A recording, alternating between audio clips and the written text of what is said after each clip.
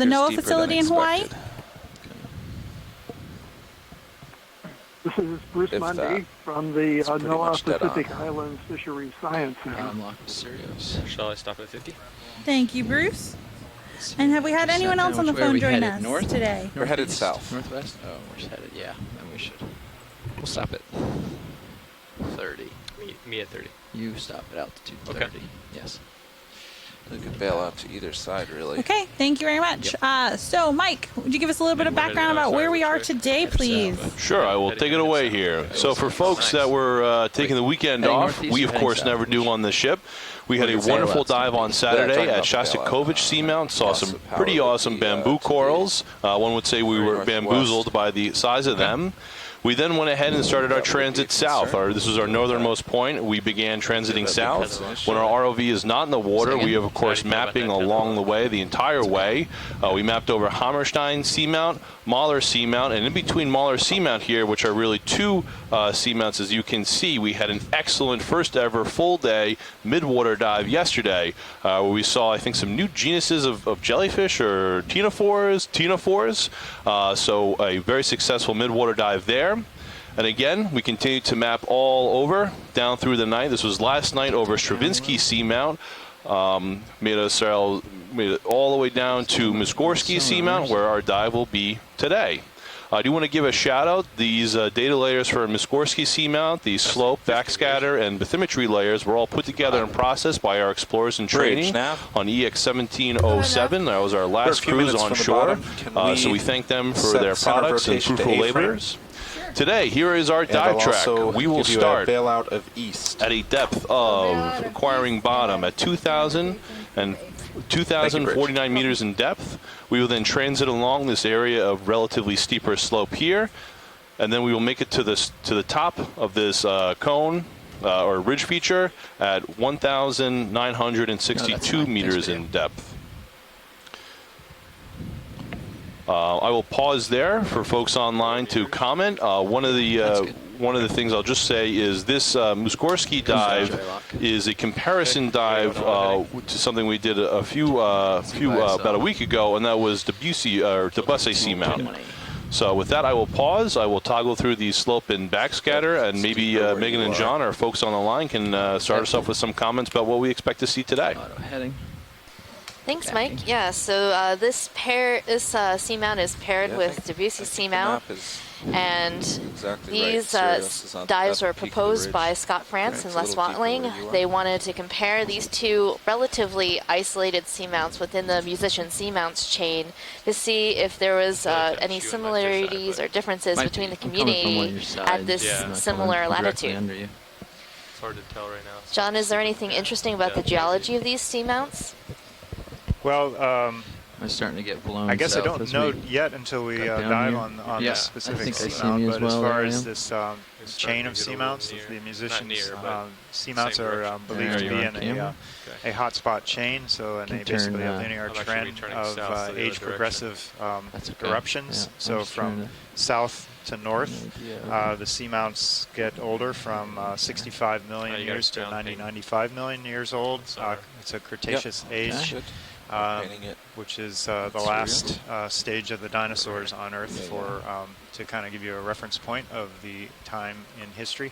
The musician seamounts are a group or a province or a chain of about 25 individual seamounts. There's also associated volcanic elongate ridges included in this group, and those have been studied by some of our geological colleagues on shore, that Eric Mittelstad and Thomas, his graduate student, I believe, might be joining us today, and they are believed to have resulted from interaction of the hotspot trace, hotspot plume, with a ancient mid-ocean ridge system. So that adds a further complication to the whole story of this greater region. And I don't know, maybe Mike, you could zoom out, you could toggle on the whole musicians, I think, and kind of take a God's eye view of the whole area, and point out a few of those. So you have the chain that Mike's running an arrow over right now, and there's a bunch of individual seamounts also to the east, and then the volcanic elongate ridges to the north, and there's some more to the south. Okay. And then in the middle, there's a the Murray Fracture Zone, which is a tectonic of tectonic origin, so a lot of scraping and grinding and buckling there. But the other ridges are constructional volcanic eruption events. So that's the bigger picture. And it really hasn't been explored much. The musicians' seamounts were named, proposed. The name was proposed by Professor William Menard back in 1959 I'll follow you up as when he was at Scripps Institution of Oceanography, and his group did a lot of the early seamount exploration in the area in the Pacific, and he named a number of different groups of seamounts. And so he named this province, this musician seamounts, after well-known composers of the past hundreds of years, and then other folks named some of the individual seamounts within this group.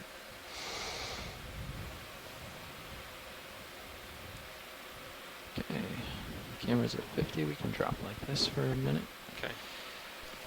So that was a great explanation. Does anybody else have any comments or concerns about this dive today? Any interest in describing what we might see?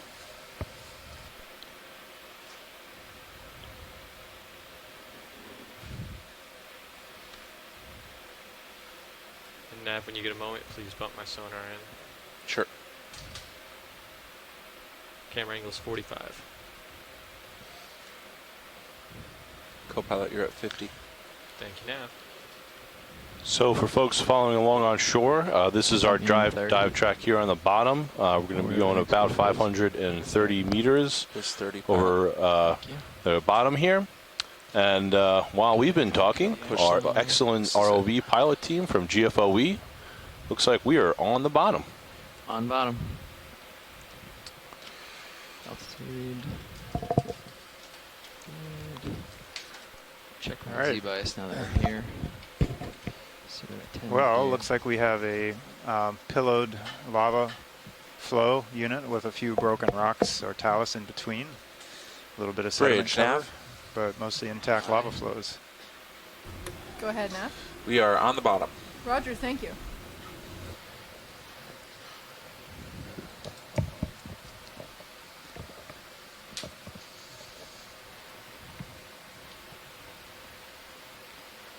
So I'm seeing a couple animals in the upper left-hand corner. Okay, I'm going to bring out some swing arms if you're ready. Yep. Oh, and in the Sirius view, you can see some sponges, Chris. There's lots of sponges all around us, but not currently in our view. Well, I'm almost settled here. I'm going to bring my camera up. Just as you're getting to the bottom, but this you've got plenty of corals around here too. It looks like it's going to be another good site in the musicians. Here's that sponge we saw as we came down. Because we got our lucky chime Mike here. He's good at picking high density sites. What are you at, like 8 and 0? I think we're at 9 and 0 right now. At 9 and 0? Yeah, he's got a secret technique. He prints out a map, blindfolds himself, and throws a dart at it. And we're good. Goes to bed, and we take over. Just joking.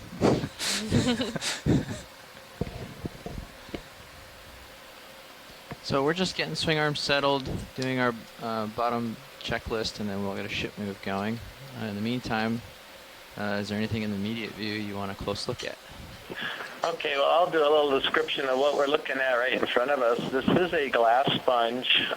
It's in the family Euplectellidae, and it's a stalked member of the Euplectellid family, and that subfamily of stalk sponges is called Bolosomini. This particular sponge we have collected specimens of before, but it's undescribed. Not only is it an undescribed species, it's an undescribed genus. So we just call it Bolosomini new genus. And that's all we really know about it. The living tissue is concentrated right on the top. And again, glass sponges, for those of you who are new to the Okeanos dives, they get their name because they have microscopic parts called spicules that are made of silica. And so many of them can look very translucent, but this one actually is fairly thick and not translucent and has a nice yellow tinge. Anyway, Bolosomini, new genus. So Chris, do you know why these sponges might be yellow? No, I don't. There's not very many of the glass sponges that have color. Vast majority of them are white or uncolored, and there's a few of them that do have this yellow tint. We also saw some purple glass sponges in the Marianas last year. I'm assuming there's some compound in their tissue that's reflecting light, is reflecting yellow a little bit differently. But that's it. Don't know. It's a mystery. All right. Got all my numbers. Okay, watch lead. We're settled on bottom, so I'm just scanning around here. But we'll get the ship moving unless you say otherwise. Okay, pilot. Sounds good.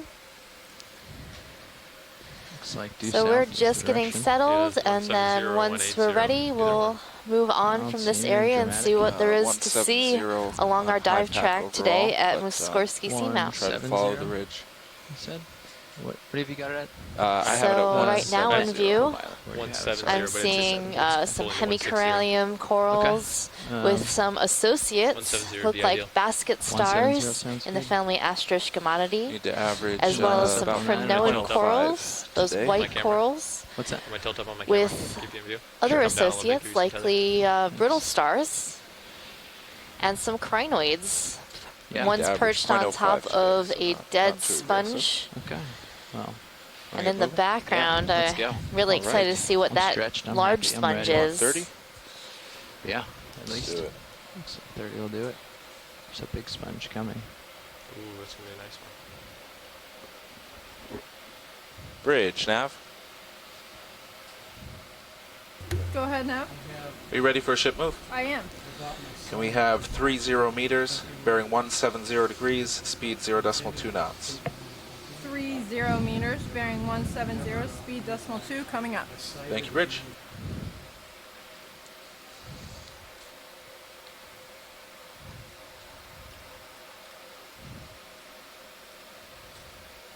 Scleractinian. So just a little bit of background about our mission here. We are currently in the last expedition of the Capstone campaign. Capstone is the campaign to address Pacific monument science, technology, and ocean needs. And it's a multi-year science initiative to collect deep water baseline information to support science and management decisions in and around U.S. marine protected areas and in the central and western Pacific. So we've ranged all over the Pacific during this mission, this expedition and this mission, Just frame this for a second.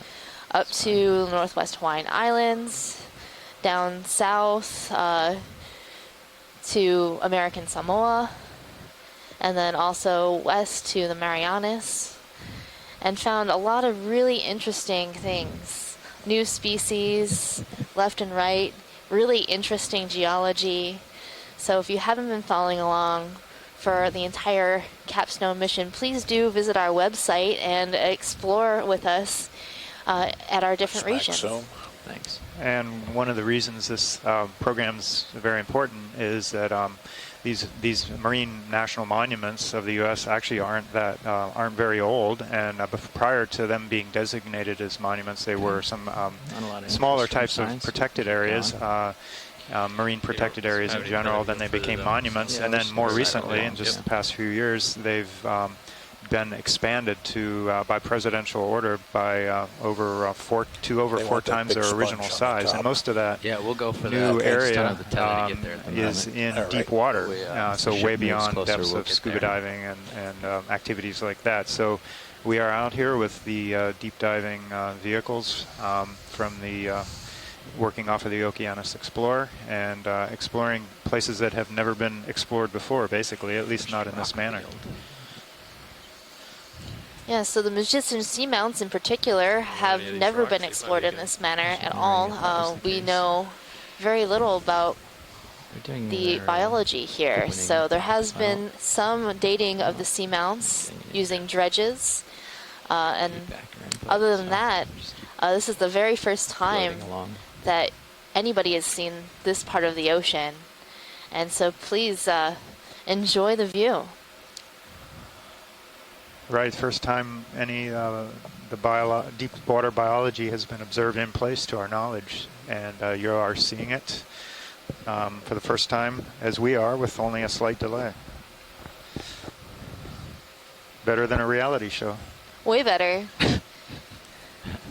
You got the two of us, John Smith, Megan Putz, on board scientists, exploring with you, making our best identifications of what we're seeing. Do you want to do introductions too for us? Or with me? Yeah, we can. And relying on the shore-based scientists for the rest. Yeah, we can't possibly know everything there is to see, so it's great to have all these people on shore following along with us, calling in, letting us know about their area of expertise. So you'll hear the voices of many different scientists today, letting us know a little bit about what we're seeing. And we have people from all over the country, all over the U.S., and all over the world. I believe we've got folks from Hawaii, West Coast, East Coast, Gulf Coast. Yeah, we'll be getting there soon. Down in New Zealand. Rearing to run there, but to Osaka-san and Tino, we'll from, who have been dedicated call-ins from Japan and Russia. They are now in Hawaii at the ECC on a more reasonable time zone. They've been up in the middle of the nights and early in the mornings, and are now joining us and participating from Hawaii. So welcome. Looks like I got some room to get there, so go ahead. So you're closing in on this big massive sponge, actually two sponges. They're both glass sponges, and this group shows amazing diversity in their morphology, as clearly evident with these two side by side. The one on the left is very similar to the one we looked at earlier, that new genus of stalked euplectellid. The one on the right here is in the family Pheronematidae and in the genus Poliopogon. And the way it attaches to the rock is a dead giveaway. You can see it's got a very fibrous attachment. If you compare that to the one on the left, it's essentially glued onto the rock with a plate. So how the sponges actually attach to the substrate is very important to notice. Now they're zooming in on it, so a beautiful shot. This actual type of attachment is called lophophytus attachment, where individual modified spicules actually grapple the substrate and provide a very firm support for the sponge. So I'll leave it at that. This is Poliopogon species glass sponge. So in the attachment, I'm seeing some associates, brittle star and maybe a polychaete worm that have found their home in this these little glass hairs that the sponge is using to attach to the rock. And a little polyp right there. Near the top of the screen center, there's a little polyp poking up. I couldn't tell you what it is, but right now it's about middle. It's the same color as everything else, so it's hard to see. Yeah, Megan, we often see a lot of small associates in these, the basalia is what these fibers are called in these sponges, because I guess it provides them a lot of protection. It's like they've got a fence around them to keep predators out. Second video.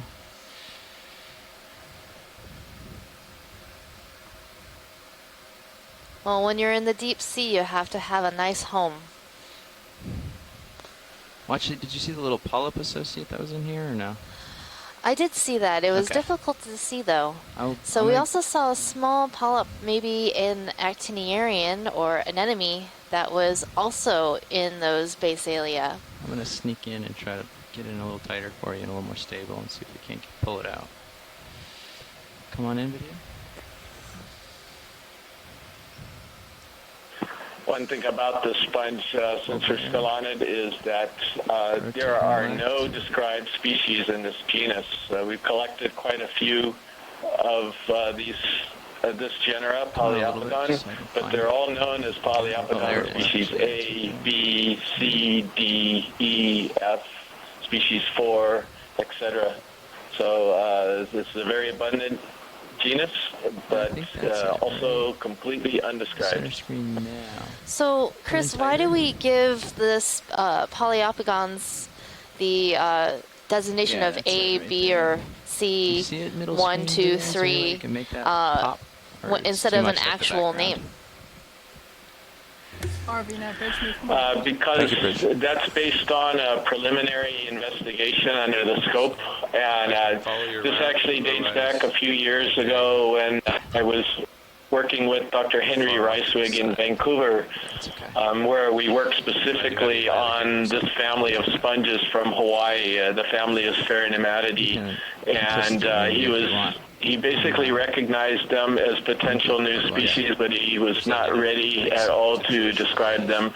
So he just gave letter designations for now until there's more very careful work done on each species that would allow for producing a new species name. So species A and B could possibly be the same actual species, just has a different morphology, and so we've split them up for identification purposes, just to figure out what's what? No, species A and B are clearly different species because we actually looked at the arrangement of spicules and the types of spicules or microscopic parts in specimens of each of those, and they're clearly different. So species A is definitely different than species B. Co-pilot, do you think that's where we're at? That's all we know right now. Or are we still on it? Kind of seems this like looks we a little down slope. Yeah. Incidentally, that I believe was species B. we just looked at. What's HIPEC say?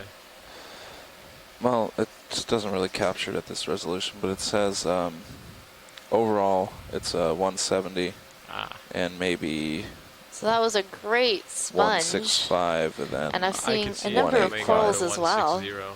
I definitely have it at 135. And we're only at the very beginning of our dive, so as we make our way up to the top of this feature that we're diving on today, I'm expecting to see a denser community. So whatever direction we need so to go. we expect denser communities at the top of ridges and cones and pinnacles, because there could be an acceleration of the current around these features.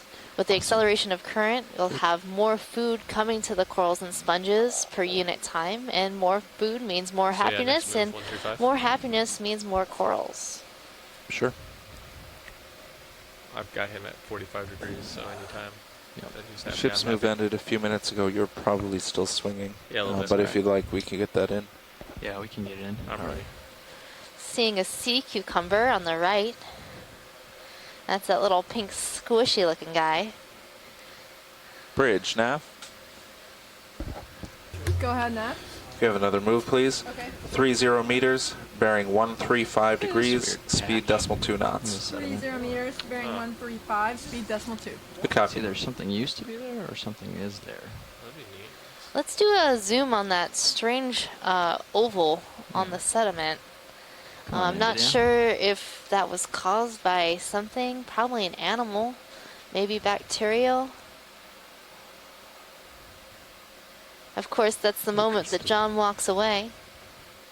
Something interesting going on around here. I can't tell if it's cleaner or no. I think there's a biomat or something here. I don't know. It's weird. RV Nav Bridge, move at 30 meters, bearing 135. John, we're looking at some interesting, Thank you, Bridge. something going on the ground here.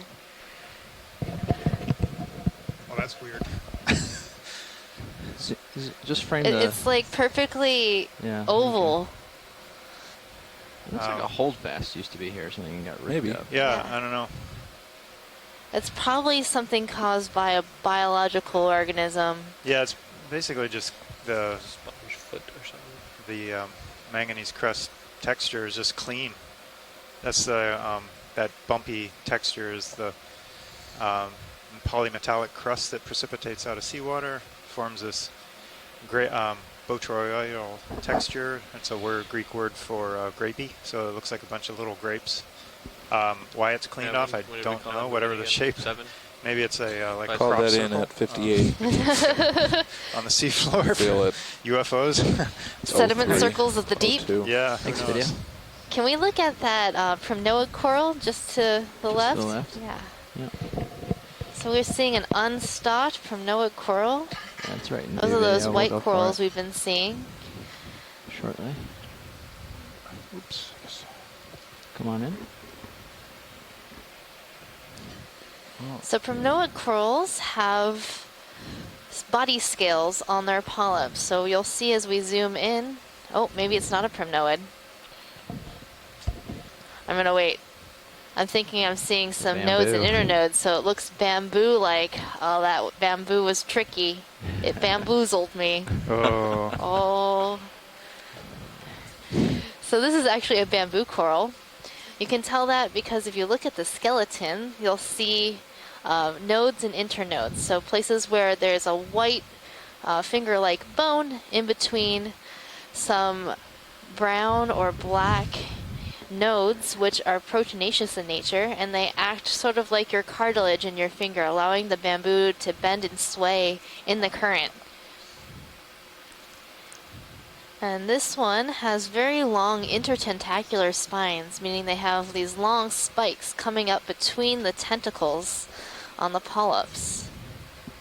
And bamboo corals are octocorals. You can tell that because they have pinnate tentacles, so the tentacles look feathery. So this is a very young bamboo. Okay. We can get a full species and move on. No lasers off of it? That's fine. Okay. That was great. So there's actually a primnoid coral. If we zoom out, you'll see it in the background. You'll see how it might be different than the one we're looking at now, this bamboo. In the background. Right there, with all of the little brittle star associates on it. Now when we zoom in here, we will see those body scales I was talking about earlier.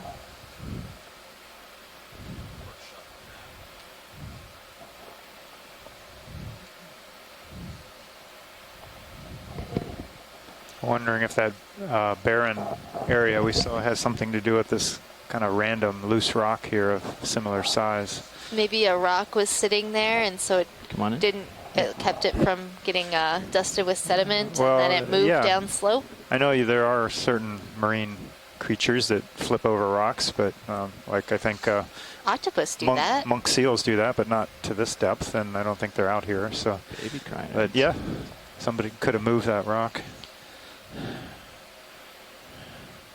Chris, do you think this might be a Narella?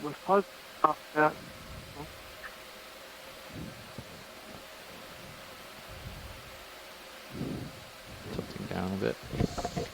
So Narella is a genus of primnoid coral, and the Narella genus is commonly associated with 3 major body scales along the polyps. So I think I'm seeing 3 body scales. They look relatively large, so there might be Narella macrocalyx. Oh yeah, okay. Good size. Come on out, video. We see a fish coming. Yep. And then we have 2 different associates on that primnoid coral. Sorry to run away, but we've got a fish in one of our other views. We're going to try to snag it before it takes off. I think we have a fish coming into view, so get ready, Bruce. Coming around. Oh, we saw one of these this weekend, and I didn't know what it was. The ray fin But it's a morid fish Down to keep it in view. in the family Moridae. No. Yep, so you're right. It's a codling, C-O-D-L-I-N-G is the common name. It's the flat-nosed codling. It's got a pointed snout, and when you look at it from the top, it's flattened. Very distinctive snout morphology. The fins are distinctive, too, with the high first ray of the first part of the dorsal fin on the back, the filamentous fin rays. Give me 1 second. I got to maneuver around a sponge here that I'm about to knock underneath over. the gill covers, but there are fan-shaped portions it. of that fin toward the back that are different from what we see in the cuskeel. It's got a little whisker on the chin, and the sort of indented dorsal and anal fins with a high part in front, a lower part toward the back, and then a very high part toward the end are distinctive. This is in the genus Antimora. Again, the family is Morae, and this Antimora, I'm not sure why they named it against Mora. There are 2 species in this genus. There's a Atlantic and circumglobal southern hemisphere species, on this video, and then we got Antimora rostrata, and there's a North Pacific species, Antimora microlepis. Can we kill the lasers? You might be able to tell which this is from by looking at the scales that we can see, at least partially, in this video. But I would suspect that this would be the North Pacific species, Antimora microlepis. They're not uncommon at these depths, although we don't see them very often. You can see it swimming rather slowly, like a lot of fish do at these depths, where temperatures are very cold. There's limited food, and so metabolic Co-pilot, the ship just stopped activity is moving, low. but you're going to swing Large for a while. eyes for a sense of bioluminescence. We don't know. They might be able to form images, but Let's we do really one more don't snap know. on the head. It's got kind of an evil appearance to the Come on in. front of the fish with that You get about 5 curvature of seconds the of the mouth head and close up the here. posture of the eyes and the pointed we got snout. around. So I was joking earlier that we'd have to be on the lookout for Chernobog, which was the demon in Walt Disney's Fantasia, the section that had the music for Night on Bald Mountain. I don't see it. Written by Modest Mussorgsky, for whom this seamount is named. Oh, so maybe we have a demonic fish here. Time for me to run. Antimora, This fish is swimming and in the maybe wrong Antimora direction for us. microlepis.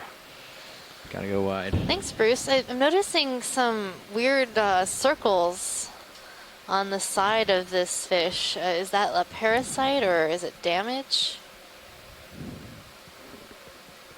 You know, I was so intent on what I was saying, I didn't notice, so I can't say. Sorry, watch lead. Fish had us back quite a ways from our track, and I got a little behind. Yeah, it was so great view of that fish, pilot. So thank you.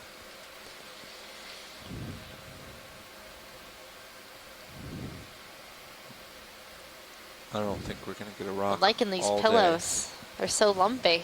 Yeah, and then they're surrounded by kind of channels or areas of talus, broken up rock. We'll be optimistic. Have you back and all smoothed over by this crust. Kind of like a chocolate coating on your ice cream. But it's not as delicious as chocolate. No. But it is. For the corals, it might be. Well, the corals, I don't think eat it, so No. it makes good substrate for them to attach to. Yep. Here's some density. Oh, let's check out this community. This is a nice little ridge of directly under Sirius, so we'll take a little time. So you'll notice that all of the corals seem to be lined up in marching order along this ridge, so it's likely that the current flows quite nicely over this feature that we're looking at. And they're all sort of vied for their own special spot along this ridge.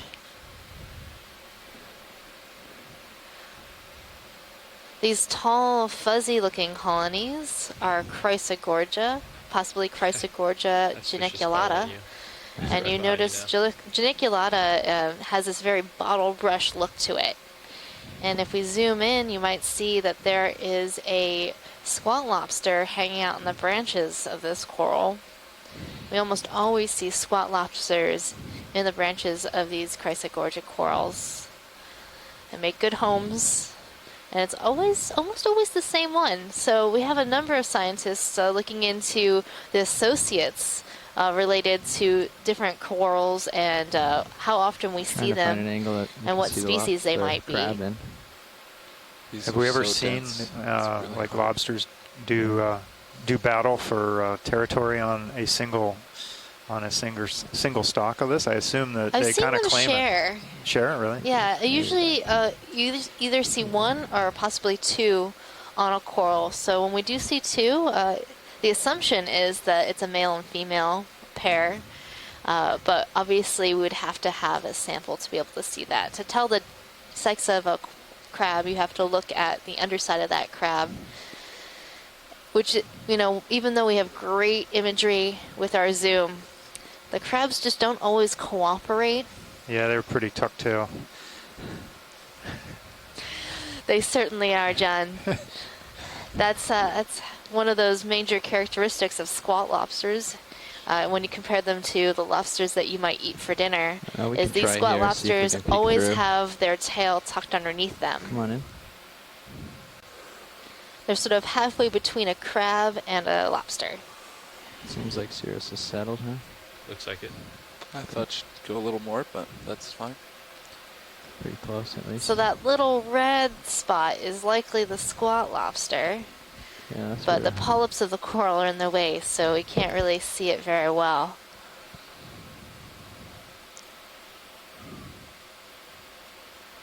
But this is a beautiful coral. You can see the legs moving. Though this might be a shrimp. Not sure. It's very hard to tell. Seeing a long antenna and long, long legs. So this might actually be a shrimp hanging out. Yeah, I think it's a shrimp. Yeah. Okay, well, we'll try to find you your squat lobster. It'd be interesting to know if there is not one. Right?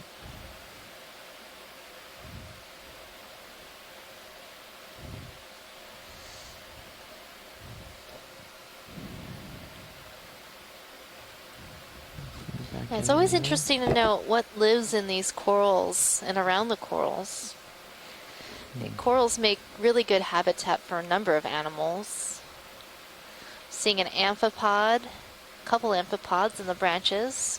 Those are those little crescent-shaped critters. Huh. Possibly no crab in this one. And you notice that their stomach, so that part of their body, it's translucent and the inside is red. So that red actually might be helpful to disguise whatever they eat, which might be bioluminescent, and keep them from being seen in the deep sea. Now, we can see them really well with all the lights on, but in the dark, when the lights are off, red is the new black, because red light does not go very far through ocean water, or water itself. It doesn't necessarily have to be ocean water. But most of the planet is ocean water. Yes. Huh. Well, okay. Well, I think we're good on this coral for now. Yeah, I think we found the only coral in, I'm loving the views of the amphipods. with those you associate. I like amphipods. I think they're pretty cool. Cool looking yellow one back there. Yeah, we were looking for a squat lobster. It might still be in there. That one's a very thick and bushy one, but we didn't see one, so that's an interesting notation. Yeah, we scanned it pretty good and didn't see an inkling. And those pink corals that we're seeing, I believe, are Paragorgia, a type of coral that is commonly known as bubblegum coral. We call it that because when the polyps are retracted, the ends of the branches of that coral look like little bubblegum balls. Everybody loves bubblegum, come on. Very scientific. Hey, common names are not meant to be scientific. They're meant to be fun and descriptory. They are descriptive. Like our favorite fish from the other day. We know what it is. Which one? The spiny ophidiid fish. Oh, yeah.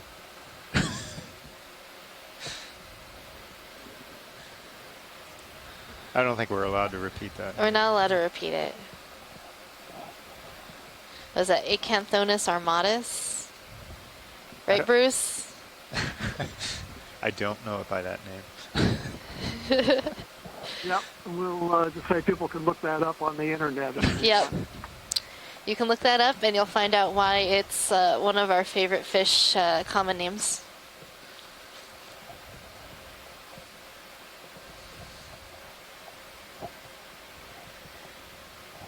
Looking around the edge of this outcrop here, or this so everything looks sheet. a little bit rubbly, talus-y in this area, but also kind of together. I'm not really sure what to make of this. Yeah, we've seen this kind of variation of morphologies on some of the other features we've built on this this cruise. So we're at the base, kind of at the base of a ridge summit feature, and the base of the slope. So we kind of catch a mix of low relief, intact lava flow outcrops that have erupted in place at this location, and then we also see a lot of little broken rock, or also called scree talus, that rolls down slope after it breaks away from upslope lava flows that erupted somewhere along the upper flank or at the summit, and they basically just over hundreds, thousands, tens of thousands, many millions of years break up and roll down slope. You just either over time or during maybe a seismic event, landsliding. Could we take a zoom at this bamboo before we leave here? I just wanted to see if it's nodal or internodal, and I think it may be the first one of these we've had a chance to zoom. Yeah, we're setting up to zoom right now. I know I saw it and I was like, that looks different. We should check it out. I'm thinking it's nodal. That's my guess. I'm gonna wait to see what it is. Yep, looks nodal. Clear as day there. So what we mean by nodal and internodal is that the branches arise either through those black nodes that you see right in center screen, or from the internodes, or those white bones that you see in between the black nodes. Let me tilt upwards a little better. So this one is nodally branching, so all the branches are arising from those black nodes.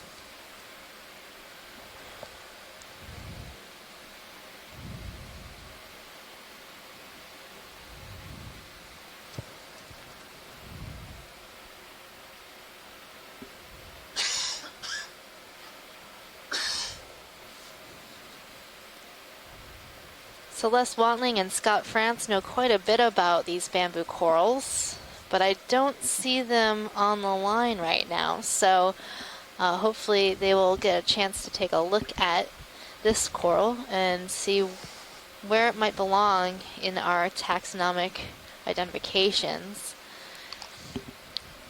That it's really important to know whether it is nodally branching or internodally branching.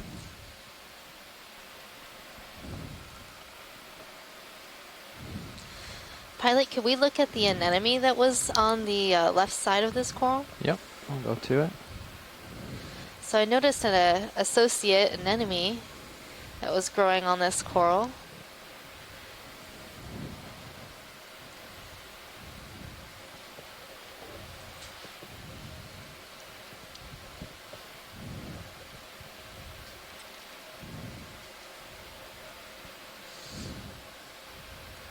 Likely a type of hormathiid anemone.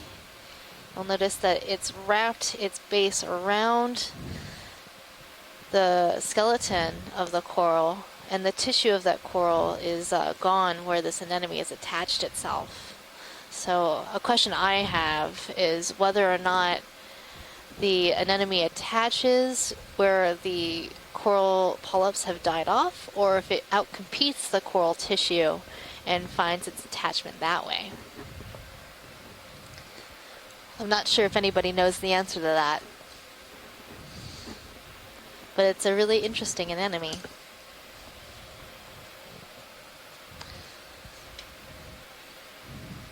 think we're good for science on this shot. Okay. Yeah, for those who weren't with us over the weekend, we saw an interesting predation of a sea spider on a coral, feeding on an anemone that was also on the coral. It was quite the smorgasbord. Yeah, it was a house party of associates on this one coral. You imagine everything on it. It was like a Christmas tree with ornaments on it. There were two stars, big goniastrid stars that were feeding on the coral tissue itself. There were brittle stars, anemones, crinoids. It was covered. sort of downhill to me. Yeah, we have a highlight video of that coming out.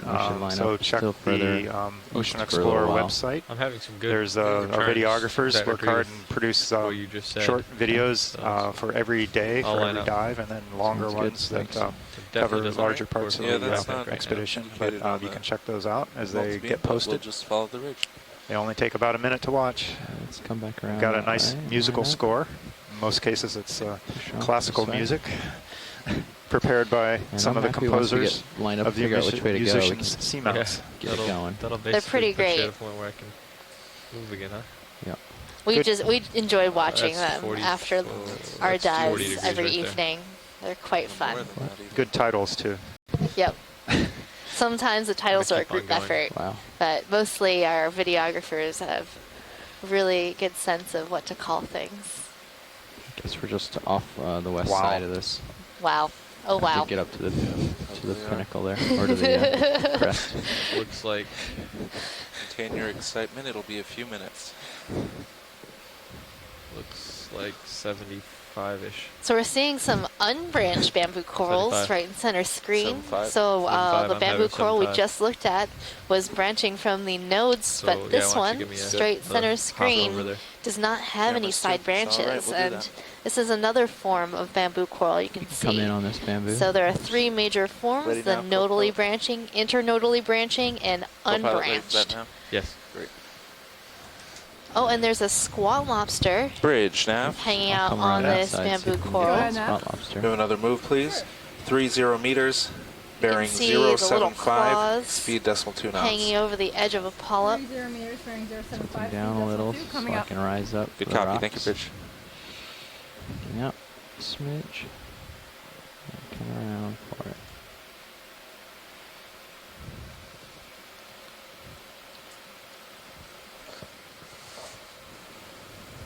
Face on view here.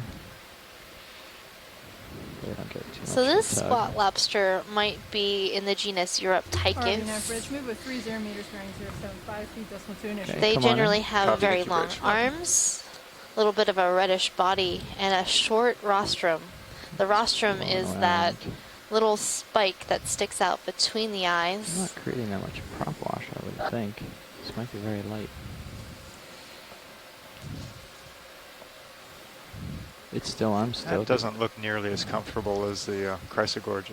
Yeah, I feel like I would live on the Chrysogorgia rather than an unbranched bamboo.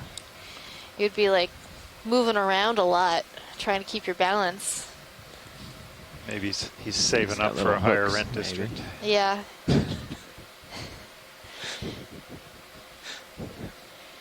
You know, sometimes. This is a deep sea version of a on tiny in. house, right? Yeah, the tiny house. Tiny house. Trying to live more efficiently. Or a grad there. student, right? Yep.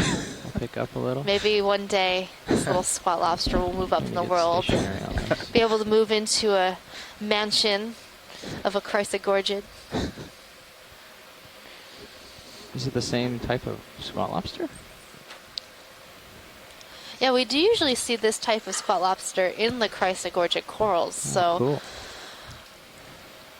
it's really interesting to see this one hanging out on this unbranched bamboo.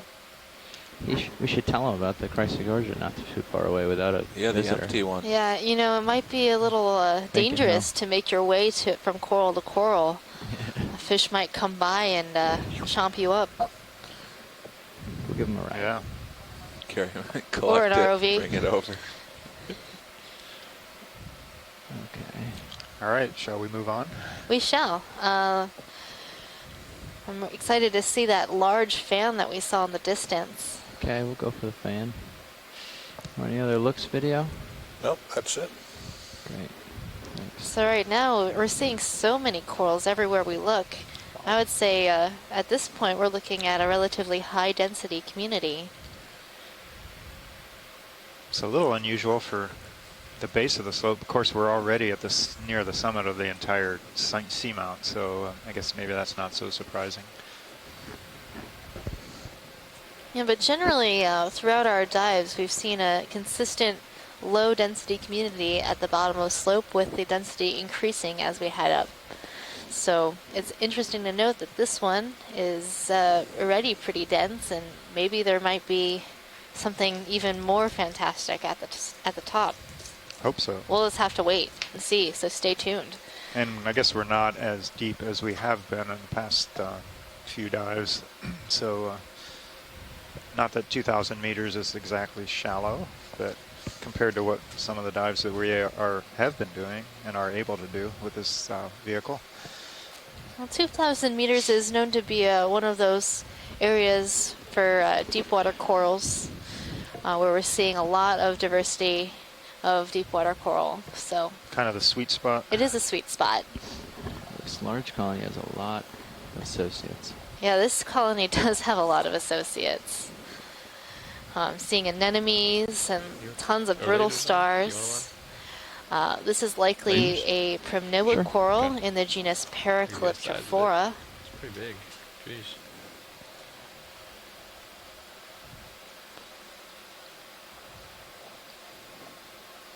Okay, that's good for lasers.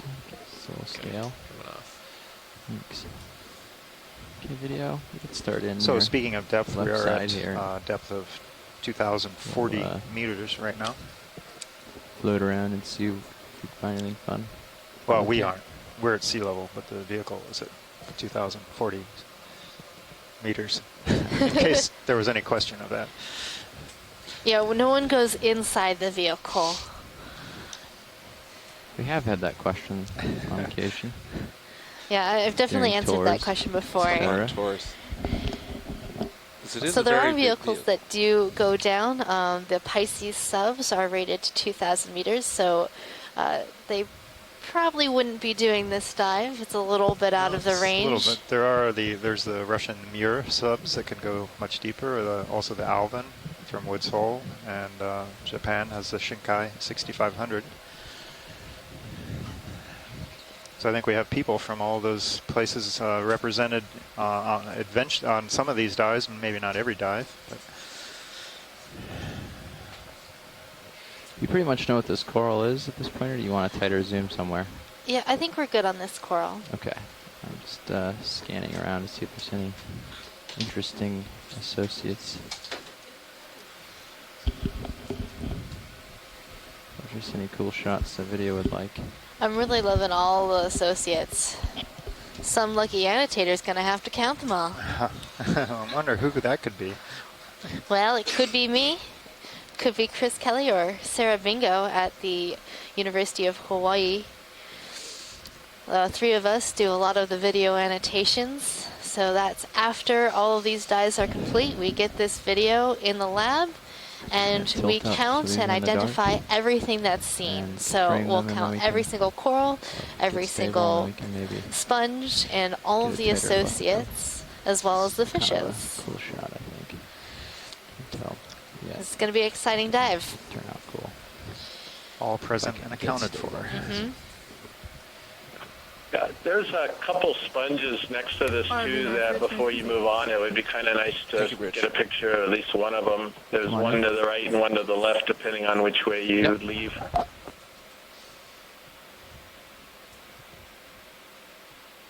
So these brittle stars might be in the family Ophiacanthidae.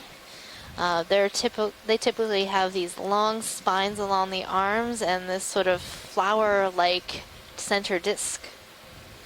Looks like a hibiscus to me. What do you think, John?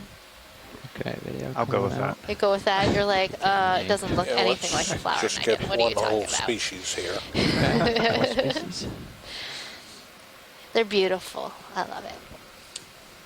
Picking up. It's quite a stunning coral, that's for sure. So we're looking at, do we have the lasers on?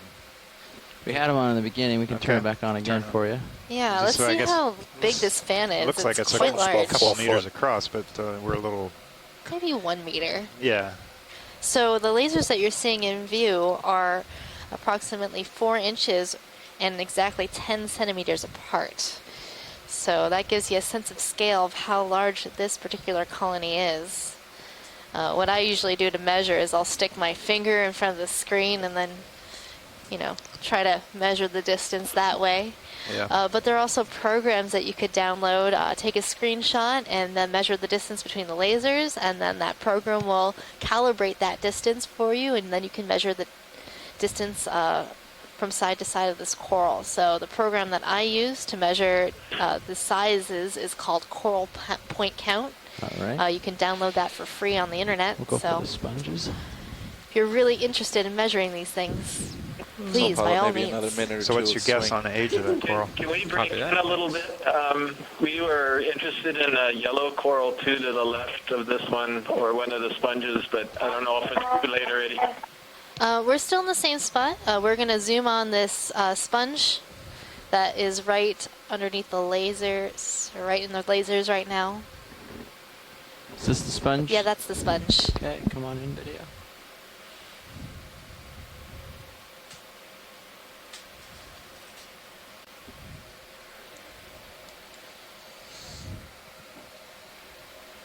So this is a glass sponge, and it looks kind of leafy in nature, relatively translucent, possibly in the family Eurydidae or Phoridae.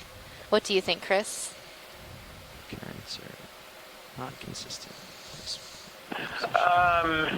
Probably Eurydidae. You said that was one of them, Eurydidae or Phoridae, and I would lean more toward Eurydidae. It's definitely a hard sponge, which means that it's all the soft or all the microscopic parts are sort of glued together. It could be very brittle. But yeah, I would agree, Eurydidae, and we can't go further than that.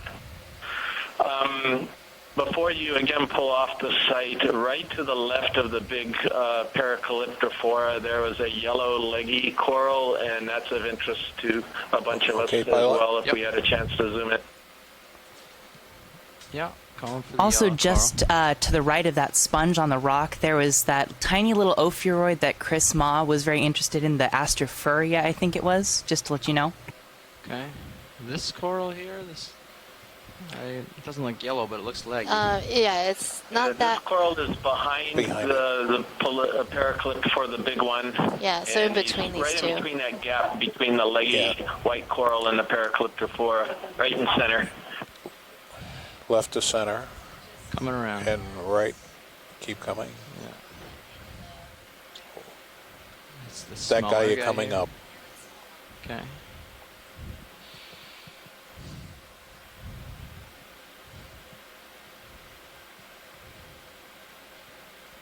Okay, video, come on in.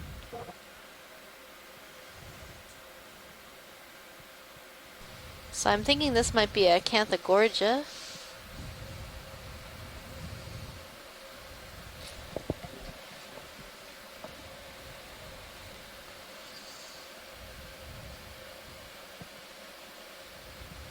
Max zoom. Thank you.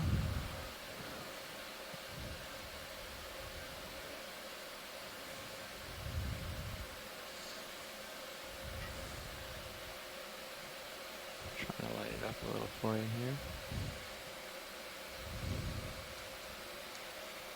Okay, that's as close as I'll get. We're discussing this one. Could be a Acanthogorgia or the Plexorid suckle, I'm not sure. I don't know what's throwing me around, but it doesn't seem like it's you, because you're right above me. I'm giving you what tether I can. Yeah, no, I have plenty of tether. I don't know what. There's like a gust every once in a while or something. I've got a good stable everything. There we go. There, right. Thrown.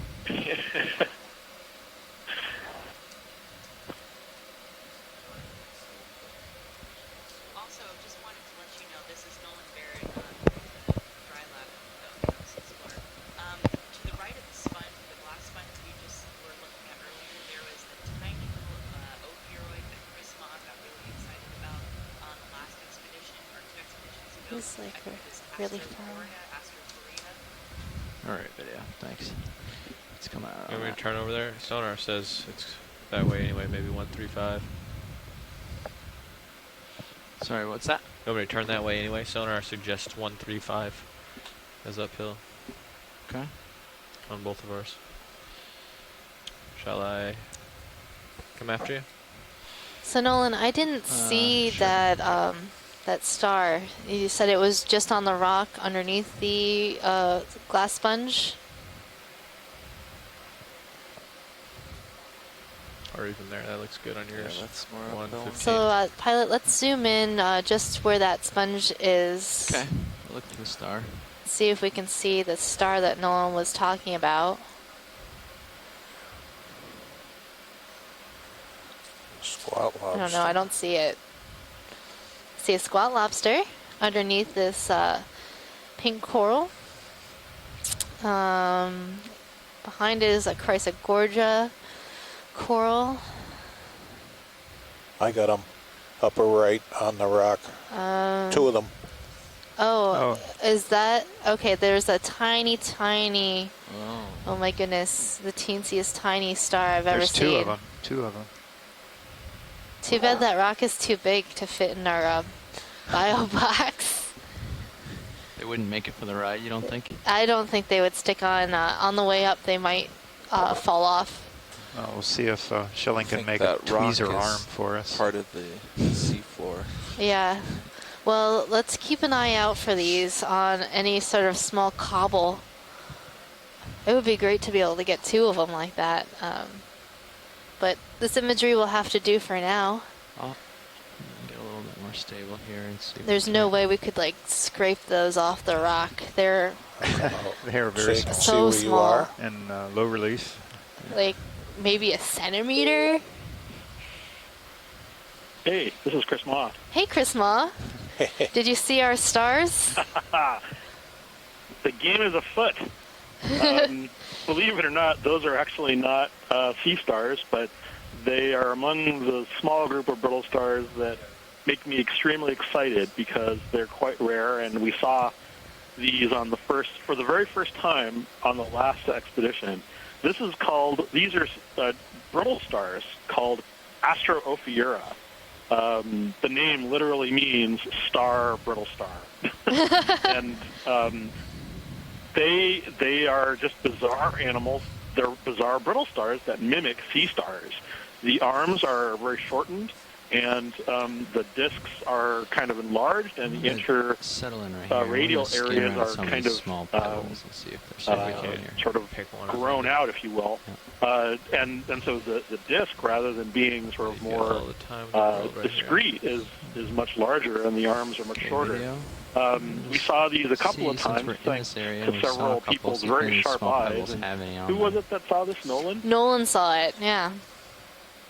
I didn't even see him. So, gold star to Nolan. 2 gold stars. 2 gold stars. 3 times. Tied, and they were flush. Every time we saw them before, they were flush on the surface of these rocks. Is there any current in this area? Yes. From the north to the south. Yeah, from the north to south. Oh, really? Mm-hmm. Interesting ecological note. They've been seeing this particular kind of brittle star for several years. They've been known, as specimens. But no one knew what they were doing down there and why they would appear to look like this. And so now there's probably some evidence that what they're doing is actually just living flush on these rocks and trying to avoid from being picked up and blown away by any kind of current. So there's some speculation that they that they are able to adhere tightly through suction to the surface of these rocks. Most of these occur in relatively shallow water, less than maybe 800 meters, 200, so 800 meter depth. But I think the Russians have collected or have described several species of these from this depth, from the 1,000 to 3,000 meter range. I would like to change the bailout direction. What these were Let's make the from the bailout last time we saw them, due north. because they were. This is the first. These are among the very first times that we've seen these alive, and every time we see them, the rock face. even though I don't know, just so you know, sort of what else we can get out of watching other than to see them, or is it alive. South? Southeast. It's really cool to see these. These are unusual. East, southeast. So I hope you'll have that sort of little star-shaped right now the bailout search is image east, out so. in the future if you see them again. But that's another occurrence record for these really rare sea stars that were seen only, in situ in their living habitat. Only during the last expedition I was on, and prior to that they were known only from specimens. So seeing them alive is really fantastic. That's really exciting. Well, we'll keep our eyes peeled for more of those stars. We're going into sort of a talus field right now, so maybe we'll see some that might be collectible. 115? Yes. I hope so. There's a win-win there because they seem to live on rocks, and rocks are things that you like to collect. Yeah, like a ship move. Good luck. All right. 30 meters bearing 115 at 0.2 knots. I'm always happy to see great things from you guys. I'll talk to you later. Yeah, and the way this saddle ridge goes right to the north is another.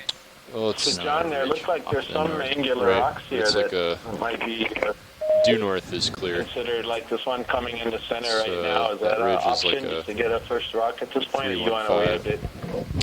But we can change it to west. Yeah, well, certainly there are some good angular pieces. I was thinking, since we had in the past few days, we have we put in at 2040. Eric and I guess Thomas should be joining us. That they were pretty focused on getting something that's a little more obviously in place. Nothing east or west. So I might wait a little while here as we move up the slope. We'll probably find an edge. West was downhill. What's it called when we get to a change in bottom? On the left, contact, geological contact. I don't know if it's different units or hold different fast or if it's that little white dot. Yeah, geology terms. Come on, guys, let's get up to it. We can try for it. Sorry, I'm just trying to make. Those are barnacles. Hold fast. Yep. Yeah, the really white dots. And they could also be attachments of corals. Yeah. So lots of white dots at this point generally mean I guess we attachments don't or really barnacles. know what. I mean, and those stars that we're looking for seem to be a little more translucent. There might be a local high to the west as well, right? They have a really, but they kind of look like barnacles as well. It's probably why I didn't see them right away. Up the crest right now, but we look. But they have the cutest little arms. Should be like south, which is odd, unless this does curve around. Yeah. Well, we're gonna do what we can to keep the uphill in view and go towards it. And hopefully it curls around south eventually. You're at the end of tether. Okay. Pilot, let's check out that sponge on the right. Sponge on the right. Sorry, we're just I'm a little distracted. That's why I may not be catching all of these zooms, but we're trying to figure out the ridge on high pack and the ridge that we're chasing don't quite agree, so we're just trying to make sure we're headed the right way. All right. But we can get this sponge on the right first. Come on in, video.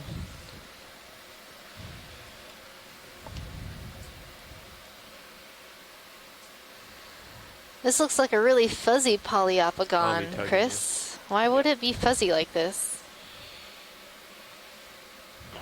It just got up. I mean, that's kind of the way I look when I get up in the morning. Kidding aside, don't really know. It's got these spicules that are coming out of the side of it in addition to the ones on the bottom that are anchoring it. This is going to be in the family Pheronematidae, and as you said, most likely polyopogon. That's the big family in that group. But yeah, it's definitely got a lot more of these spicules sticking out of the sides than most of the species. Cool. That's really interesting. So would that possibly be something new that we've never seen before, or do you think we've seen something like this before? I think we've seen a couple of these. There might be one or two of these that are going to come out in the next version of the animal guide. I'll take a look, but yeah, I don't know how often we've seen this. It's pretty unusual. Hey, Bridge, this is Nav. Thanks for the Zoom, Pilot. You can proceed to figure out where we are. Yeah, we should start moving here very shortly. Okay. Go ahead now. So we're currently on this ridge, and we're looking for a good contact and following the ridge along. Is going in. currently. So right now our navigator and pilot are working on right now we're kind of climbing up toward the east, so best approach we're going to make the bailout direction west, line. due west for now, and we'll probably have to change that go back up to the the ridge, north but the maps a little later in the dive. Okay, so bailout has been changed to due west. Thank well, you. when you get down on the bottom, it's you know, you're looking at a very focused view compared to the maps. So we're just trying to locate the ridge line. It's not exactly, not especially obvious right now. You'll slowly by looking at things. You'll start getting some tether on the So you're starting to move, co-pilot? Yes, very slightly. So like just a started. 4-minute delay? It's about a 4-minute today. Okay.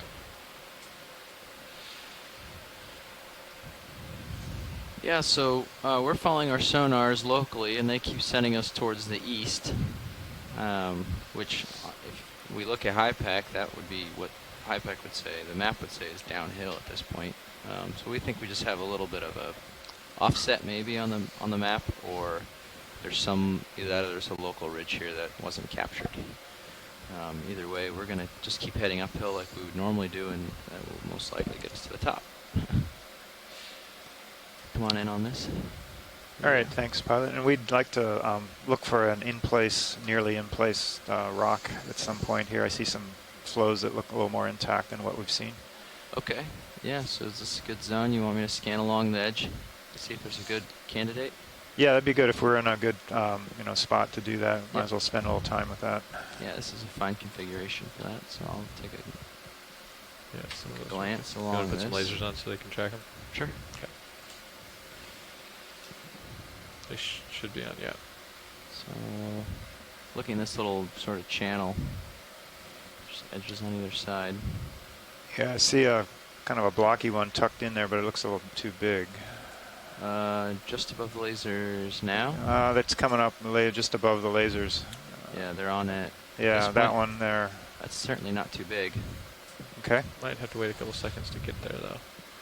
Okay. Whether it's loose or not? Yeah, we can check and see if it's loose. It's down in a little... Yeah, it might be a little hard to reach. I'll be able to get it with the craft, but we won't be able to do a skid bump like we might normally do, so I'll have to just reach in and poke it. So I'll just land without smooshing this red coral. Try to get a good landing zone. You watch my starboard. Oh, my starboard swing arms are fine. Yeah, you're looking good. Okay. Alright, we'll try right about here and see. See if we can't get that one.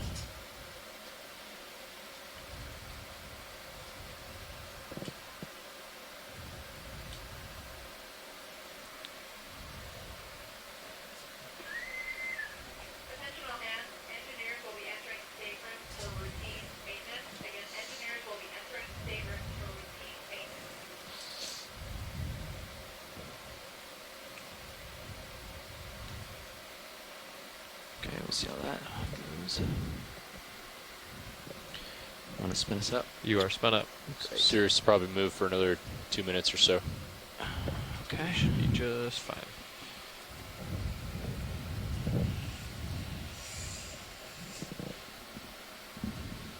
Okay, it's pretty low in there, so it'll be just at the end of my reach, I think, but I think we can get it.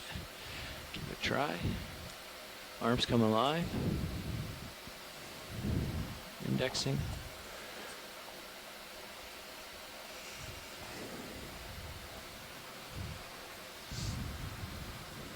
Just turn the grip force up.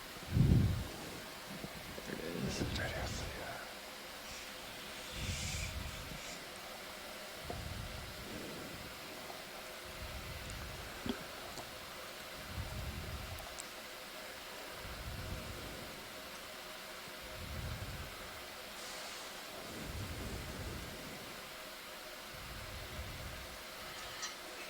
Doesn't appear to be wiggling very much when I poke it, but give it a scratch here. Let me know if you want the mini Zeus up there. I don't really see it moving. This one looks like it's pretty solid. Well, any other candidates in the immediate view? Should we continue on? See if anything moves. That one moved. There's a little bit of block air one over here that might move. Yeah, that one's right where you're trying. Let me see how that one goes.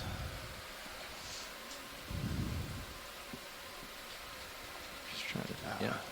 Might be a little small, but I'll bring it into view real quick. Can I take your camera in? Or are you going to move ROV? What's that? Can I take your camera and go over there? Oh yeah, the mini Zeus? Yeah. Sorry. Okay. You can take it. Looks like it's slightly out of focus or something's different about it today. I'll put it over here where you can see it better.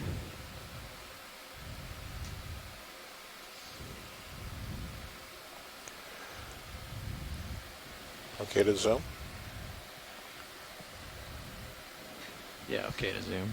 I'll tilt you up, get a better RV nav bridge, we've centered up on it. Thanks, Bridge. And we'll give it a little rotate here and see.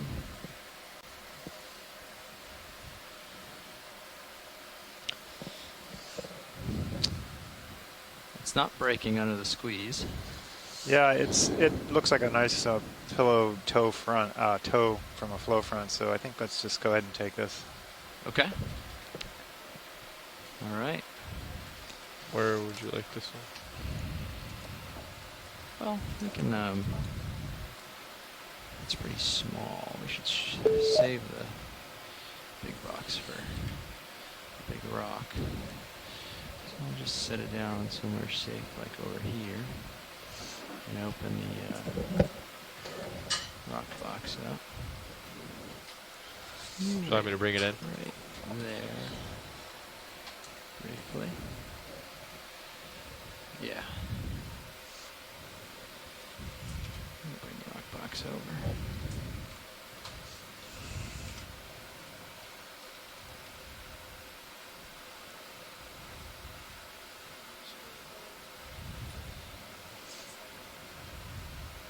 Yes, thank you.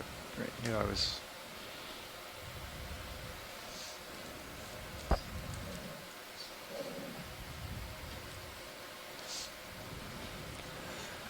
Open it up.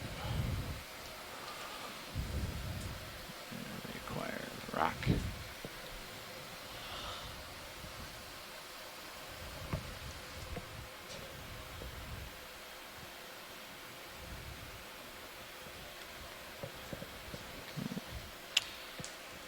Again.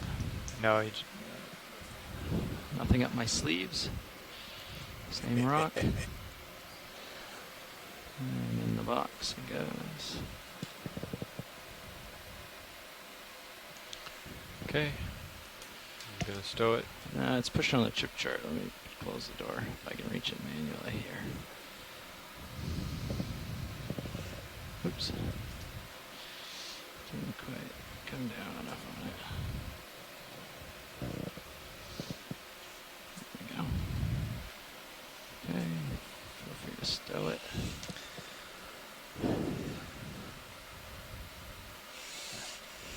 All right, thank you, front row. First geo specimen collected from a depth of 2,036 meters, timestamp 2052. Hydraulics off. Okay, arms clear. Hydraulics. Well, and I'm just going to zoom. I'm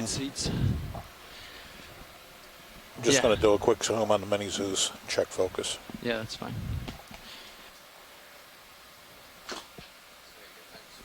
Okay. Absolutely.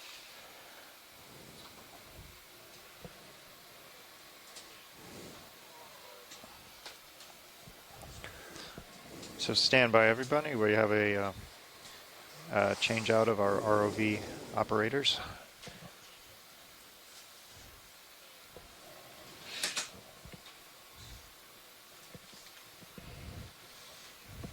They usually play kind of musical chairs between the navigator, pilot, co-pilot. They shuffle one seat down and sometimes add someone new, and so they are all skilled in all aspects of the ROV operation.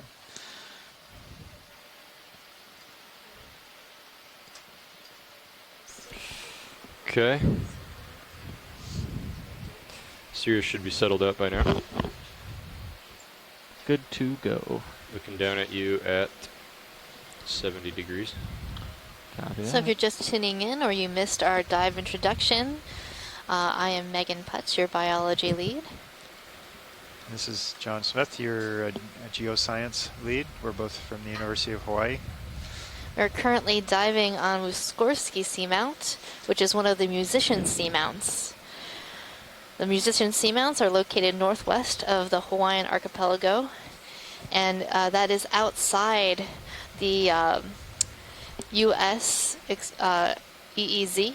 Exclusive Economic Zone, which is a political boundary, not a biological or geological boundary. And that boundary extends how far? 200 nautical miles from the shoreline.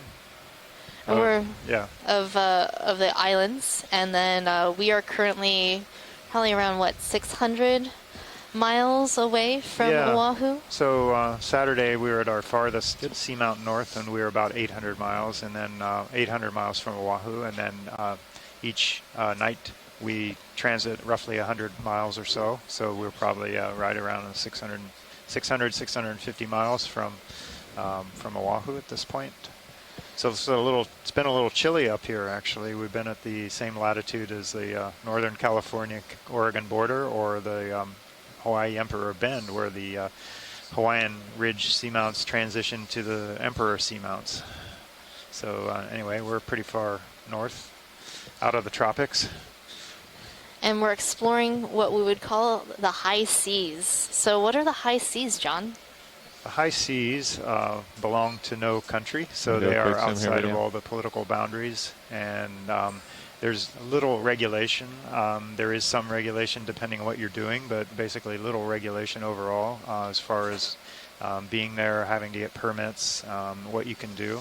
So this is, I believe, the first cruise that's really been dedicated to mostly the high seas, and we are comparing from here what's in the neighboring Papahanaumokuakea Marine National Monument in the northwestern Hawaiian Islands and the main Hawaiian Islands, and we're really seeing a lot of the same density of biology and same type of geology, and so we're interested in how things colonize between.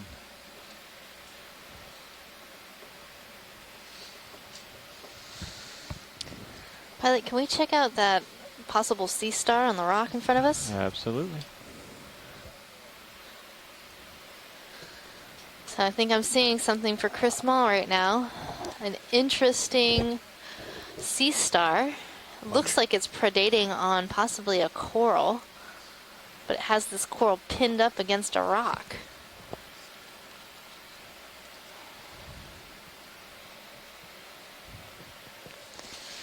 So a number of sea stars do feed on corals, and I think this might be one that Chris Mott actually described. Let's go ahead video.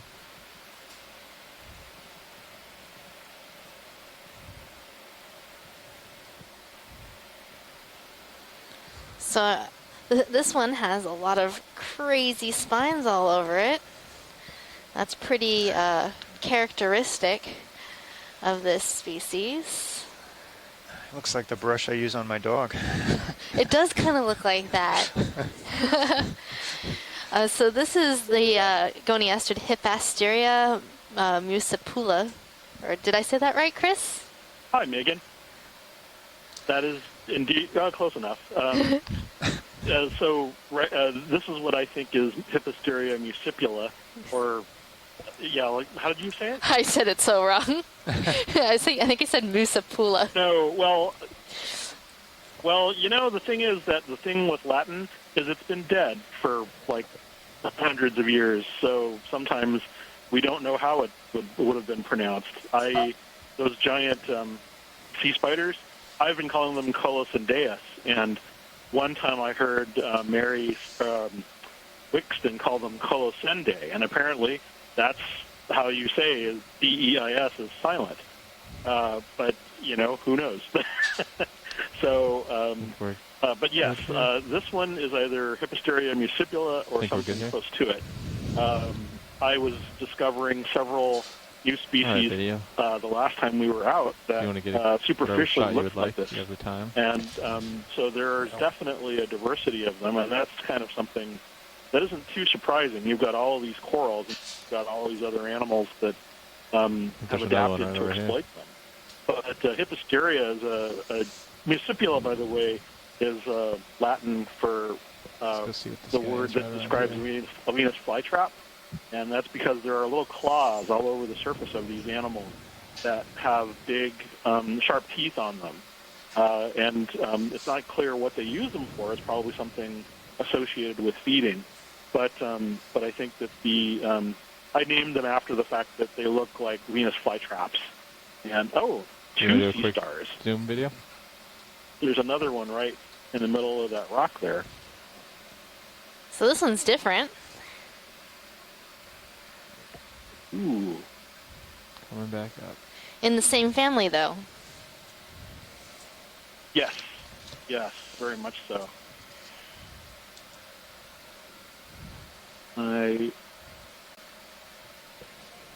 Okay. Ooh, what happened to that one? It's kind of beat up. That's interesting. So this one looks like something in the genus Bathyceramaster. That was actually an animal that I described, I think only a year or so ago. But it's interesting that the arm tip on one of those looks like it's been kind of gnawed on or something. So the predator becomes the prey in these ecosystems. It could be a fish or something else that we haven't seen, a crab perhaps. Interesting. So will that sea star heal? Oh, probably. These are what's called sublethal predation, and the sea stars can regenerate quite effectively.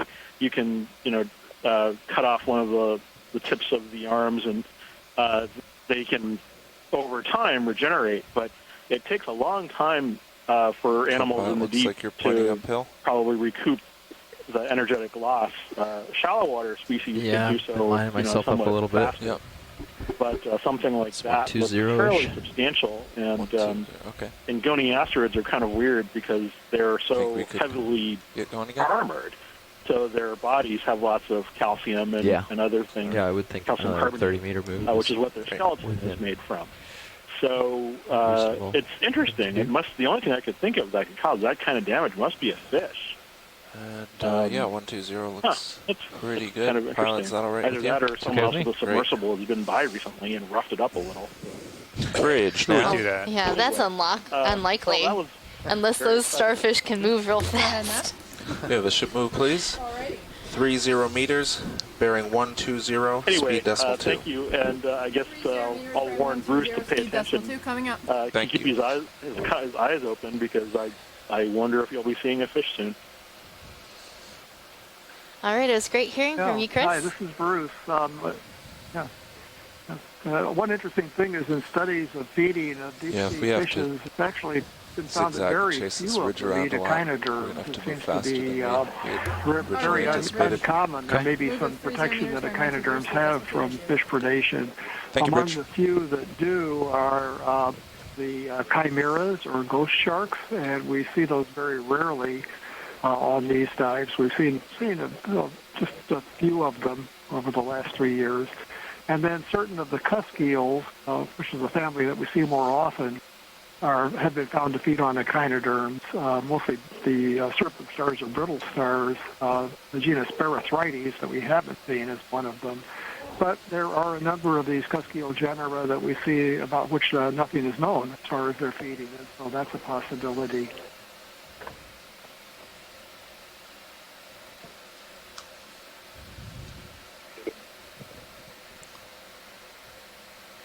Thank you, Bruce. But I'm looking forward. So anyway, I'm looking forward to seeing whatever caused that and anything new that tends to come your way. Thanks very much. 2 stars and just next to each other. Should go out and buy a lottery ticket. Right. We've definitely been seeing more stars. I'll be on for a little while longer, and I'm keeping my eyes open. Thank you. So we've been seeing a number of primnoid corals, and those are those white coral colonies that we're seeing all over the place. And the coral that sea star was feeding on, the Hipastera I can't even say it now. Sorry. Musipula was feeding on was a type of primnoid coral. Current's picking up. And that coral is called Candidella gigantea.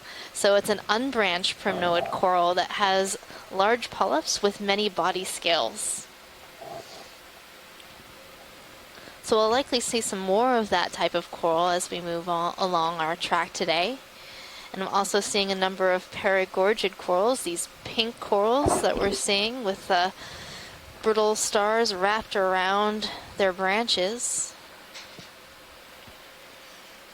And this is a pretty good substrate or sea bottom to live on. It's intact lava flows rather than the broken rock that's subject to being overturned or roll down slope. So there's that's one reason we've noticed you see more corals on lava flows that are intact. And bigger corals too. Bigger ones, older ones. Yeah, if your substrate isn't going to roll away, you can grow bigger. And if it's pretty stable, you won't topple over in the current. So know your geology. It can benefit you. Yes. In your life. The successful corals grow on solid geology. None of this rubbly stuff. Right, but they don't really have a choice. They just kind of settle where the currents, the deep sea, the winds of the deep sea allow them to settle. So the ones that survive. The ones that survive are, the lucky ones.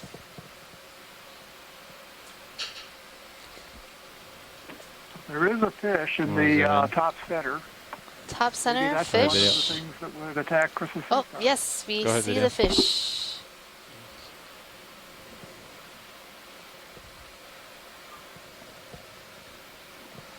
Well, this is a grenadier in the family Macruidae. Looks like it's got and it has an isopod parasite on the right side, just behind the head, or on the back of the head. And it looks like this could be in the genus Clumba, which is a genus of very round-snouted grenadiers that lack scales on top of the head. Very poorly known for this part of the world, but we've been seeing them quite frequently on the Okeanos Explorer dive.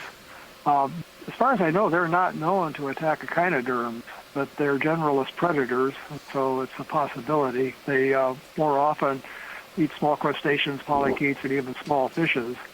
This one looks like it's got a fairly full belly.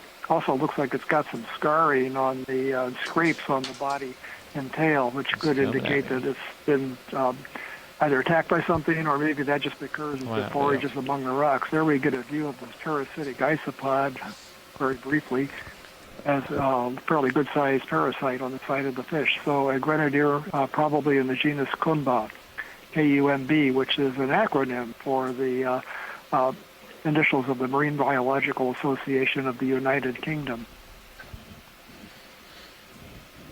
That was a fun fact. I did not know that.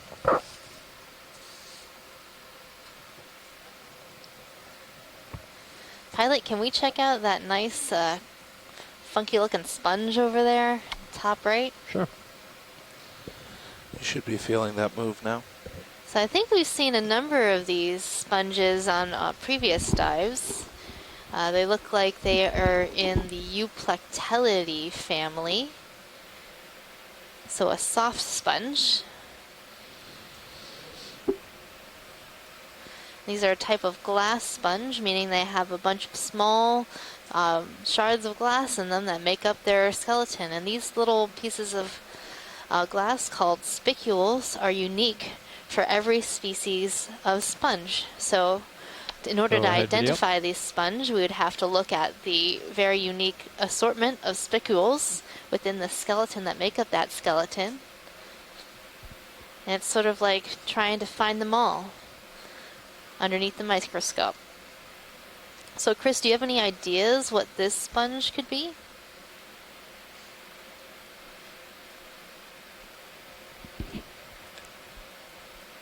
loose the laces. Lasers off, please, co-pilot.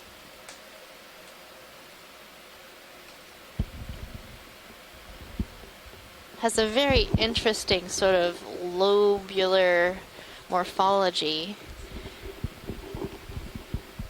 And it looks like a large sort of vase shape that's gotten a little out of control.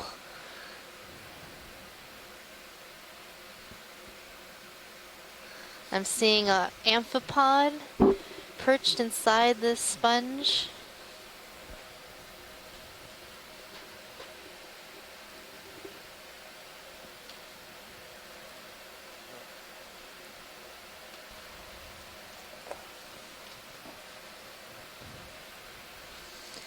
So sponges are often full of associated organisms, like small crustaceans, brittle stars, anemones, and others. They make good homes. They have all these little holes to hide in, provide protection, and also a good place to gather food. The sponge itself helps you, actually moves water through its skeleton and allows the small little colonial organisms to collect their own food.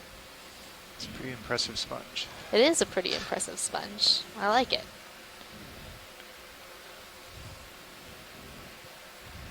Are we good here, watch this? Yes, Yep. we're good. Let us continue on our journey.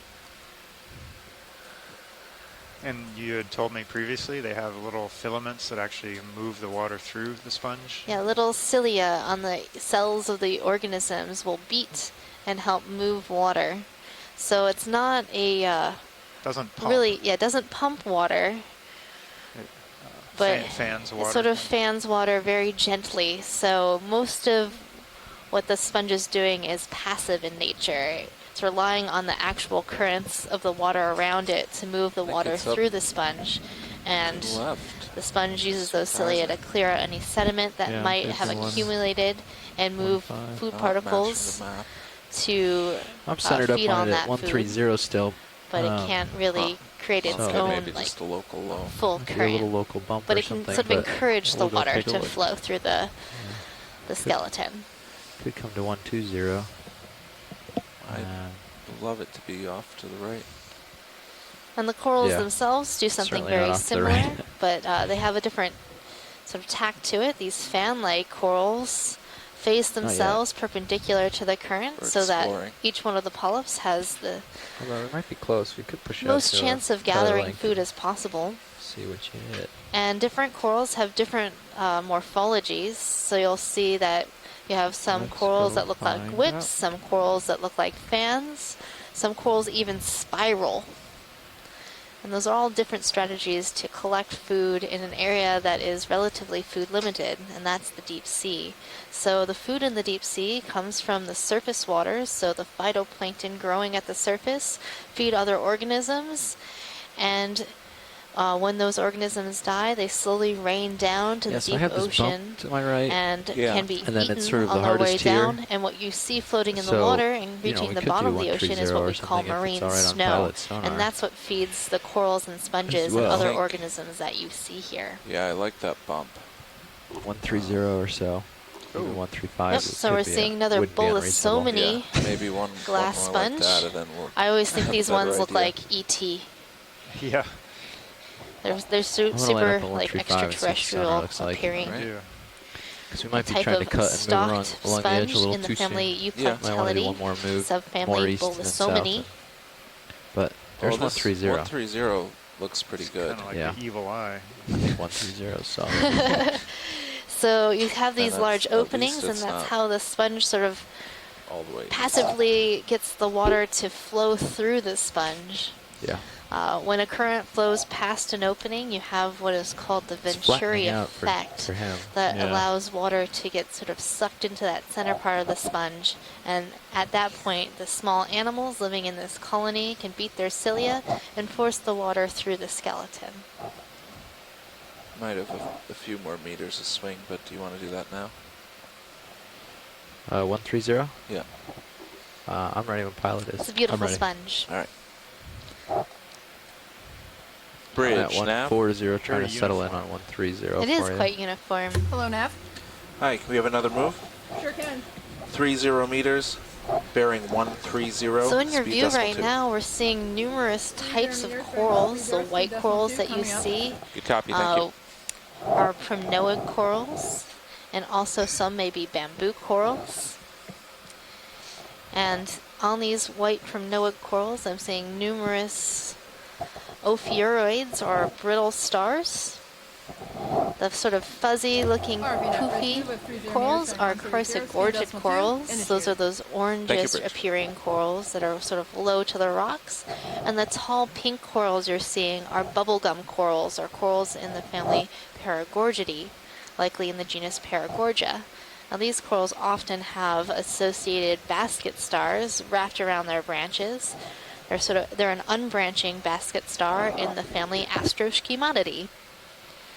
Pilot, can we zoom in on the sort of yellow-looking colony with the basket star on it?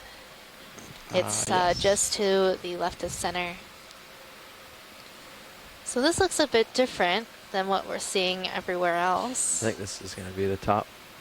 It's really spreading out on And I'm his curious sonar. to see if this is Hopefully a colony that's been overgrown by some other organism, over here, Well, or if it's another this kind is of the coral crest, we haven't and yet then seen it'll today. go north from there, hopefully. Okay. Go ahead, So video. hopefully we're coming up on I see what you mean. the crest.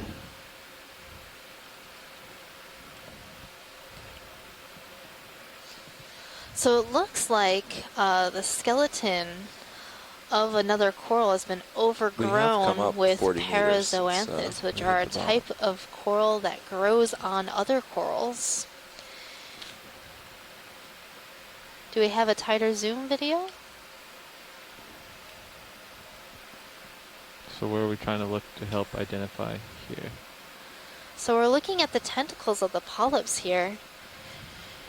And you notice that they don't have those pinnate tentacles like octocorals have. There's a number of tentacles. So these could be either parazoanthids or actiniarians.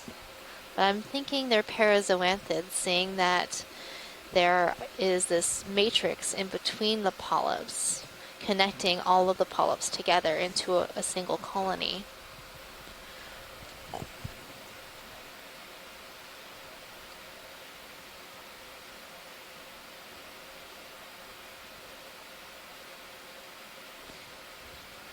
We're also getting a nice view of the arm of this basket star sort of moving about and rearranging itself on this coral.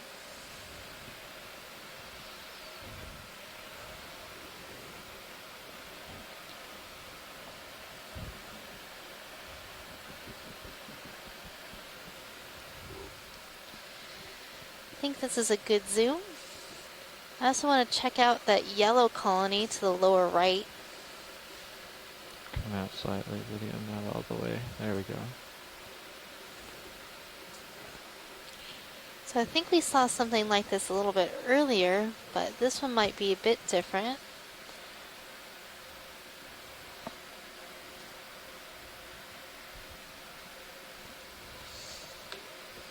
This could either be an Acanthogorgia or a plexaurid. So this is an octocoral, and you can see on the tentacles of the polyps that they have that pinnate form, giving them a feathery look. I'm thinking this might be an Acanthogorgia coral.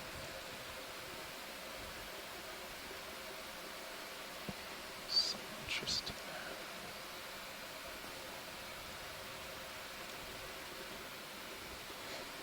Interesting yellow-green color. Yeah, Acanthogorgia is almost always this sort of yellow color. And one test to see if it's Acanthogorgia is if you touch the polyps, they can't retract all the way flat against the skeleton. So the specimen that we collected, I think on the first dive in this expedition, the polyps did not retract, so it was Acanthogorgia. And then also the yellow color is given by a certain compound in its skeleton that oxidizes and turns black when it exposed to air. Yes. I think we're good on this zoom. Thank you. Okay. Is this the one that the sea star was eating that one time we saw? Yes, that's the one that the sea star was eating. Yeah. So on one of our dives, we saw a sea star actually actively eating this type of coral, and inside its stomach it had oxidized and turned black. Come on out video. Because it extends its gut just the around diversity outside its body, right? Oh, yeah. That's why we were able to see it. Yeah, that's what was so weird about it. Translucent, so you could see right through. There's a lot. The creepy deep screen right now. Yeah. There's a lot of really interesting stuff in the deep sea, and every time we dive, we almost always see something new and definitely something exciting. Sonar. Okay. Getting some returns. It's great to find new species and really stump the scientists. That's what I find most exciting about this is when I can't identify what we're looking at, and then everybody else is like, yeah, we have no idea either. Looking down at you at 65. Sort of just goes to show how little we know and how much there is to learn.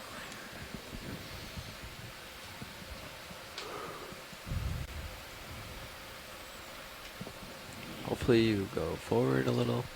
That's the great thing about science is we're always learning and always exploring. Hopefully it falls off in this direction. You have to turn right to keep uphill in your view. Yeah, and if you make one dive on a seamount that's never been looked at before, especially to deeper depths where it's harder to get to, we're always finding new records of species. The first time they're seen in a certain area of the ocean, or new species themselves, which take a while to define. We can't really do that from visual means, but new species are discovered all the time.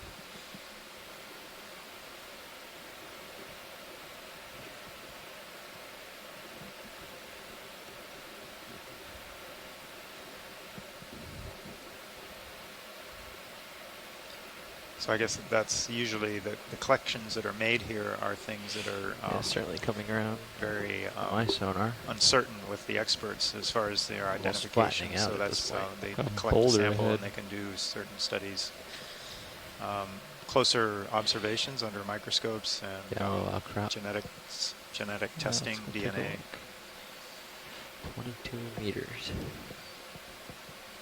Yeah, part of our sample collection protocol is to collect a genetic sample from all of our samples. And we send those samples to OGL, their Ocean Genome Laboratory? Legacy. It does look like it. At Northeastern University. It's right shape. Yeah. Do we want to zoom in on correct. this? Watch this. And yes, let's zoom the sea star. Okay, not yet video. The other portions of our samples go to the Smithsonian Museum and also to the Bishop Museum. What do we do with our rocks? Those go to Oregon State University, a group there that the NOAA Office of Ocean Exploration has a contract or an agreement with, and they basically do, they archive the rocks, they do some preliminary work, they get the they get them up on the website so people can see what they are as far as a database, pictures. RV9 bridge move complete. Maybe Thank you, Bridge. Cuts, they cut the rocks with a rock saw. And then scientists can request samples, subsamples, and do chemical and isotopic analysis to look at the geochemistry and age, put an age on them, do dating. So we're looking right now is another sea star, likely in the genus Bathyceramaster. Is that Chris Mai here? That is Chris Mai here. I'm you're learning very well. Good little current there. And damage that to is the lower left. Bathyceramaster, or possibly come on for a second. Possibly Pseudarcaster. A little bit better here. That's one of those things that you need to sort of actually examine it to tell. But either one of they're so close that it's hard to tell. They're heading about 5 degrees to port. But there's very little known about them. They're generalized. Bathyceramaster tend to find feeding on sponges. Video come up for and a second. This one, I'm not sure what it's doing. Maybe it's feeding on those little white flocculent things on the rock. I also wanted to mention that a lot of the specimens that are collected when they're deposited at the Smithsonian and the Natural History Museum, thanks to the sampling protocols outlined by NOAA, a lot of the tissue is actually appropriate for DNA sequencing. So even though a lot of it goes to the Ocean Genome Legacy, a lot of the specimens that are deposited in the collections at the Smithsonian can be requested from our appropriate collection technicians, and you can still actually get DNA to sequence for various projects directly from the material samples if it's been sampled in something like my sonar in that general direction. It looks pretty strong close there, and there's some stuff further away. I agree. So 145, actually 150, somewhere in there is. Okay. Yeah, that's a good move for me. Ship is changing heading. I can check with them on that. Just a small change. So Chris, the genetics, what does that tell us about the animals we're seeing, and how can we use genetics to understand these communities better? Since we're lining up and doing it. Well, a lot of sort of systematics, a lot of arranging organisms into. Hi, are you finished with that heading change and ready for a system, as the word would imply, is based Can on we have 30 meters, bearing 145 degrees, speed decimal 2 knots. Origin, similarity. 30 meters, and so historically we've done that with morphology. With genetics, we can look at sequences from their genome and use that as a separate data set in order to create family trees that give us estimates of relationship between a lot of these animals. So we could take DNA from all of the corals that are, say, in Chrysogorgia that we see during these cruises. And and they will assemble, and then we can compare them across either a single particular sequence or all of them, depending on how extensive a survey you're taking. And this creates a large kind of family tree with many branches showing different relationships. And so this is often where we have branches called clades, labeled A, B, C, D, E, F, I, and so forth. And sometimes these are evolutionary events. They could be present in particular ocean basins. They might be associated with particular depths or habitats. And so that's what a lot of scientists are trying to do, is to try and find how each of these individual species can fit into a larger sort of evolutionary picture. So the genetics from a lot of these is very informative to scientists, because you can take the DNA from them and then compare them with someone who might already be working on a really massive project, and then put them into a big tree that tells you about events in the history of that animal's function.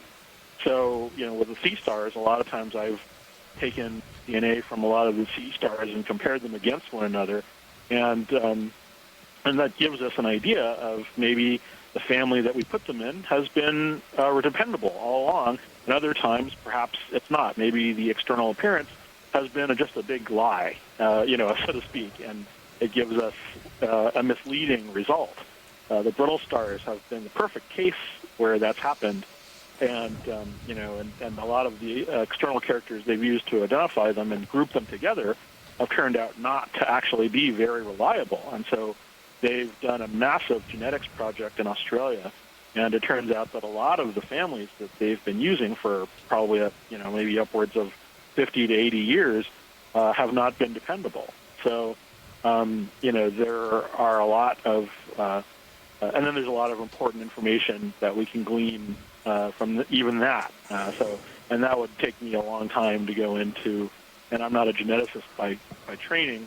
Scott France does a lot of that also. So, but anyway, I see that you're finding some interesting new sponges. So I'll leave you to it, unless we see another starfish right away. All right, thanks, Chris. My co-lead biologist Megan had a good setup. She got Chris to educate and entertain you while she took off for her lunch. And so this is a call out to the biologist on the line. If you'd like to speak up on anything you see, either in the chat room, I'll pass on, or on the telecon, let me know. Otherwise, we might end up looking at a lot of rocks and talking and looking at rocks. That is a very large stocked one. Yeah. It is ready for plenty of current. Come on out, video.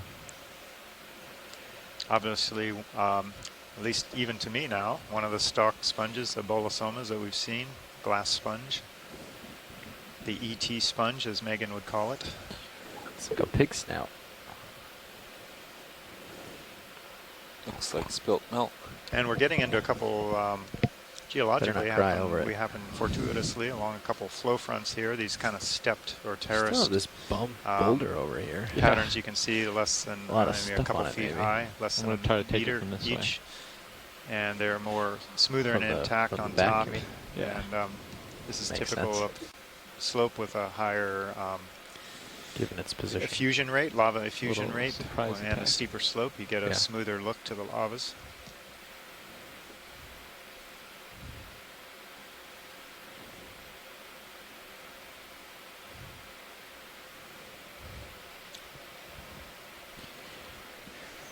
Now you'll be happy to know it continues around towards the south as we continue here. It does make me very happy, co-pilot.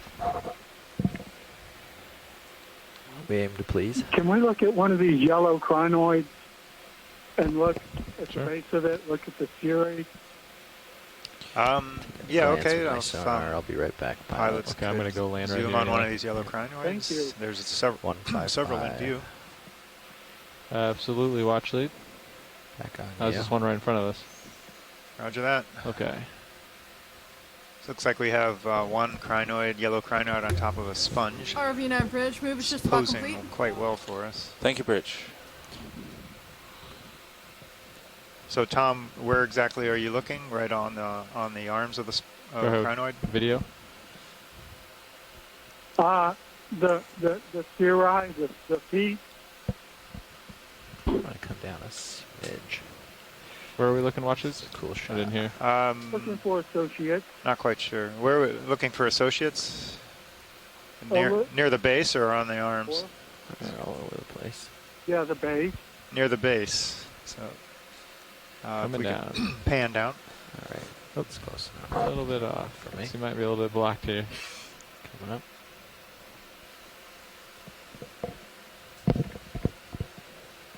Big boulders within 12 meters of me now, so I'm going to pick up. See that thing? Tom, anything of interest there? Keep an eye on it. I'll try to keep an eye on your tether, make sure I don't tug you too much. No. Thank you very much. We can check one more Okay, of we'll these pick two. up and I see one of those little stars, I think. Hey, right on the rock, the stars that Chris. The little flat ones. Still coming. Or actually, I guess they're brittle stars acting as sea stars. Hi, John. It's Nolan. Yes, those were the Astro Ophiuria that Chris was looking for. And also, the cirri that Tom was just talking about, those are the little tiny legs almost of the, right behind this. Of the crinoids that they right use to hold on to or attach themselves right to down there. whatever substrate they're on. So that's what Tom was looking for when he said where he wants to look for parasites or little isopods or amphipods. Tilt it down. All right, thanks. Thanks, Nolan. So Nolan, our sample data manager who's on it, has been I guess right up here. filling me in on what we're looking at. Yeah. Okay. Well, I am not not that guy. We saw him behind the sponge. Also, it's just a hard perspective to get for this crinoid because the Walteria sponge is sort of bent over. Right. I'm just not seeing him, I guess. Yeah, let's move on, and we'll just next time we see one that's convenient, we'll take a look. There's one right. Come out, video. Pilot, without telling you, I've turned my head to the right a little. Yeah, copy. further south. That boulder's still on your right. It's right next to me. I'll come up as you come over to, as you come underneath me. And I think 150 or 155 might be the next general direction, maybe even further south. Well, this coral community is certainly impressive. It seems like it's certainly extensive and perhaps getting more dense. I think a lot of these are primnoid corals, the white ones.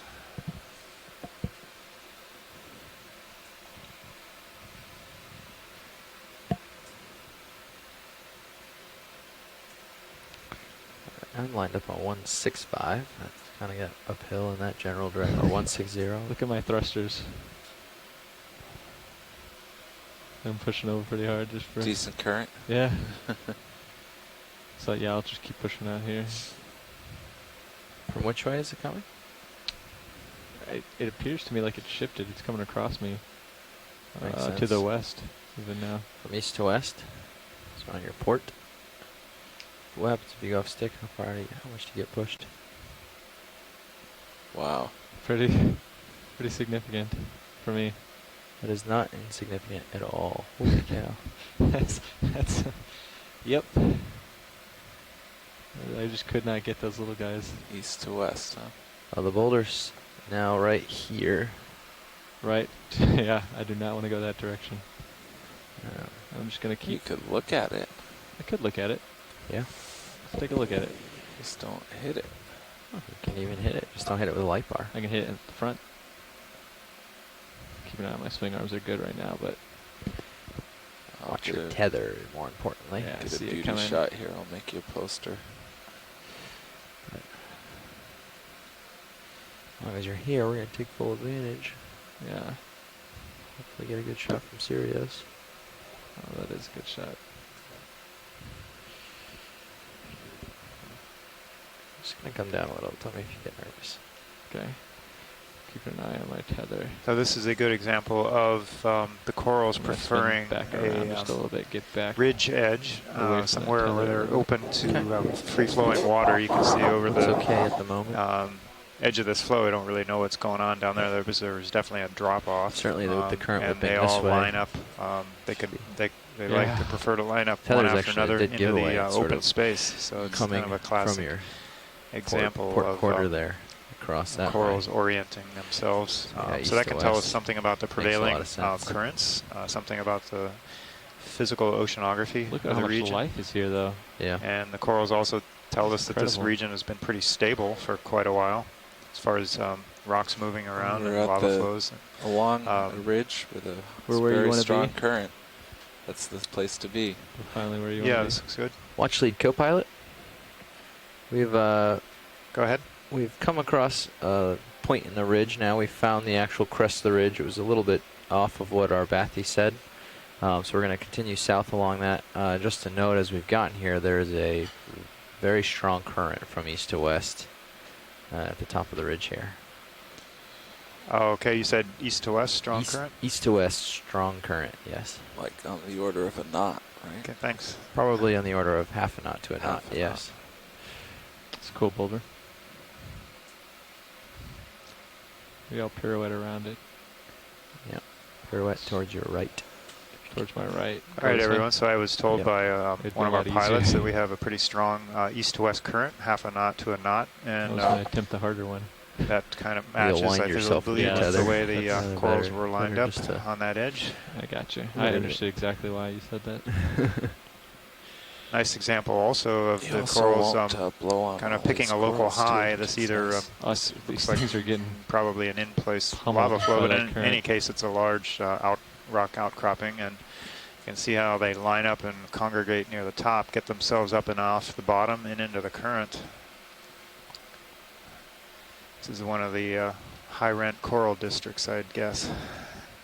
So just a biomat on it? What's on the rock here? You gotta zoom in to find out. Go ahead, video.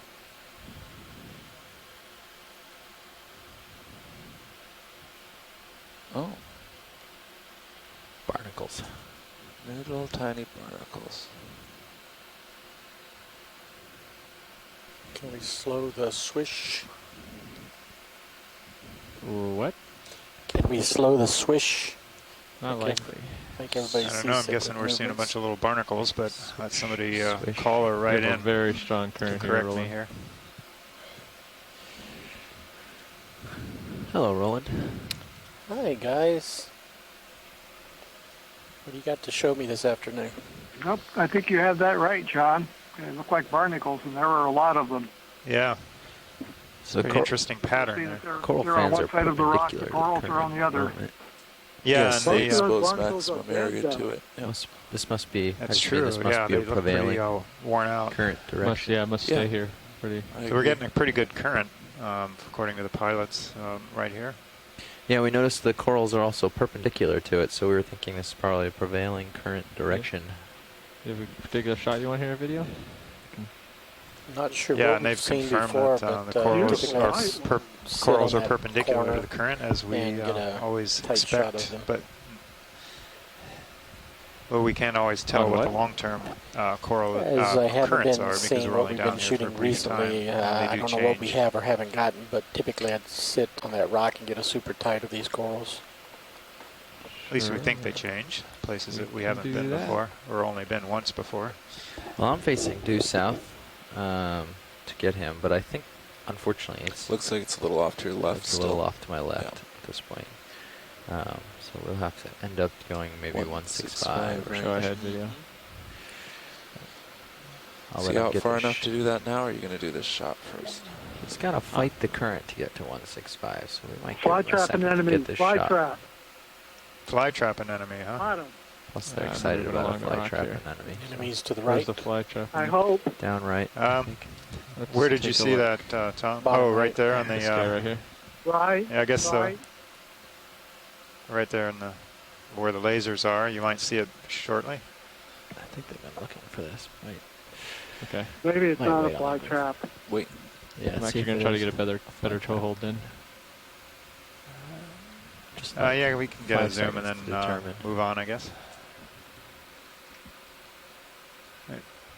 Doesn't look like a fly trap to me. Let's see if I can. Oh, going for the land low maneuver. I see. From this angle, they look like a standard standard anemone Yeah. on the corals. Ooh, some gold coral though. That's cool. I haven't seen gold coral in a while. Zoanthids.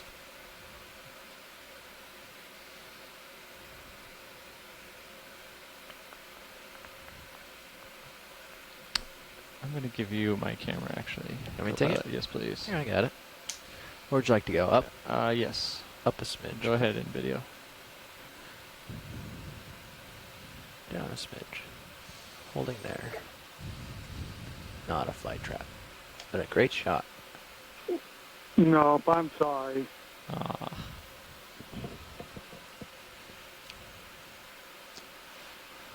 All right.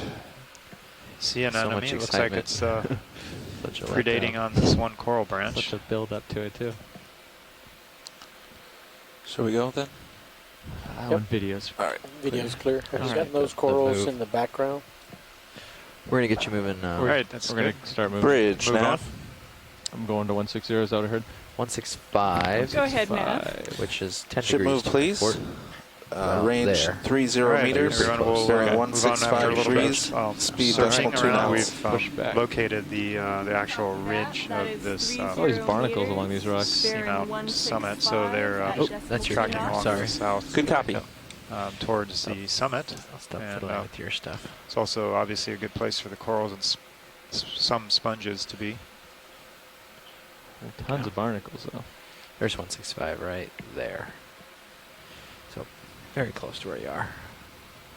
Looking good. I am maxing out. Whoop. Yeah, so Back up. you'll want to cheat your RV nose nav into bridge the current move initiated, as much as you 30 can when you're meters, bearing during the 165 at maneuvering. decimal 2 knots. And that Thank you, way you Bridge. can get the axials Okay. sort of pushing you along. It's much easier. It's not that those thrusters are stronger, but the vehicle is narrower than it is long, so you're a little bit less drag. What percentage of these corals have we looked at? Most of these we've gotten a good look at in terms of not in their current position, but overall through the dive. Okay. swimming shrimp going right, center of screen. Yeah. Right edge. Yeah. Maybe he's not swimming, but just floating with the current. Yeah. Going for a wild ride. So pilots, I know this is maybe the largest, highest density area we've ever seen, but if we are going to make the summit, we're probably falling a little bit behind. Copy that. We can make a little ground. Do what we can to make ground with this comes current. back, we'll talk to her about options. Yeah. We're still fine. It only requires 0.06. We're underway right now, though, right? Yes, we are. We just started moving. Yeah. What was that called in? 40? What was it called in? It's called in 43. 43, yeah. Figures. Is that a purple holothorian on the bottom right, or a slime jelly? I saw a holothorian a second ago. So it looks like we have another lava flow front in front of us, kind of a broken edge. What'd you think about? Contact with some of the broken rock below it.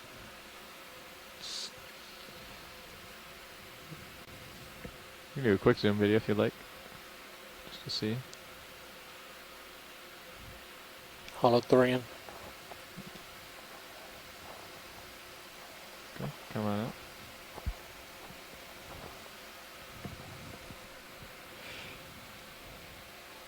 So I actually really like flying. I get most of my really good shots in this kind of current. Yeah.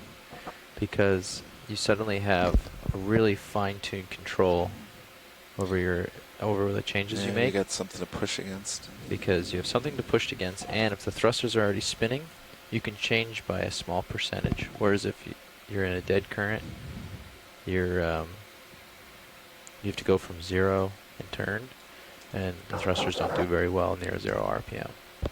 So you might find that doing pirouettes and getting floating shots in this kind of current are easier than you realize. Okay, I'll give them a shot.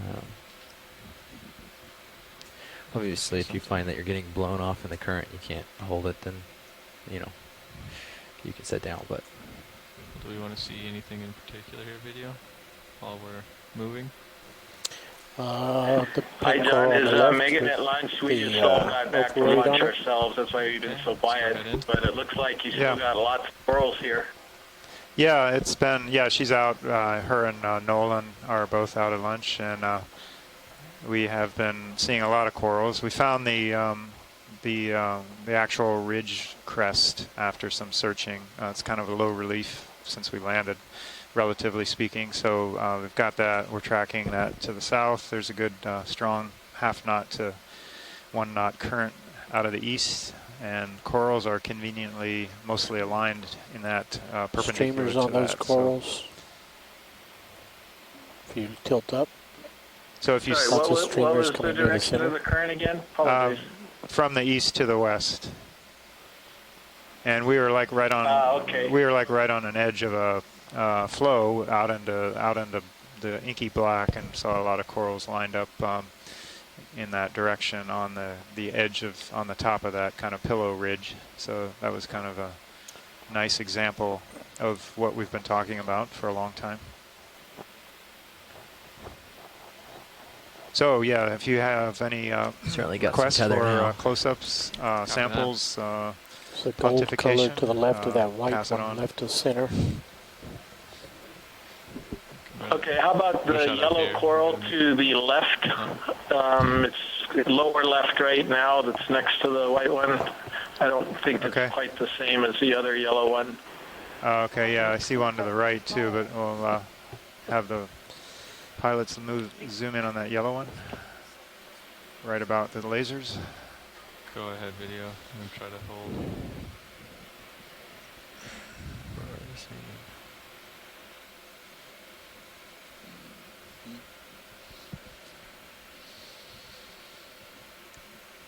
Okay, so this is Paragorgia that's almost completely overgrown with the parazoanthids. So you can see just the very remnants of the original coral colony on the left-hand side where you see those pink to red polyps, the smaller ones.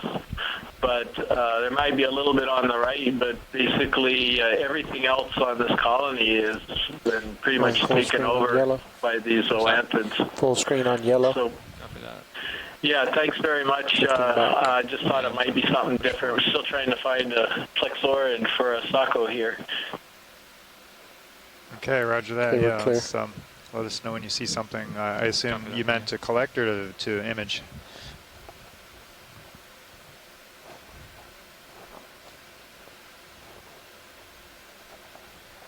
Yellow crinoid top right. ROV nav bridge. We got a yellow crinoid earlier. Go ahead. Move is complete. Thank you, Bridge.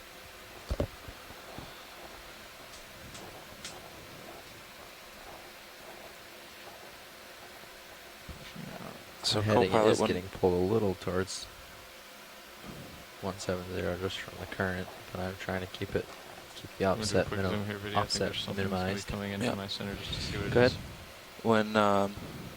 When we were looking off to the east, we saw those corals, then it dropped off into nothing, right? Mm-hmm. I think I might change our bailout to that direction.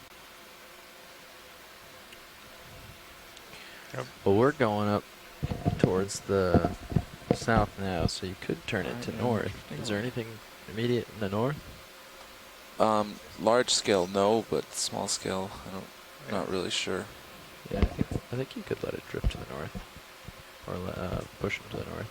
So this is another one we're going to be dipping around either side of this crest, really don't know very much about, but generally south. We often talk about anemones and the difficulty in trying to identify them past family, and even to family is very difficult because a lot of the taxonomy is based on their internal structure. So that one, I literally just logged it as an enemy. It's almost impossible to go any further than that. Starting to catch up to you a little bit. Pushing out. Lined up perfectly on 165 right this moment. Well, it was. Should have a couple more minutes.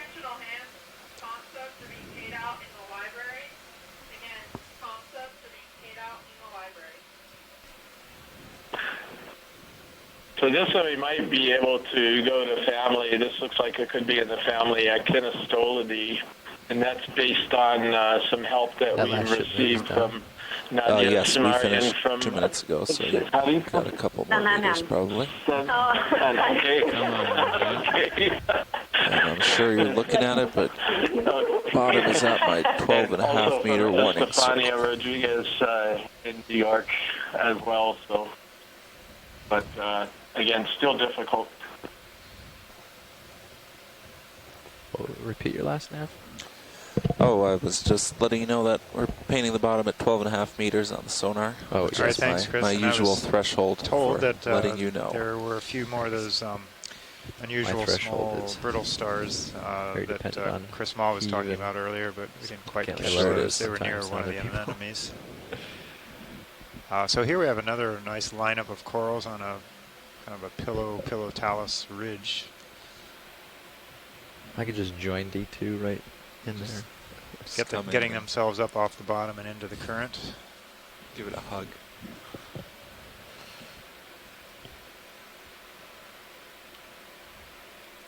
Yeah, I got another one of those big polyopagon sponges. This one's not quite so big, but we imaged some of those before. A lot of these corals are seeing are in the family Primnoidae. We think a lot of them are also in the genus Norella as well. These are the smaller, leggier white colonies. The pink ones are sort of a mix between Hemicorallium and Paracorallium. Hemicorallium and Paragorgia. Like this red one that's being zoomed is a bubblegum coral. It is a dark gray. So some of these are overgrown by the sort of parasitic parazoanthid. It's another type of cnidarians, and others like this one are completely there's no parazoanthids on it whatsoever, and why you'd see some with them on it, and why you have some that don't have that infestation, if you will. We don't understand that. They can be very close together. When I come up. Right. Thanks. And there's another mystery. You're okay. There's also one of those false sea stars there. Come The under me. I'm pentagonal gonna give you a little more false room. Tiny sea stars. I got close for a beauty shot. So we're seeing a lot of those. Oh, sorry, I didn't even see that. It's okay. Well, I think we'll see a bunch more. Delta 15, all looks well. We used to run the vehicles about 10 to 12 meters apart. Yep. Differently. Depends on where you are. If he's right under me, I don't want to be 12 meters apart. So A heave could be our biology dangerous. lead, Megan, Once he is stretches back. out, I keep it Maybe 8 or 10.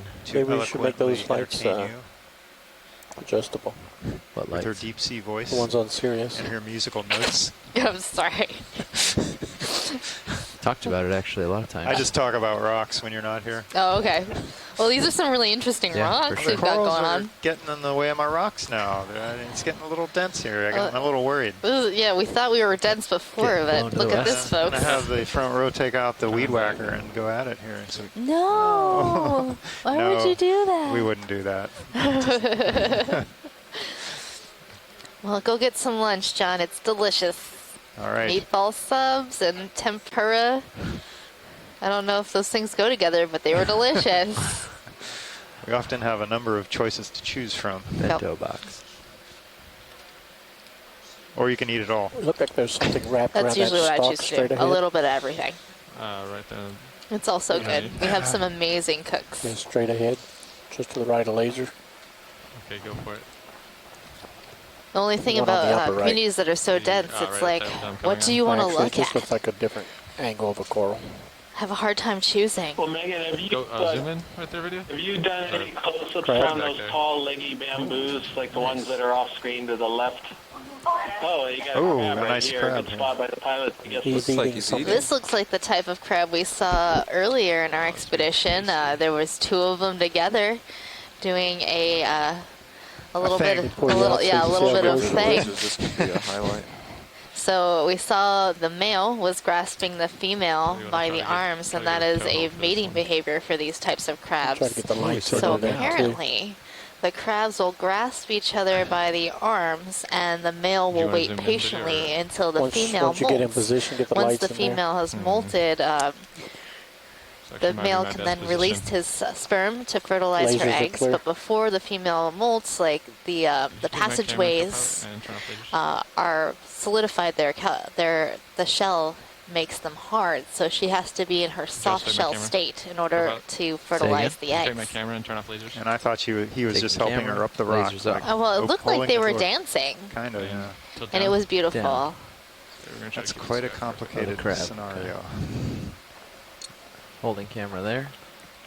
Gonna look between his eyes. So this crab is likely like in the me to genus Tilt up, or you want Paralomus, to fly up? I'm gonna try to fly a up. type of deep sea king crab. I'm gonna try. So it's not Looks like the I'm king that crab, front. like the ones that you would get at the restaurant, but similarly related.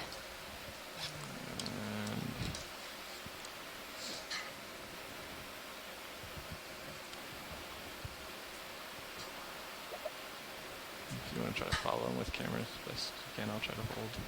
Okay.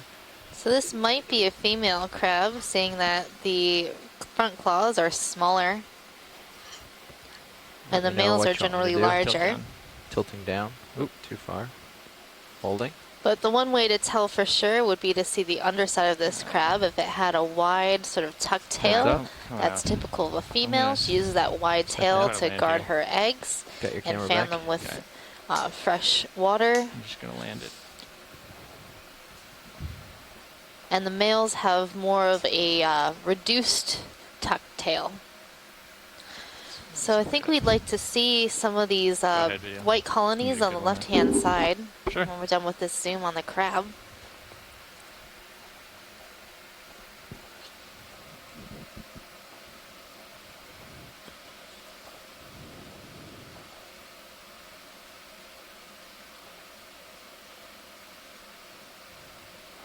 That's amazing zoom. This crab might be a female, and it might have eggs. I'm not sure if that's what I'm seeing here. It looks a bit fuzzy underneath. But I don't know if we'll be able to see that kind of detail from where we are. But it's a really interesting observation. You wanted to see what? Yeah, we'd like to see these two white colonies on the left-hand side. It looks like we might have two different kinds, one a bamboo and one primnoid.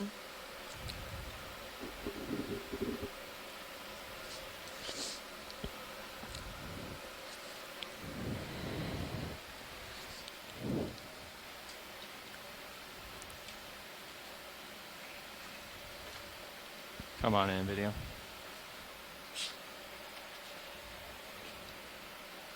This one right here? Yep, so this is a primnoid coral, and you can tell that by the body scales on the polyps. So you'll see each individual polyp has sort of an interesting texture, and those are the body scales. So I'm seeing 3 different tiers of scales, making this a Narella primnoid, so a primnoid in the genus Narella. Full screen. Okay. And the next coral that we're going to look at, the one directly behind it, is a bamboo coral. And we want to see if it is a nodally or internodally branching bamboo. I'm thinking this one might be nodally branching. Okay, video's clear. Okay, so the next one's right back here. Watch these. The same just tilt up. color. Oh, it's right behind. Right back here. The one, watch leads? That's the one, pilot. Copy.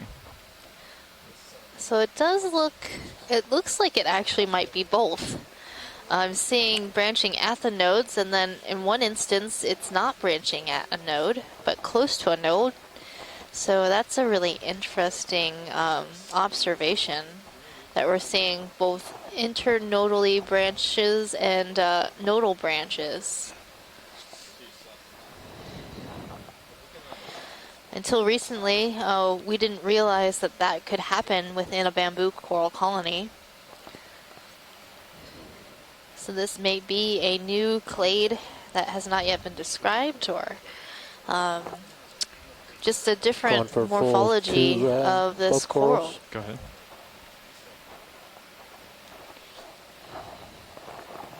I'm going to tilt slightly down. Tilting down.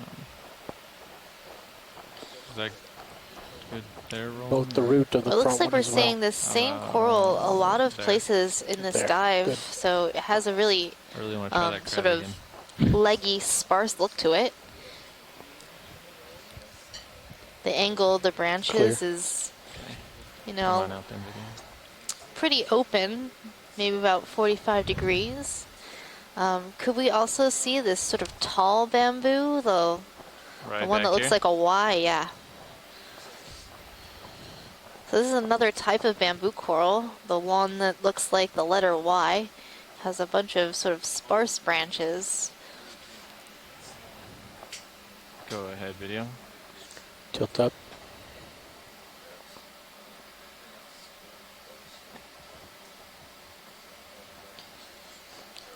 And again, we're looking for the branching points.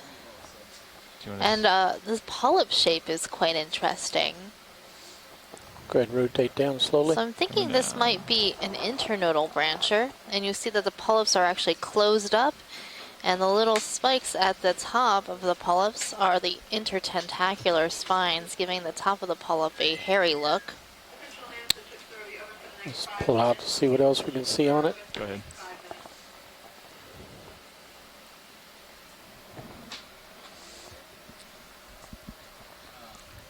There's a crab on the very top. Squat lobster. Looks like a dangerous place to hang. And we're seeing another squat lobster perched on this coral. Another Europtychus sort of holding on for dear life up there. You see his arms waving in the current. Seems like a precarious place to be. But these little squat lobsters can swim. They use sort of a scooting maneuver by undoing and redoing their tail, flapping it open and closed to swim backwards. Pulling out full wide.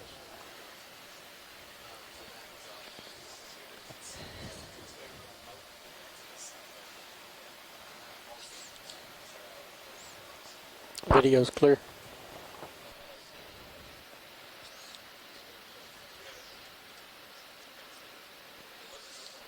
This is a beautiful coral garden we're seeing. So many different types of corals.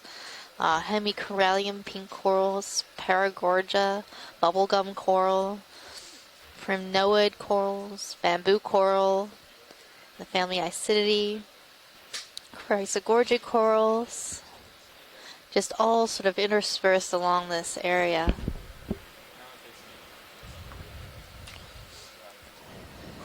Yeah, Megan, one of the things we were talking about here is that you don't see any really, really big bamboo corals like you see in some other places. And maybe you talked about it while we were out at lunch, because we just came back in a little while ago while you were gone. But a lot of it's small, and not sure if that means it's a younger community here or exactly what that means. But a lot of animals, but very small ones. Direction we're moving right now. Well, I'm not sure about this, but the primnoids, they don't seem to get much larger than this size. Uphill.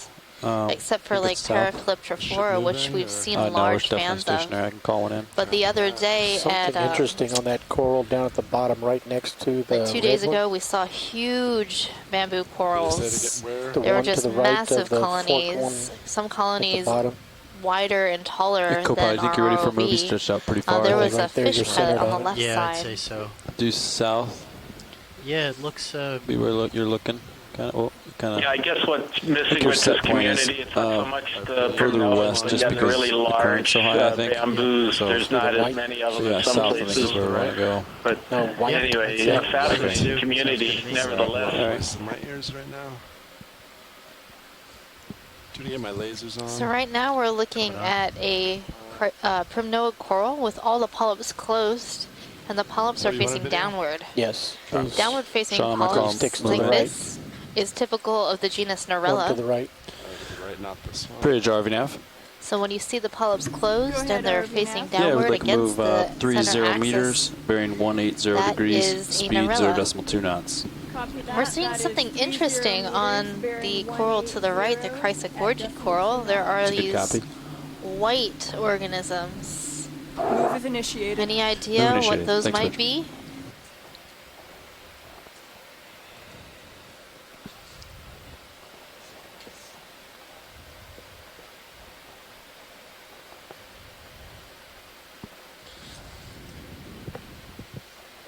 Pilot, do we have any more zoom for these little white tubes? That's max zoom. I can back out and try to get a little closer to that if you like.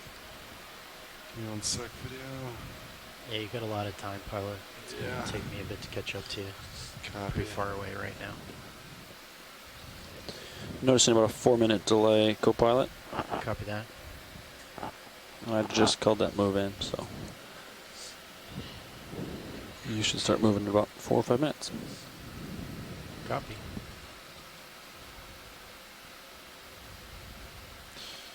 Alright, video, let's come back in.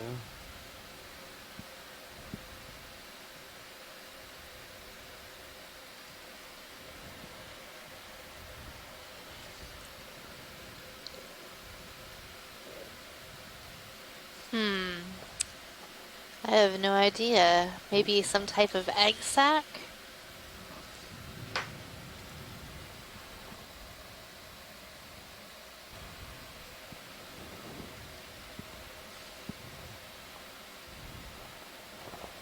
Alright, let's try that again.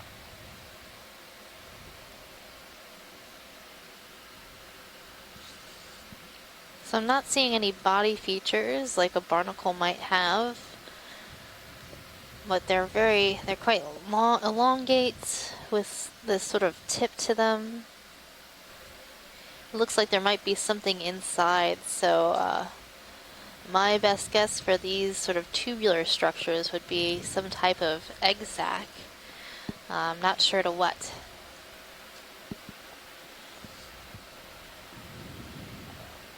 They also don't look like any of the benthic ctenophores we've ever seen.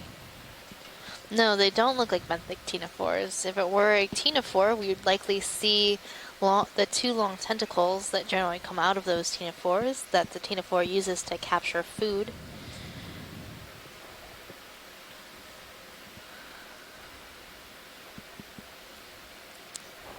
Very curious. If that was in my garden, I would think it would be white green beans. White green beans, that's the new nickname for whatever this is. They do look kind of like white green beans. I think there is a type of green bean that is white. You can get certain kinds of green beans that have that color, perhaps. It looks like this chrysogorgid coral is loose. It's sort of maybe got knocked off and now is sort of entrapped by this Norella branch. But it's floating around. Where it seems to be connected so it's to that. No longer attached to the bottom. Thing in the top left. Another coral. This little squat lobster might have to find a new home soon.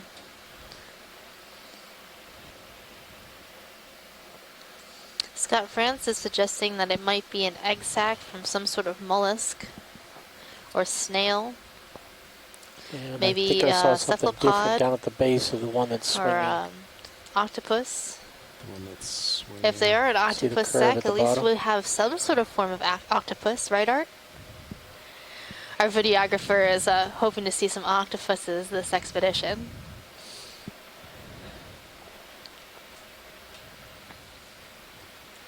As is our scientist. Yep.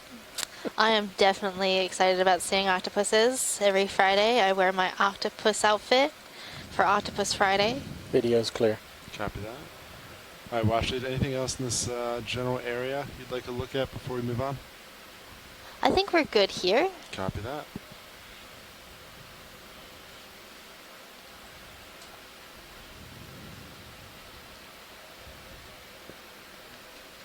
I think I just might have started moving, pilot. Copy. You're pretty far out right now. I got a 24-degree angle on the rotator. 24 copy. See this on the butt. All right.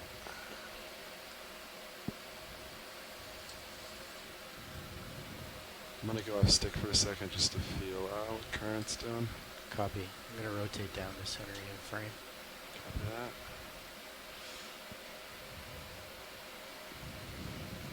Yes, it's blowing west pretty good. Yeah, you can see it's shooting the tether off pretty good. Yeah, it's nice and strong. All right, nice. Keep an eye on that. And then we are moving south. Is that? That is correct. Copy. Going uphill, up the ridge.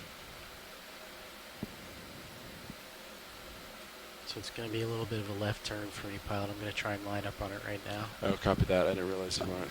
Yeah, go. Yeah, I think his set point, yeah, just because the current yeah, kind of blows him off quite a bit. Copy. We'll have to check that aft thruster on Sirius after today. Yes, I'm doing like 80 lateral right now. Do you want to measure the current? Do a drift test? So right now I'm seeing a yellow colony. I'd like to take a closer look at that if possible. Copy that. Come in center. Yep, that's the one. Stand by one. RV nav bridge. Go ahead, Bridge. Move is complete. Move is complete. Thanks, Bridge. 22.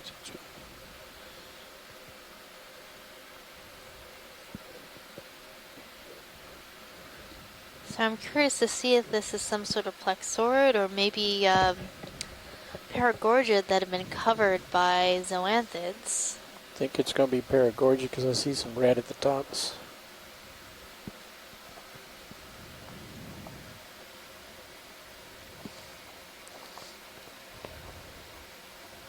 All right, video, come on in.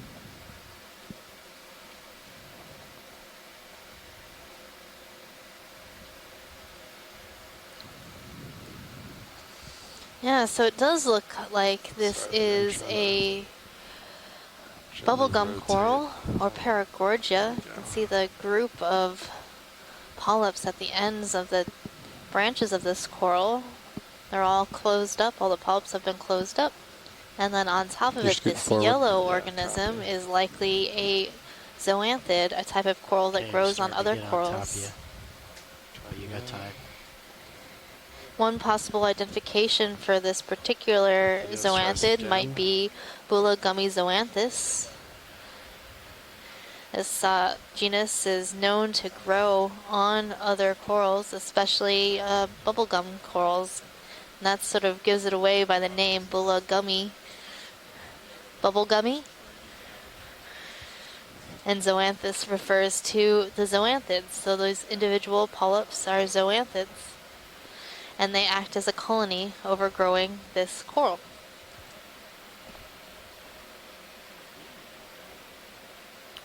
How about I tilt straight up to look at the red one in the background?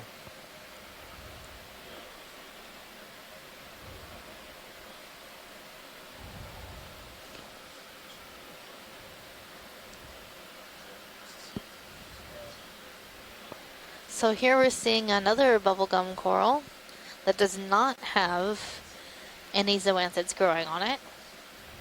Alright, video, just a couple more seconds and I have to push forward. Yeah, I'm right on top of you now. And also in this general area, we're seeing numerous primnoid corals, likely in the genus Norella, as well as chrysogorgic corals, bamboo corals. It's really a place for you coral aficionados out there.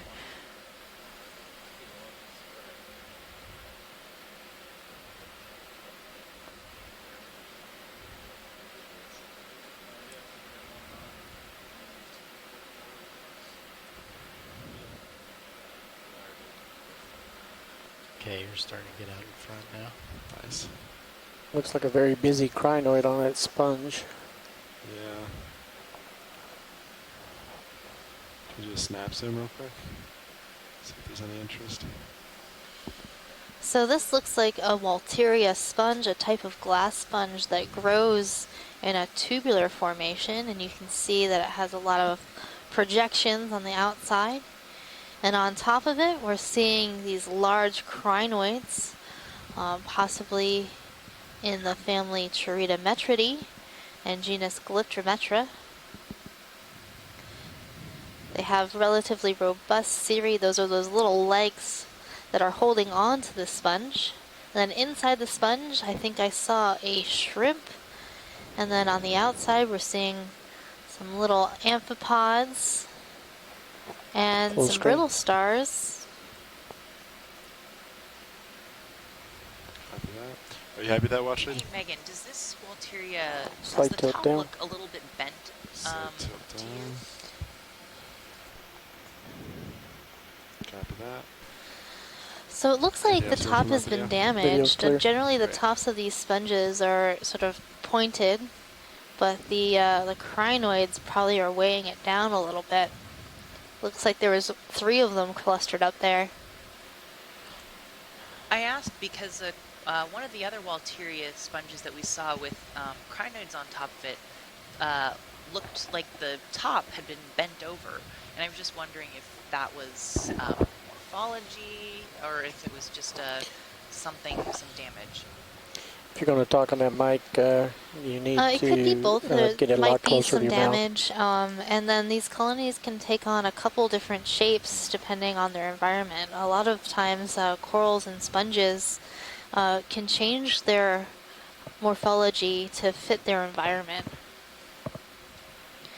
And they do that by growing in a certain pattern. They can't change after they've grown, but in their growth stage they can sort of alter the way they grow in the same way a tree does. So if you've ever done that experiment in science class with a blade of grass, changing where the light is coming from, or with a small plant, changing where the light is coming from, it'll grow in a certain direction. Well, down here we don't have any light to provide food to corals. That means that these corals do not have zooxanthellae, or the ability to photosynthesize food to eat. Can we look at this marine debris? So Yellow the corals stuff, don't bottom left. have the ability to make a relationship with zooxanthellae, which would then provide them food from light from the sun. Yellow? So they have to collect all of their food from the water column and feed on organic matter that they find in the water column. So they're going to orient themselves to the current so that they can collect as much food as possible. Right now we've zoomed in a piece of rope or line that has gotten attached to this primnoid coral in the genus Norella.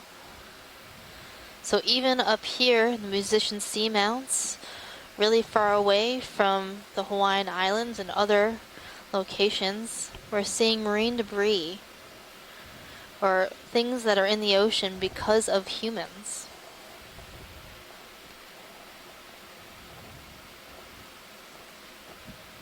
Are you happy with that, Washington? Yes, pilot, thank you. Alright, video, are you happy? A few more seconds. Copy that. And we're clear. Great.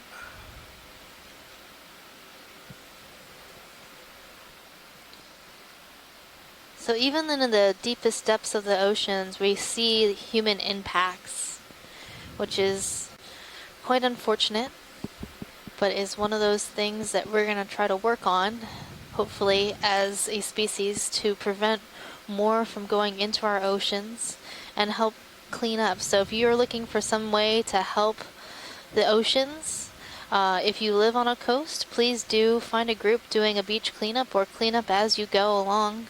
And even if you don't live by the oceans, if you do see garbage, dispose of it properly. It's one of those things you can do every day to help out. Squad lobster on the sponge coming near lasers. Copy that. Let me get closer. Seeing an interesting stock sponge on this rock coming up. And then there's a dead sponge. This large vase is a dead sponge. It's brown because the sponge has, all of the animals inside of it have died, and the skeleton is left behind and it collects sediment and material. But even when it's dead, it becomes good habitat, or is still good habitat for animals. So right now we're seeing a squat lobster, Unidopsis. Sorry, video. Settling. Let's try that.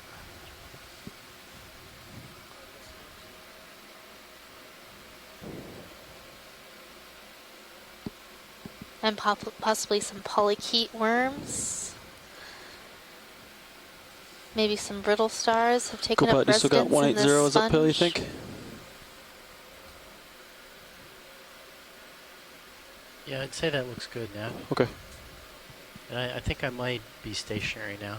Yeah, I think you probably just finished your swing. Let me know when you're happy. Once he, no rush, but once he centers up and everything, can we see can do that a move, I think. stock sponge? Stock sponge. Copy. Coming out. Partial zoom. And hold that. Alright, let's go for a sponge. So this is another one of those Bolosomini sponges, but it does not have that. It doesn't have that sort of yellow color that we've seen earlier in the dive. So this might be something different, or it just does not have that chemical that makes that skeleton appear yellow. So very interesting. So go down to the base. Going down to base.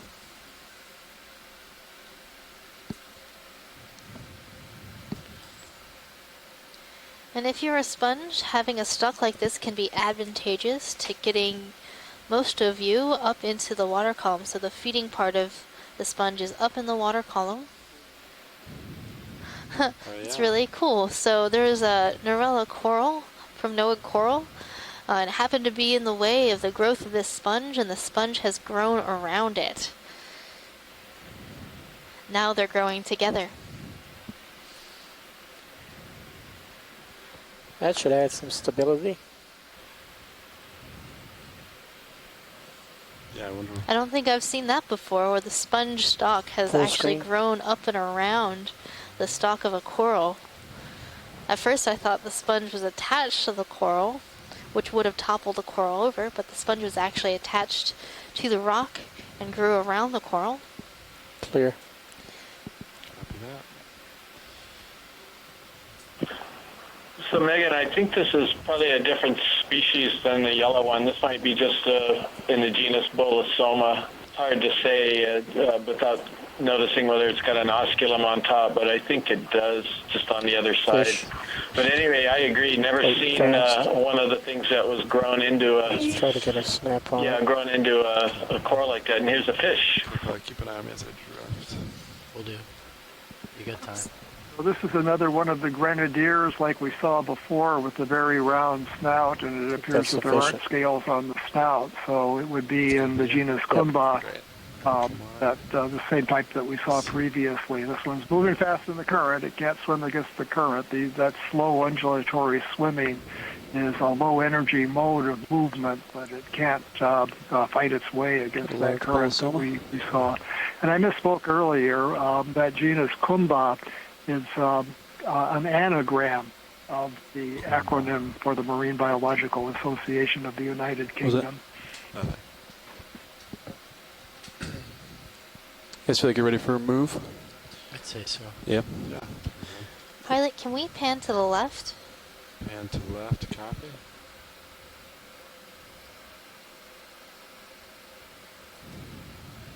I would love to take a look at this nice colony right here. Looks a bit different. Copy that. Watch that yellow rope. Yeah, doesn't pull loose. I'm gonna hold off on that move for just a second, I think. So I'm trying to figure out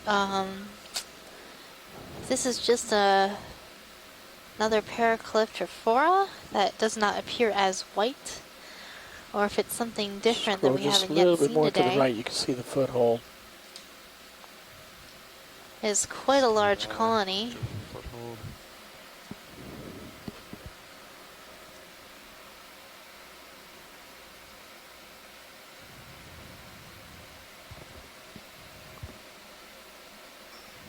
That's good there. Copy, I'm just gonna set real quick. Is that the same piece of rope or line that we saw before, or is that another one over on the lower left corner? I think that might be another one. The first one we looked at had a knot in it that had like a pink piece in it, so it might be something different. Tilt down to the bottom first. Tilt in the base. So this Paracleptrophora has a number of associates. It's very, very small polyps. Another primnoid coral. Okay, go up to any associate.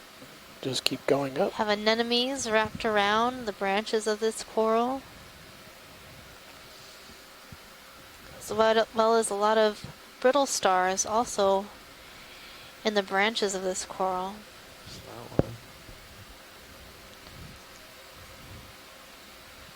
So is that an anemone? It looks like he's on the end, very end of a branch. Yep, it's on the very end. Would that be a broken one or just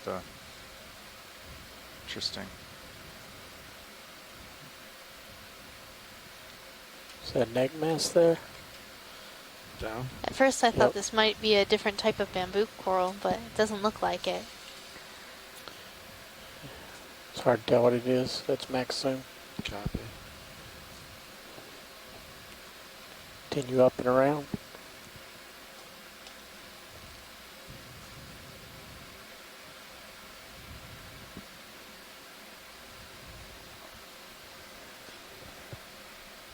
Okay, I'm gonna call that move in if you guys are okay Can with we that. zoom out and get lasers on this? Bridge RV nav. Yep. Go ahead, RV now. Yeah, we'd like to move same as last. Range 30 meters, bearing 180 degrees, Lasers speed are off at the 0.2 moment. knots. Copy that. 30 meters, bearing 180, speed decimal 2. Good copy. 22, 28. So let's see. The base is about 10 centimeters, I'd say. Maybe a little more. This is quite a large colony, so the It'll tilt lasers up that for you're full seeing screen. are 10 centimeters apart, approximately 4 inches. So this Like colony 2 meters is wide, meter and a half. RV Quite- nav, yeah, bridge, quite move big. Initiated 30 meters, bearing 180, speed decimal 2. Move initiated. It's a good copy. There's a Thanks, round Rich. thing in the very bottom next to that foothold. Round thing, very bottom. Left or right? To the right. Is it on? It's straight down. Right under the lasers. Right there? Looks...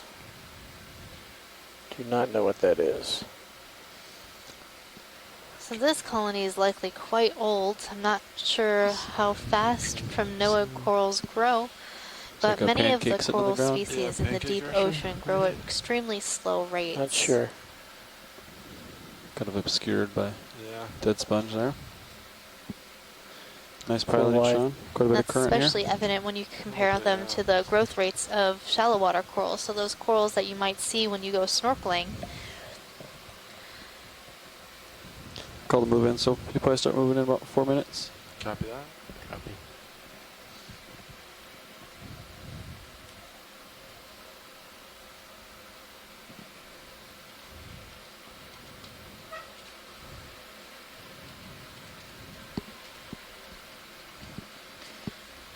So John, I've seen some broken like formations.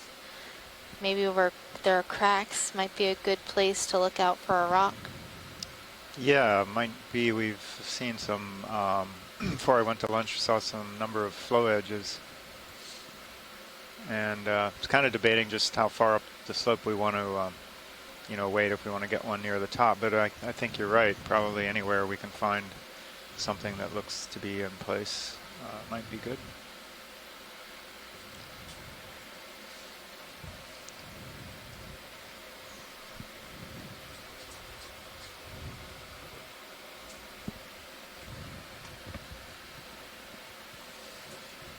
Is there a star? Yeah, Sea it's a star? big one, right? Tucked in there? Yeah, get in there.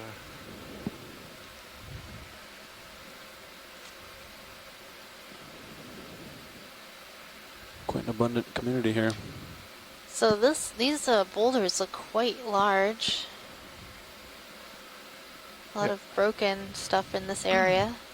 And on this boulder, we're seeing a number of large colonies. So that suggests that this boulder has been in place for quite some time. Copy. Just for a nice set here.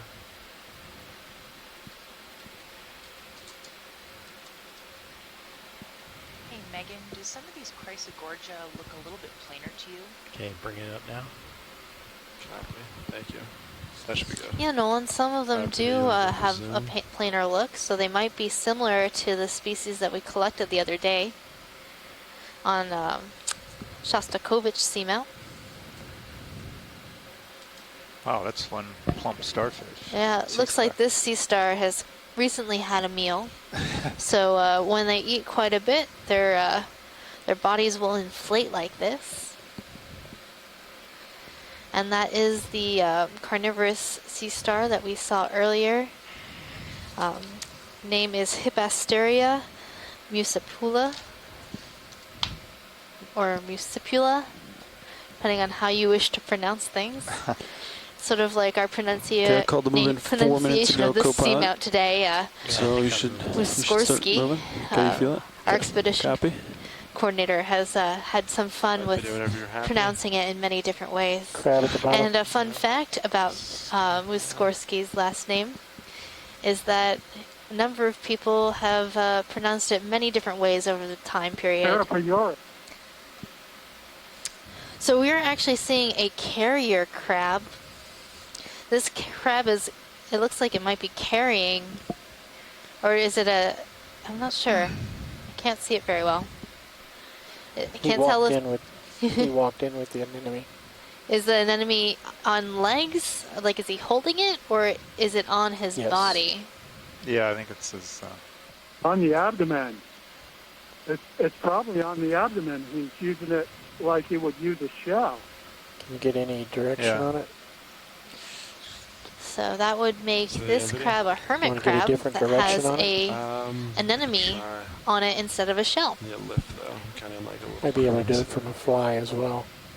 I'm going to swing around a little bit, pilot. There's another type of crab that collects an anemone, and it will hold it with its back legs. ROV nav bridge. Go ahead, Bridge. And it's thought that having an anemone associate like this attached on you as a shell covering or holding it above you might be a way to ward off predators. Yeah, so this does look like a hermit crab. The anemone is wrapped around the back end of the crab. And we're just seeing the front end poking out. Grab an anemone to keep away the enemy. That was good. I like that. I did like that. That was awesome.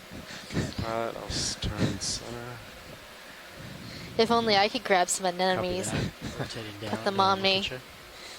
And then you can center back up. Yeah. Okay. Can we see this center fan that's on the bottom left? Bottom left. I'm curious as to if this is a bamboo coral or a primnoid coral. This one with this? That, the one the laser's on. Copy that. Video, come on in.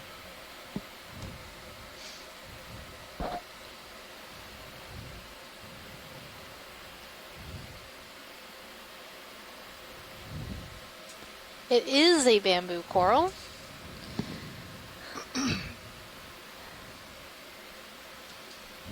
And it is branching at the nodes.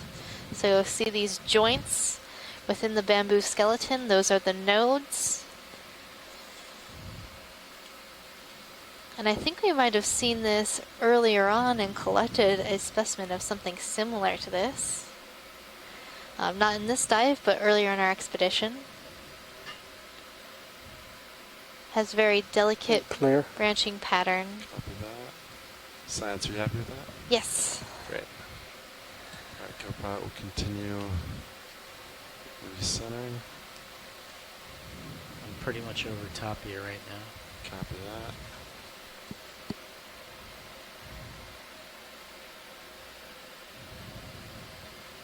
Okay, I'm swinging around to 180. I'm at 180 right now. Copy.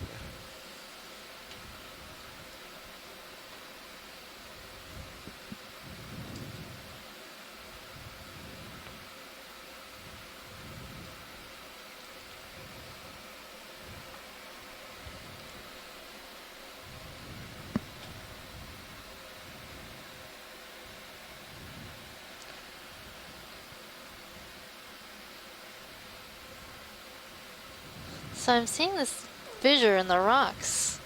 What might cause that? Is this like a whole sheet flow? This looks like a huge like lava outcrop that sort of stopped.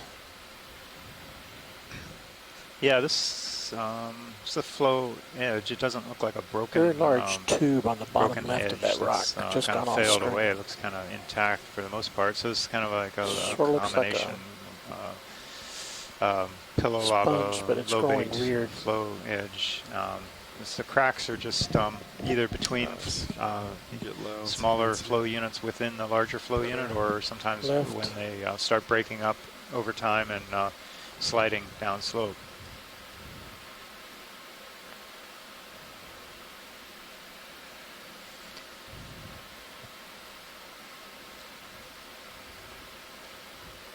I think I'm seeing a polychaete swimming underneath this ledge. Yeah. It went down. So tilt down. Oftentimes we see really interesting things under ledges. Fish like to hide in these types of areas. But right now we're seeing a sponge, a dead sponge, and then a live sponge behind it.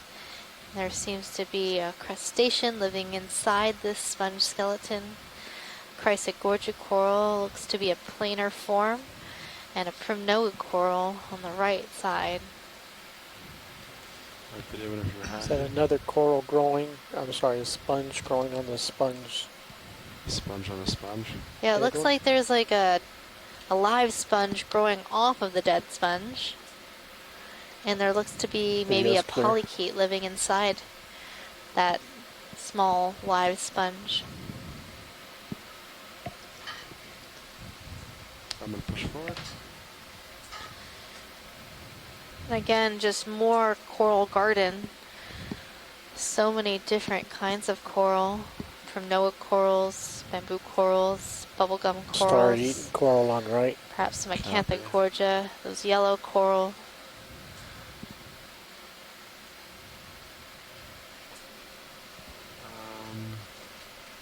Just see if it's interest to science. Science, any interest in starfish and coral? We can do a snap zoom of this starfish to see what it is. Snap zoom.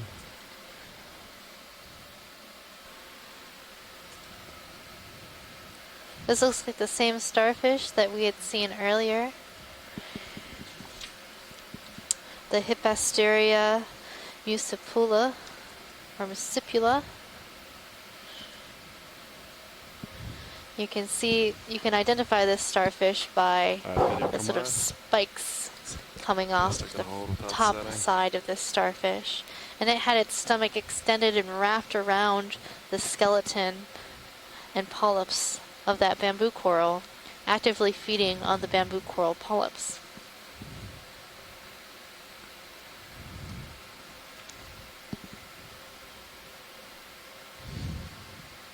So this looks like a broken pillow sort of area, or is it in between flows?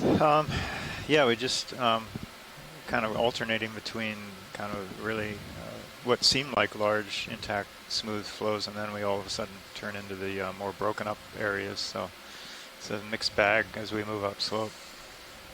And slowly the seamount begins failing or disintegrating over time due to just physical processes, slope movement, landslides, earthquakes.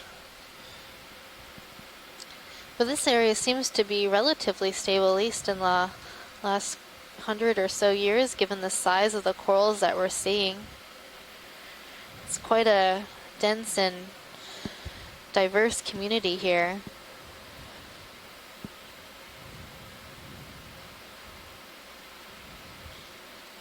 So it takes a while to see a community with this type of diversity.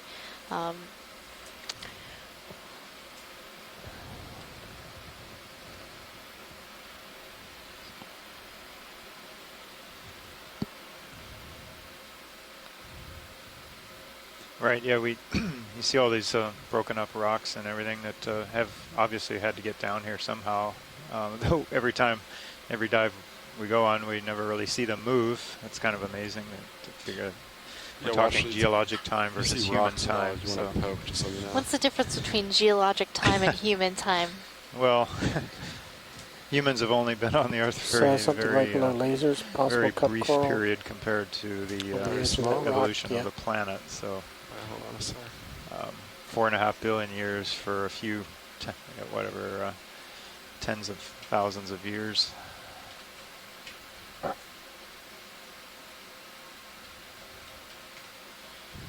Video going on. And even so, these seamounts are relatively young compared to other continents and other features on the Earth.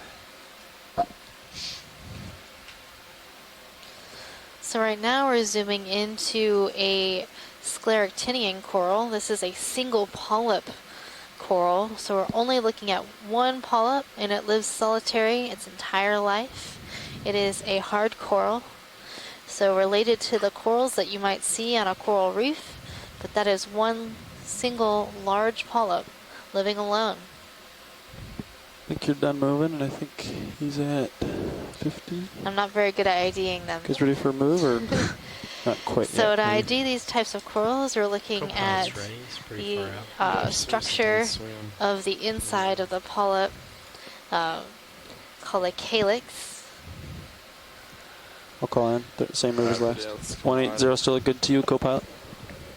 Yes, it does. Great. So this is I selected the cup coral? what HiPAC thinks it is is a the cup top. coral. That is the common name for these types of corals. So Nolan's got an ID for it at 90 degrees. So okay, perfect. To some great. level in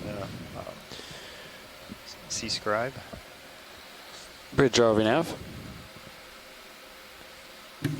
Go ahead, RV. That's what I identified Yeah, I'd it like as. another ship move. Single polyp Range sclerotinia. 30 meters, bearing 180 degrees. I know, there's a whole bunch of other Speed Latin 0 names in decimal front 2 of it. knots. Yeah. Sound pretty good. So that's the whole taxonomic breakdown. So it is in the phylum Cnidaria, and then Anthozoa, Hexacoralia, and then Sclerotinia. So you're just making your way down that hierarchy. Okay.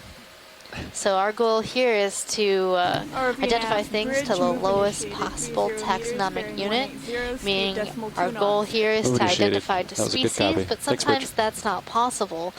You can say, oh, well, I know that it's in this family, or I know it's in this genus, and that's going to be our lowest possible taxonomic unit that we can identify something to. So in this case, we have it pretty high up there at Sclerotinia, and then an expert might be able to come along and ID to family or genus.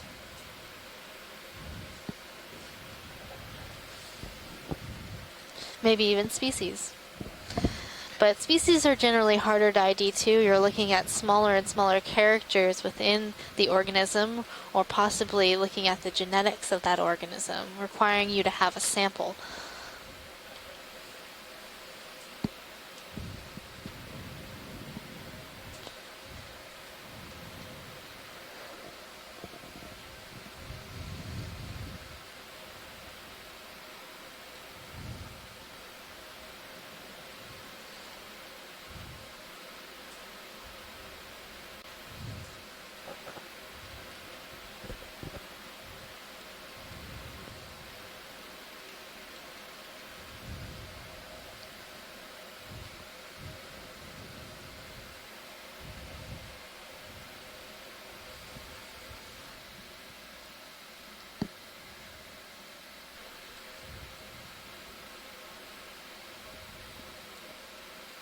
Right now we're just traveling through this beautiful coral garden full of many different types of octocorals. Those include bamboo corals, those long sort of leggy corals that you're seeing. Primnoid corals, those are those shorter, very white looking corals. Now we're seeing a fish coming into view. Laser. Yeah, go for zoom. This looks like another kumba, a type of macourid fish or rat tail, also known as grenadiers. They don't have any scales on their nose. Hey, watch it, go ahead. They're one of my favorites in the macouridae family, just because they're just so adorable. Yeah, copy that. After this, you can lead me back to it, and I'll get a view for it. View of it for you. All right, buddy, let's let it go. I'm drifting.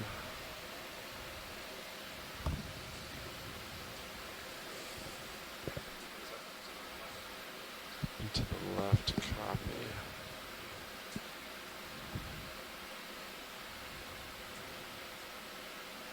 I spotted a nice rock right before we zoomed, so I'm trying to find that again. Looked like it was in place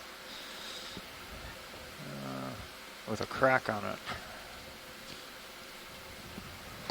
So maybe pick the fish up around forward. Ahead a bit. It was right on one of these edges of one of these low relief flows. Copy that. Is this more of a sheet flow formation? Kind of, yeah, in between, kind of a pillowed lobate sheet.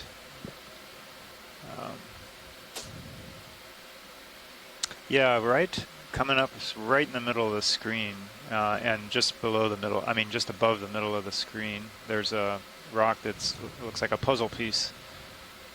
Might even have a coral on it. Yeah, right left of the lasers. There? Yeah, that one.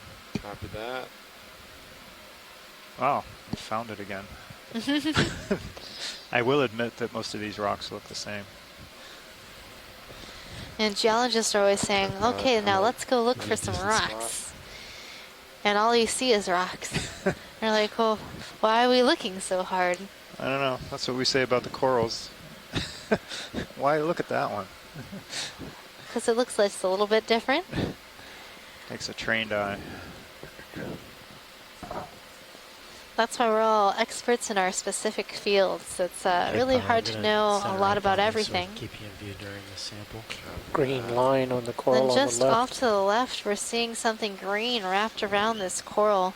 I have a feeling that is another piece of marine the ship is debris almost done or moving. some type of human garbage I called that it has moving made it 5 to the minutes ago, so bottom you of our should be ocean. starting to move 30 meters. Parsley. Do you want me to move back a little bit? Kind of I looks think. a little like fishing line, or maybe some sort of rope That'll end up or kind of line. right on top of D2. Bridge RV nav. Perhaps a piece of a plastic Go ahead, bag. RV nav. Yeah, that can we type of hold thing. present position? I think we might be done on the move anyway, but. We are 1.1 meters. Now, this from the is end a little move. bit I of a can mystery continue with the to line stop that though. we're seeing Great, and thanks. all. These seamounts are far deeper than any of the bottom fishing places. You know, this is not the type of depth where people would be fishing on the bottom. And what we've seen so far does not look like the kind of line that people use for fishing for tunas and swordfish. Yeah, like a short move, 10 meters, bearing 000, so due north, speed decimal 2. Where this debris is coming from, but it doesn't look like standard fishing. .2 knots. Yeah. Good copy. Thanks, Bridge. Hydraulics out. Nice. Nav, what samples do you have? Yeah, Bruce, I mean, there's a chance that this marine debris has come from the surface, from somewhere far away, and been transported by the currents and eventually sink to the bottom here, getting caught in one of the corals. Thanks, Bridge. Good copy. Yeah, that's right. That's a good possibility. We should try to zoom in on that piece of the green marine debris. Comment here was it looked like it might have been maybe a piece of cargo net, something like that. The yellow line that we saw earlier looked like polypropylene line, and that's a little bit of a puzzle because polypropylene floats. So how it got down this deep with the snag on the corals is a puzzle. Yes. And maybe there were things growing out of the surface and it sank down. Give it the squeeze test, maybe. Yeah, it looks. Ready to squeeze it? Yeah, let's squeeze it. It looks a little slabby, but it's nicely in place. So let's grab it and take a look at it. Big crack there to the right. I wonder if you could lift that piece off.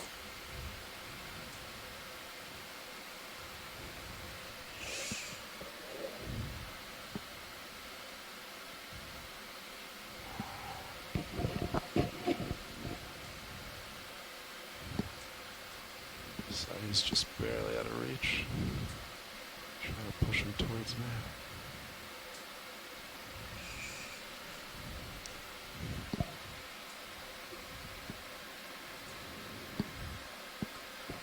So I don't see any of our onshore geologists on the chat, but if there are anybody that wants to comment on this rock collection, it is would be our second rock, second of 2 rocks. So fairly important to make sure we get a good one.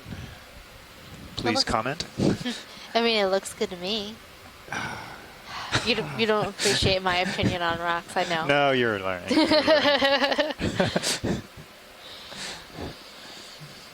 The video, I can't confirm it looks like a rock. Roger that. I have to see if it tastes like a rock. Does it smell like a rock? I don't know.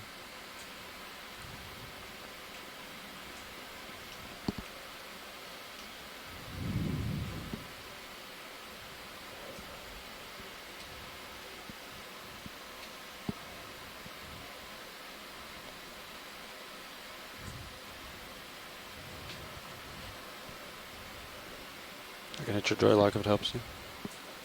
Copy.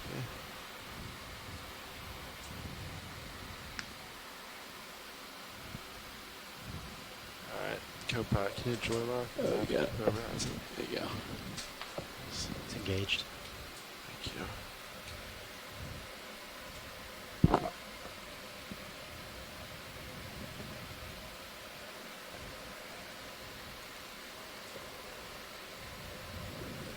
Let's try it again.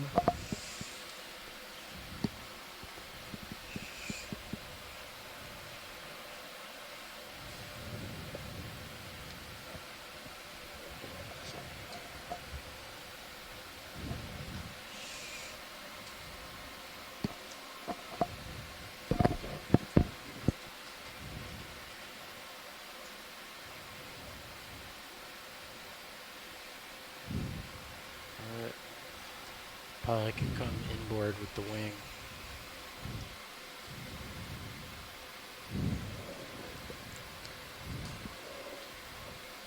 Alright, Washley, that's our strongest grip force, and it's not crushing it. So, whatever you think.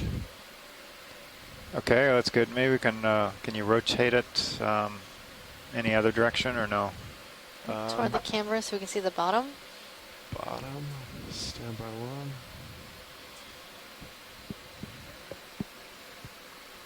Yeah, it looks like it's got a decent thickness. Bring it down. Let's go ahead and take it. Zoom in. Can really see the current blowing everything by. I'm not seeing any of that yellowishness. Lowers a little bit. You can see.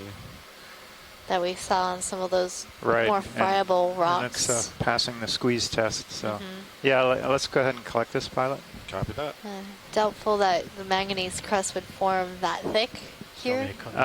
Or I know it takes millions of years to form manganese nodules, but I'm thinking that's a little too thick. So there should be a good core inside. Hope so.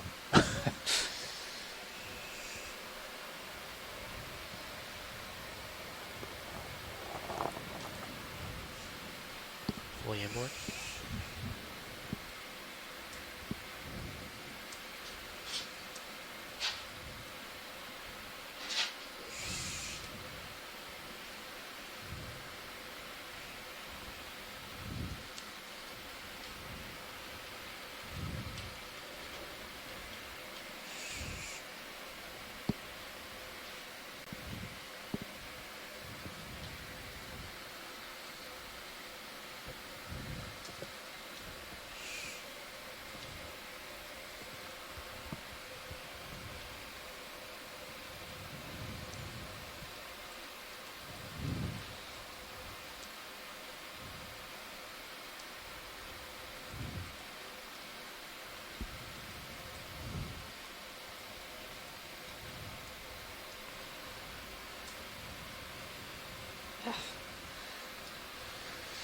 All right.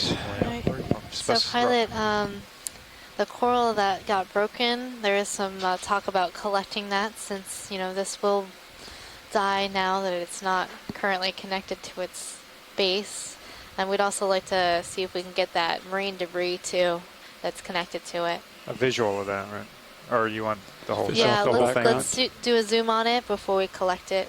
Copy. One. To the left of the screen? Yeah, left of the screen. Copy. Still inside. So you break it, you buy it. Could zoom with doing mini zoos. Yeah, zoom. You want me to get it? With Sure. on it? Let's do mini zoos real quick. Can you reach down there, Sean? I'll have to rotate. Saying we're a bull in a bull in a coral shop. Quite a bit of marine debris here. We are rather large. The vehicle is rather large. Video, you want to come well, and these corals are extremely fragile. It's actually pretty good.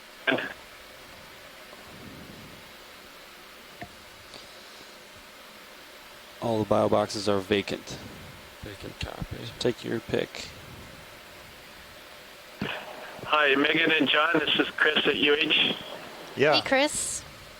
What's going on? Yeah, just a heads up, in about 30 minutes, so we're going to get a large group that's going to be visiting for 30 minutes or so. And would it be okay if some of them were to ask you some questions when they get here? They're supposed to be here at 1:30, and it'll be about 30 people. Yeah, of course. Sounds fun. Who are you talking to, Vinay? I was talking to Chris Kelly. There's a large group UH that's going Exploratorium experience. Let's maneuver on this. Come out of joy.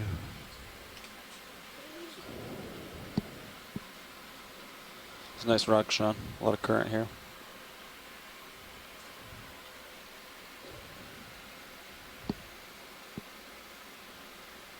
Video, would you go full wide on mini Zeus again?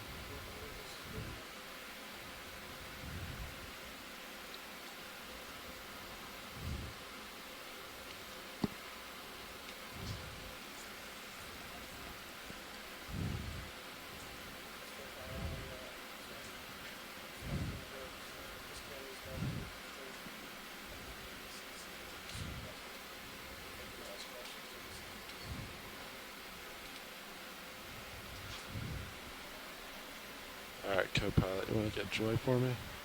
Copy. It's engaged. Thank you.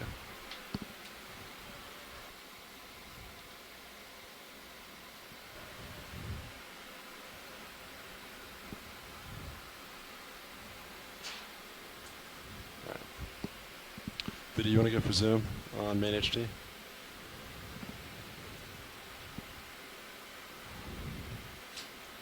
So let's see, we want to go for... So this line sort of looks like that polypropylene too, plastic, green. Well, the rope might help you, Sean. Yeah, I might just grab the rope. Yeah, take a look at the knots. It looks like a net. Yeah, a piece of a net. Netting. All right, come wide just slightly, video. It's going to be stronger at the thicker spot if you go like... On the left side? Could get caught in the jaws too. I was thinking about just plucking the net. Yeah. Maybe, maybe not. We'll see. Yeah. Maybe careful it doesn't get caught up in the fingers. Or Yeah. Oh, yeah. It's going to be alright. It's a small, it's not like a... See, from this angle, it doesn't look as broken. No. You still want me to collect it? I didn't see a break point. I thought I saw it fall over, but it looks too. like it's attached.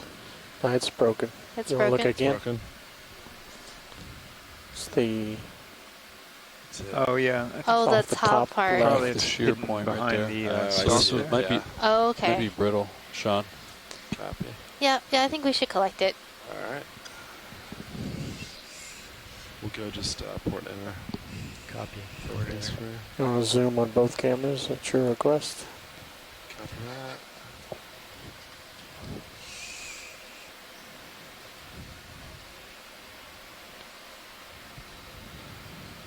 This is going to be extremely fragile. Copy that. Fragile.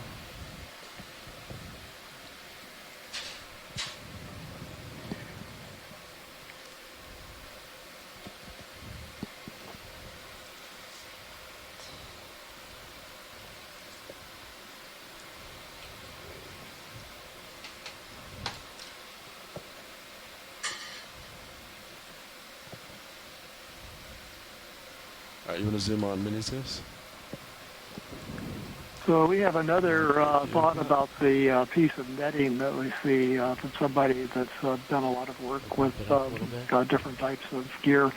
He actually thinks this may be a fragment of the cod end of a trawl of fishing gear from the way that it's knotted, the type of knot, the type of material that it's used. But it's not a kind of gear that's used here in the Hawaiian Islands. So, Megan, you were correct that this is probably stuff that's drifted from remote areas far away from the islands and broken up pieces that have come down in the currents and into our area. But that speculation is that it's a piece of... Might still get a piece of the coral with the net. Back end. So, video, come back in, because I think the net's on the piece that's connected to the rock. So grabbing it might rip the stump off, right? The stem? Do you agree? I suspect you are correct. So science, are you with me? What was that, pilot? So the loose piece is separated from the net now, but the net is now, so it's stayed on with the part connected to the rock still? Yeah, well, so I we'll can pull it, but we'll probably pull the stem off the rock. Yeah, I think we should just leave that there and grab the larger piece. Copy, so leave net, go for fallen piece.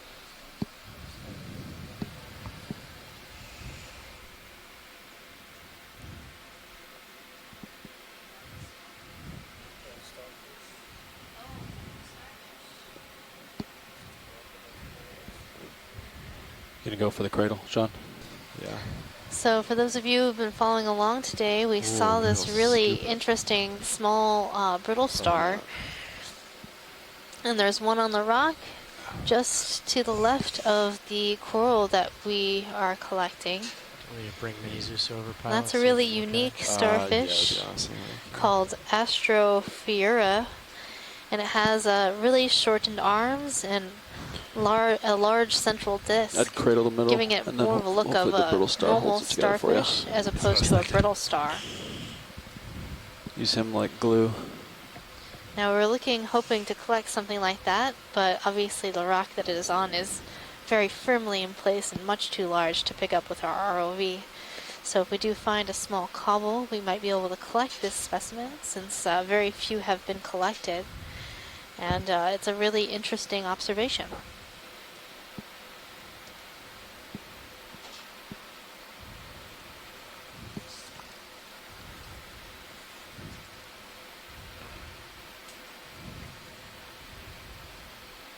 So for that piece of marine debris, that's an example of the type of debris that washes up in the northwestern Hawaiian Islands in the Papahanaumokuakea Marine National Monument. The gyral circulation in the North Pacific accumulates that stuff. And the NOAA has had massive cleanup operations for a number of years, picking up tons of marine debris, including lines and bits of netting and other types of plastic bottles, and bringing it back for recycling. Cameras are full wide. H-power burning for a source of electrical power in the Hawaiian Islands.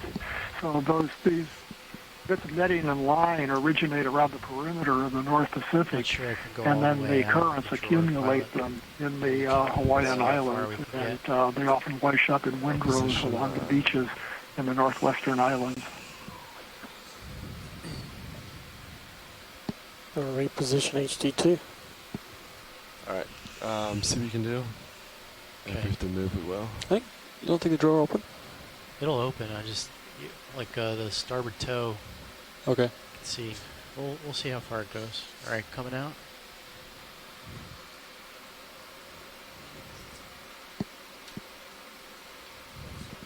Oh, it might go all the way. Your jaw's opening, Sean. Ooh.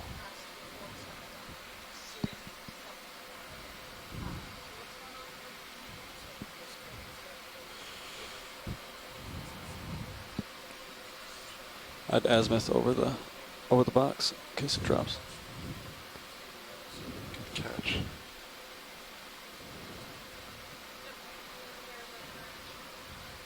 The hydraulics are a little sluggish. The new piston drawer cylinder coming out is a little slow. I think my drawer's kind of resting on that rock now. I can work with that. Just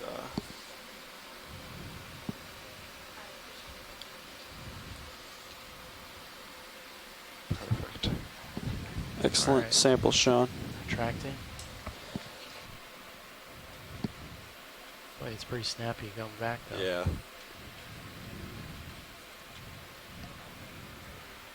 Cheers. Alright. Port inside. Nice job, Sean. This is a well done, Sean. Tricky one. Don't take any last grab at your green stuff? It's so brittle, if I touch it, it's just going to yank the coral off, so science suggested to leave it. Okay.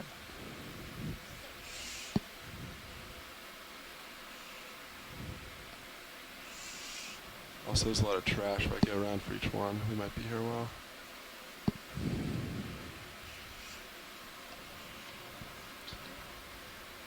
Alright, arm is off.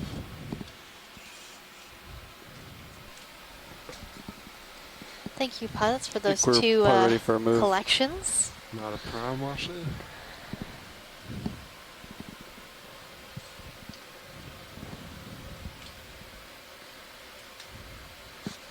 So we just collected a rock sample and a hemicorallium sample that we had accidentally knocked over during our rock sample. So sort of let's see. Break, you could take it. But it's also a good sample because it's relatively characteristic of this area, and the genetics of these hemicorallium corals is still being studied by a couple groups. So collecting that type of coral is quite advantageous to them. Yeah, I'm excellent driving in line, so. Prepare to be impressed. And that coral also had a piece of marine debris on it wrapped around that coral, and it was likely a piece that originated from somewhere else in the ocean and then somehow got stuck on that coral down here at 2,000 meters. So that brings up the thing that the oceans are all connected. There's no boundaries in our oceans. And that's sort of why we want to study the high seas. Because, you know, we have these boundaries that we've put in place as humans of this part of the ocean belongs to this country, and that part of the ocean belongs to this country, and this part of the ocean belongs to no one. But the ocean belongs to itself. It is doing its own thing. And these lines that we have arbitrarily placed have nothing to do with ecological boundaries. Then they started drifting. Right, in some cases they go like right through the middle of seamounts, so that's kind of an interesting thing if you plan to study a seamount. I can always stop and readjust suddenly need to have a permit for half of a seamount. How much of it's not the other half? So. Yeah, it looks like it's almost due starboard. Sort of like changing state lines. You're driving in the United States and you cross over from Florida into Georgia. You see this nice welcoming sign that says "Welcome to Georgia," and you're like, well. Doesn't seem very different. Yeah, it looks the same, but there's like a little rest stop, you know, that way you know, and you can grab some peaches maybe, or if you're going the opposite way, maybe some oranges. Yep. Stop moving. Here, I guess you grab a rock and some coral and move on. Go ahead, Arvin. Right? Yeah, can we actually hold present position, please? Easy stop right now. Great. No souvenir shops and billboards in the deep sea, line up on it? Yeah, how about we rotate? So you guys may have already answered this today, but when we look at areas like what we're seeing right now, when there's several communities here, why is it important to document these communities? Okay, Pats, coming to an easy stop. So these communities could be interconnected to other areas in our oceans. Seamounts are sort of like little island oases in the deep sea. So the area around our seamounts is quite deep and quite a different type of landscape. And here on top of the seamount, we're seeing a lot of coral communities. And these communities could be connected to, say, the Northwest Hawaiian Islands or the main Hawaiian Islands or other seamounts in the greater Pacific Ocean. What do you guys think? 220, 225? Yeah. 220. And they're connected by larval transportation in the case of organisms like our corals and sponges, which are sessile organisms, meaning they live on the bottom of the ocean. 30 meters, 220. These organisms, as adults, cannot leave their current location, but their larvae can. Great job, and those larvae are basically transported from place to place by ocean 220 degrees, and these ocean currents accelerate over the tops of these seamounts and become good settling grounds dark crinoid on top of that, for numerous different coral species and sponge species. So for every coral or sponge you see here, there's probably many that never made it. They settled down and couldn't hold on, couldn't survive, or they got onto a rock that turned over. Fish left. Do we go for fish? Yep. Now we have another fish coming into view. 0 meters, bearing 220, speed decimal 2 knots. Move initiated. Good cut. Thanks, Bridge. This looks like another kumba. You got plenty of space. Nice. So kumba are a type of rat-tailed fish, also known as grenadier. They're in the family Macuridae. You can identify the kumba by its front of its nose not having any scales. It looks sort of jelly-like. They tend to have a sort of smaller body than one of the smaller Macurids. It's got an eye problem on the left, or our left. This one has seen many battles. Looks like there's something going on with its eye on its right side. He looks a little ratty. Just a little bit. Parasite or just damage? It almost looks like a parasite. Could be. I saw a little white spot, which could be a parasite. But the eye looked a little sunken in. Not healthy.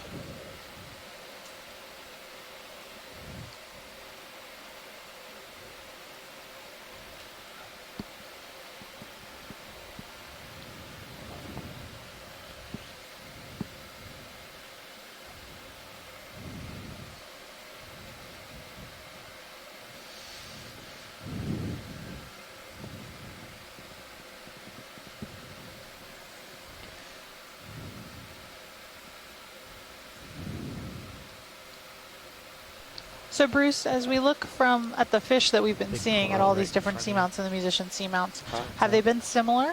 Are these typical organisms that we would expect to see at these depths? I think it's more back to your left. Probably just do a straight rotate with camera tilted. They are typical organisms that we would expect to see at these depths, with the exception of the flathead codlings that we saw. They're pretty much the same things that we've seen in the general area, the Kumba species, arrow-toothed eels, Coryphaenoides, grenadiers. Yellow on the rock just beyond so it. we are seeing things that we see elsewhere.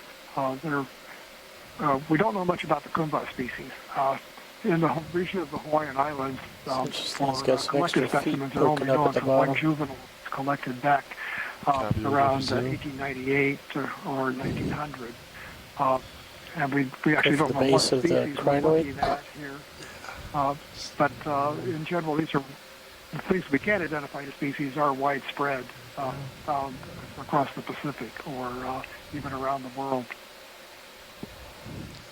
So right now we're looking at a bamboo coral with a crinoid on it. And you can see that this crinoid has a number of cirri wrapped around the top of this bamboo coral. The cirri are those little legs. This one has very prehensile cirri, meaning that the cirri can wrap very tightly around this stalk. Screen, crinoid. So the purple color that sort of has that beautiful ombre fade to white near the top, and if we pan up just a little bit further, you'll see that the ends of the filament of these arms have long filaments that are devoid of those sort of pinnules coming off, giving those arms a feather-like look. So that leads me to believe that this particular crinoid might be in the genus just down Sathrometra. Past this crinoid. I'm going to tilt down. Let's see if we can see what it is.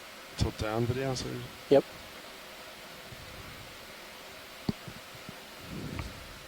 What am I looking for? Yeah. It's, I think it's a starfish or something. Or it's in the background? Yeah. Oh, and there looks to be a polyplacophoran. So you see that little scale-like organism on the right side of the screen? Yeah. Yep. That's a new thing. I don't think we've seen that this expedition. No. So polyplacophorans are a type of mollusk related to snails, but unlike snails, it has multiple plates. That's where you get that poly from. It has many plates. So the name means many plates, polyplacophora. Crab on the right. To the right. Big crab. Came in to see what you were up to. Copy. You want to go for crab then? Yeah. ROV nav bridge. Take a Go ahead, bridge. Move complete. Quick zoom view of Thanks, it. bridge. I think we've seen a couple of these, or at least one so far tonight. Alright, we can do snap zoom, backing out. He's got a problem with that rear leg. Yeah, seen better days, huh? So this type of crab is going to be forever known to me as the dancing crab. The dancing crab. Oh, he's got something.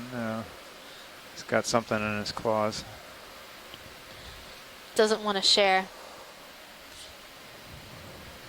It looks like this crab is eating whatever it is captured and is getting quite nervous that we might take it from him. Look around him, or yeah, I'm just trying to lift you up a little bit. Maneuver properly. There he is. So we're seeing on this crab, this back leg There's your on the crinoid swimming. right That's side of the awesome. crab is very small. The crinoid has decided to show us that crinoids can swim. They can fly. Well, I guess he is distracting us. Looks like a badminton thing. It's not doing the crinoid swim though. Just sort of floating around in the current. You're full eye. I think we're good. We can leave that crinoid. Could we pan back to the crab? It looked like the back leg of this crab was either missing or regrowing. Yeah, so crabs can lose their legs and eventually regrow them and regrow a brand new leg. Now, how awesome would it be if you lost a limb and you could regrow it yourself? Upper left. So a number of organisms that we know can actually regrow limbs. Many of you might know that lizards can drop their tail and regrow them. Crabs can regrow their legs. Starfish can regrow legs. Video, go for zoom.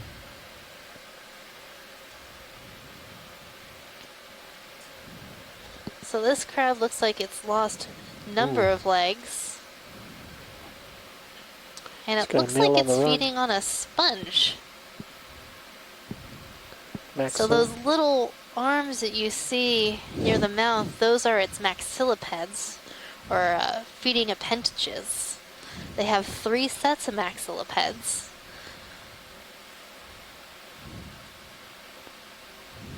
And you can see this back leg is really reduced and small. That's because that leg has actually regrown and eventually will be as big as the other walking legs that you see.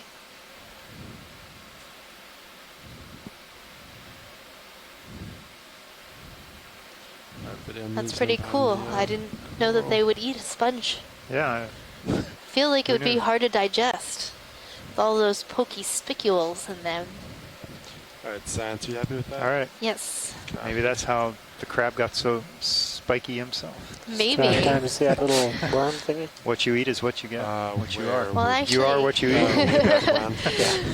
Well, actually, crab probably not. exoskeletons are made out of what is called chitin. So if you've ever had shrimp, it's the same material. That's sort of hard to digest material. We had shrimp for lunch. Yeah. And spicules inside a sponge skeleton are made out of glass or silica. Got lasers on. Should laser that big coral coming up. More lasers on. That one looks really ancient.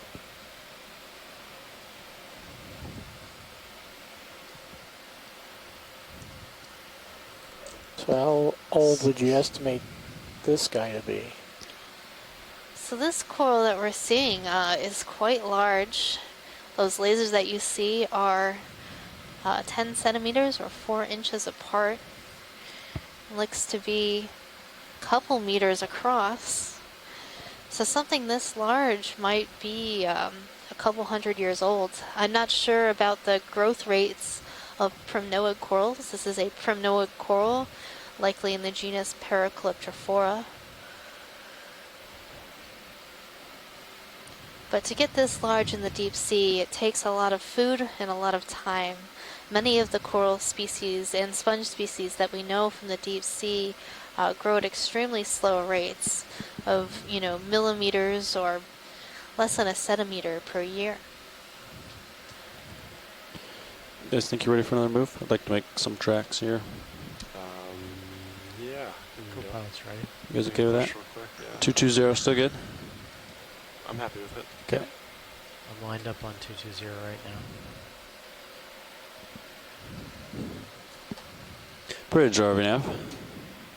Go ahead, RVNav. Yeah, I'd like to move same as last. Range 30 meters, bearing 220 degrees, speed 0.2 knots.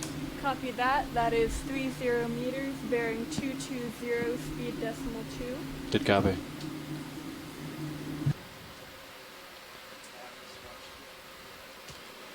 Go ahead, watch 2.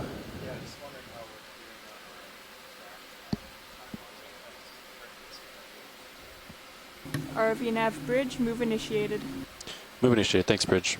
Yes, we have 280 meters to get to the waypoint 2, and we have 2 hours left. So if we keep moving, we'll make it there. Yeah, we can make it. So it looks like I'm seeing another bamboo colony coming into view. 0.07. This looks a bit different than some of the other ones we've looked at before. So could we take some time and look at that nice large colony on the right? Copy that.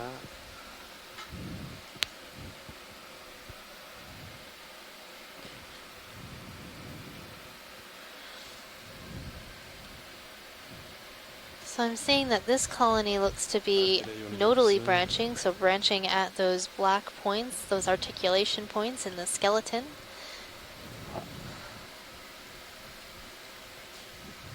Video take over soon.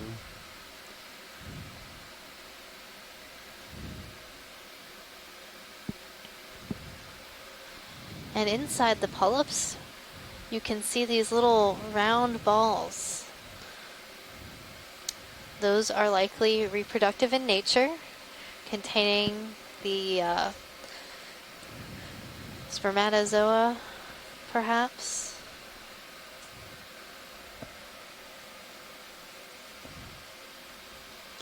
Les or Scott, do you know what clade that this coral might belong in?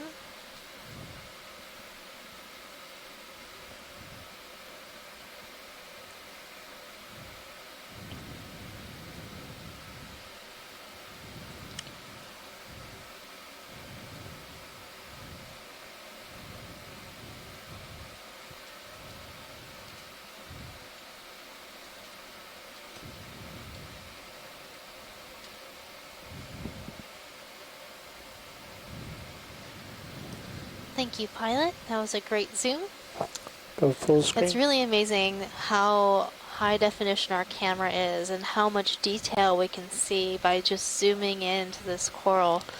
Being able to see individual polyps and the structures inside the polyps is just fantastic.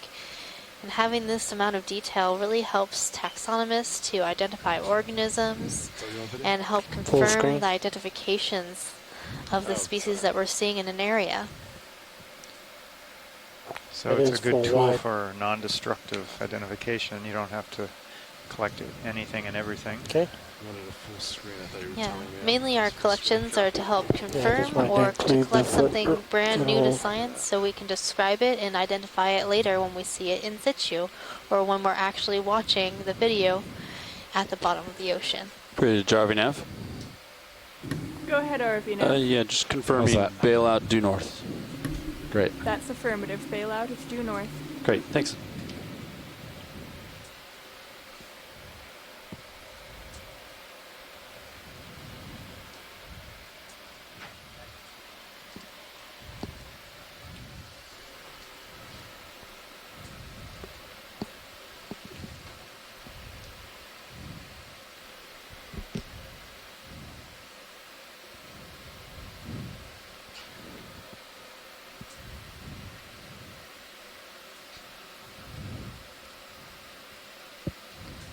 You know what I haven't seen yet today?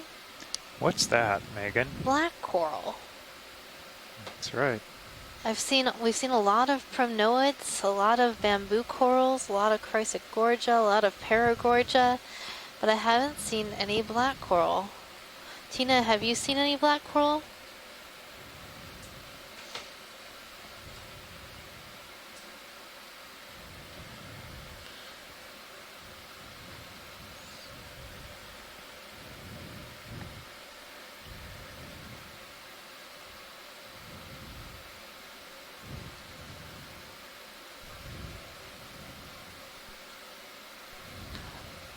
So one of the reasons that we were doing the dive today on Mussorgsky Seamount was to compare and contrast communities from this seamount, which is relatively isolated as compared to the rest of the musician seamounts. Have we been seeing this many primnoids at other sites beyond just the lack of black coral? In certain locations, we have seen denser areas of primnoid corals, but not to this extent, I don't believe. We're also trying to compare the community here and at Debussy Seamount to see if it might be the same or different, seeing as those two seamounts are at similar latitudes. Move is complete.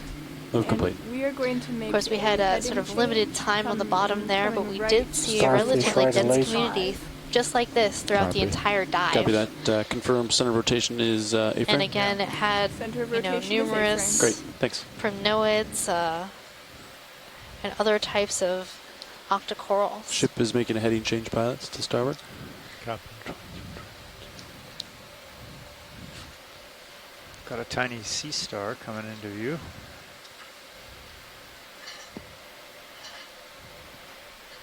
All right, video start to zone.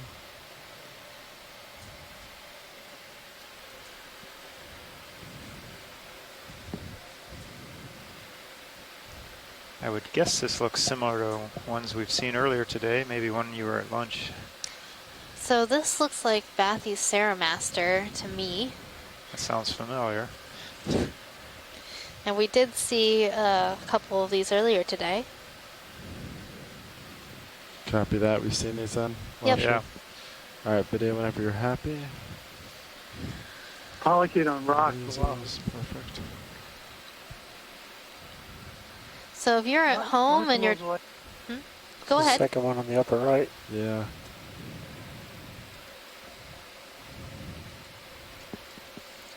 So if you're at home and you're wondering if you can ID these organisms yourselves, you can. Please do go onto our website and look up the animal guide. Confirm. Same one.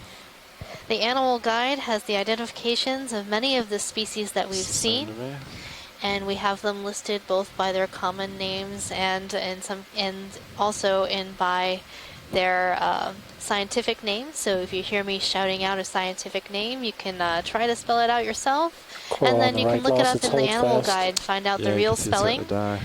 Some of these things are really tricky to spell. I often have a hard time with them. And that website is oceanexplorer.noaa.gov.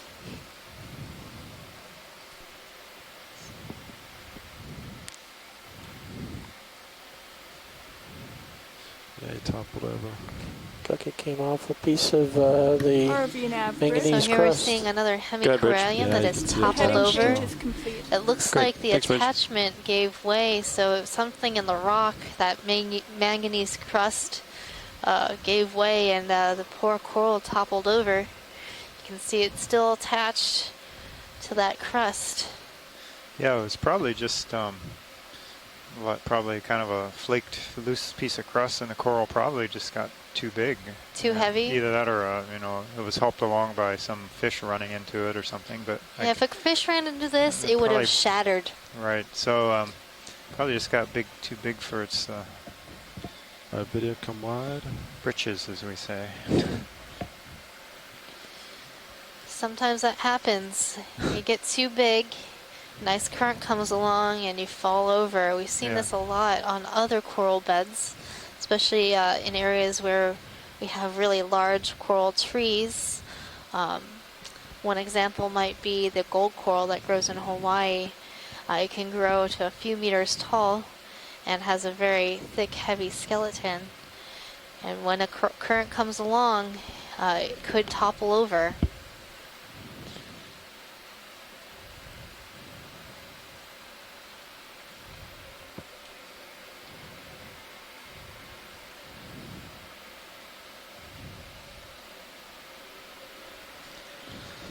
I'm also seeing a lot fewer sponges than we did at the beginning of our dive.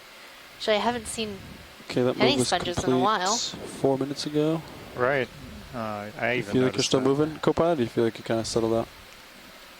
Not very fast, at least. Okay. Yeah, I think I'm settled. Geologically, I've been noticing a lot of these fractures or kind of like little channels in the sheet flows with sediment in between. So I don't think they're just flow fronts. I think a lot of them look like they're broken edges. So this is upslope, kind of how these things start breaking up and sliding down ever so slowly and eventually crumbling and creating all the broken rock we saw earlier in the dive. This is a nice view right here of a bunch of them, and they're kind of stepped up into the darkness. Crab atop of coral. Ooh, we got a big... A really large crab on this coral. Crab. Wow. I'd like to tend to port, if anything. So King of the coral. To his right, or our starboard side. I'd say let's keep rotate. Okay. What is his Pretty driving, Nav. Go ahead, Nav. Yeah, I'd like to move, same as the last move, range 30 meters, bearing 220 degrees, speed 0.2 knots. Copy that. The dancing crab. Bearing 220, speed 0.2. Good copy. Wow, he's even got spines on his claws. I hadn't noticed that before. You can see with the detail of the camera here. They're kind of black. Might be able to see underneath of this so one. those aren't like spines in the same way the Stay skeleton close has to it. Might be able to spines, see but more underneath, like see little if it's carrying hairs. claws. So if you ever gotten crab claws at a restaurant and they haven't cleaned the hairs off, which generally they don't, you'll see those, and they can. I think they're sensory in continue nature. around. We might be able to see under it. See if it's a female, and you're drifting back. Because those first fading. pair of legs are mainly used more for gripping and handling of things.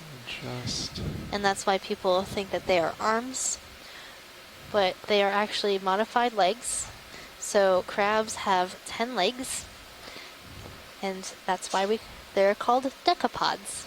Decapods meaning 10. I was at a trivia night once, and the question was, how many legs does a crab have? And apparently the answer they wanted was 8. I kind of went a little crazy and went into my full-on taxonomist rant about how it's decapods, they have 10 legs. I deserve my 1 point. Everybody else who said 8 is wrong. Okay, we're clear. Clear? Got it. Great pirouette. Because I was the only one who said 10. Really? Okay. Yeah, eventually the trivia proctor gave me my point, but didn't take a point away from everybody else, so I did not win trivia that night. So in your time off, you play biological trivia games? Actually, no, it was like normal trivia, and that was like the only question I knew the answer to, so I was really mad. That happens to me. I was like, I don't know anything about pop culture. So we have a nice boulder that rolled over with a coral, probably.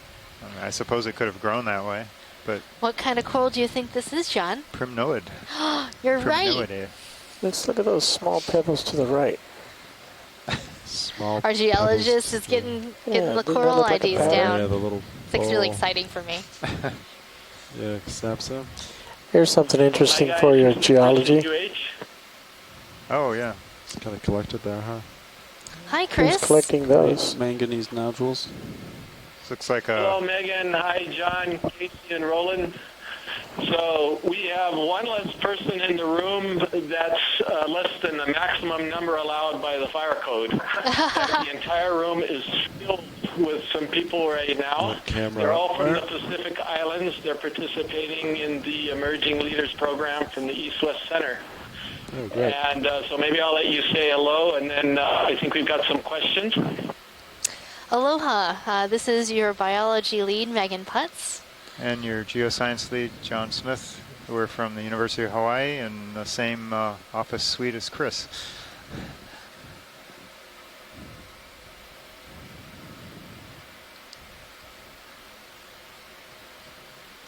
We also are honored to have the director of the East-West Center here, Richard Volstek, with us. So maybe, Richard, would you like to ask a question or make a comment? All the way down here? It's about halfway. I can continue the open. About it? Give it a little bumpy bump for me. Did you hear that question? No, could you repeat that? Just a second.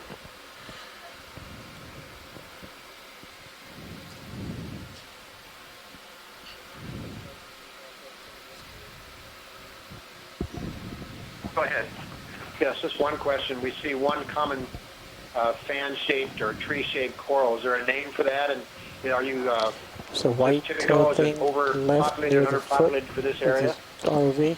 So this area is what we would probably describe as a dense coral community. We're seeing a number of corals per square meter, and that's the general definition of dense coral community given in the literature.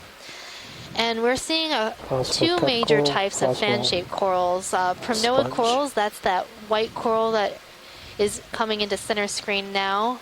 Pilot, could you do a snap zoom on that? Copy that. So this coral has polyps with body scales on it, and that's how you know it's a primnoid coral. The other fan-shaped coral that we were seeing quite a bit of is a bamboo coral, and that coral you can identify using looking at the skeleton of the coral, which you can see through the tissue. The skeleton has that look of a bamboo tree that it has alternating portions of white and then small portions of brown or black, and those are the nodes and internodes. So it has this two-type skeleton, partially made of calcium carbonate, that's that white portion, and then the brown portion is a proteinaceous skeleton that allows the different parts of the calcium carbonate skeleton to move and flex in the current. Okay, let's look up and wide. Up and wide. So what's that white thing that is on the screen right now, Megan? Talking about the cup So coral what we're now. looking at right now is a single polyp sclerotinian coral. It's a cup coral. It's a type of hard coral related to the corals that you might see while snorkeling. So the skeleton is also made of calcium carbonate. And this is one polyp, so this coral will only ever be one polyp. And it lives alone by itself at the bottom of the sea. Look at the forest. Yeah, I'm starting to pass you a little bit, pilot. Copy that. Give a little push forward.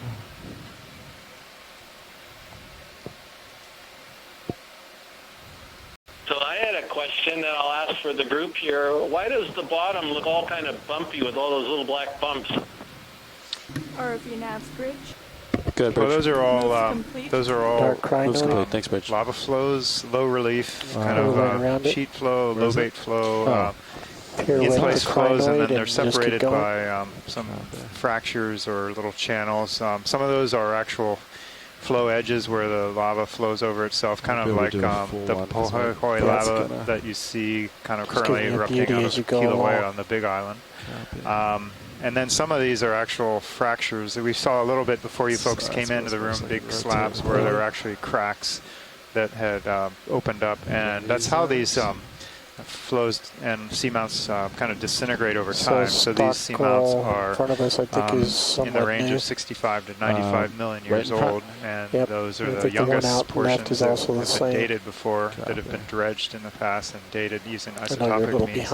So anyway, that basically there's tens of millions of years of age on these volcanoes, and then basically things starts breaking up and sliding downhill, tumbling downhill. If you have just physical wear and tear, weathering, earthquakes, landslides, and when they were active, they were seismically and volcanically active, and all kinds of things were going on, as they are, say, on Big Island active volcanoes now.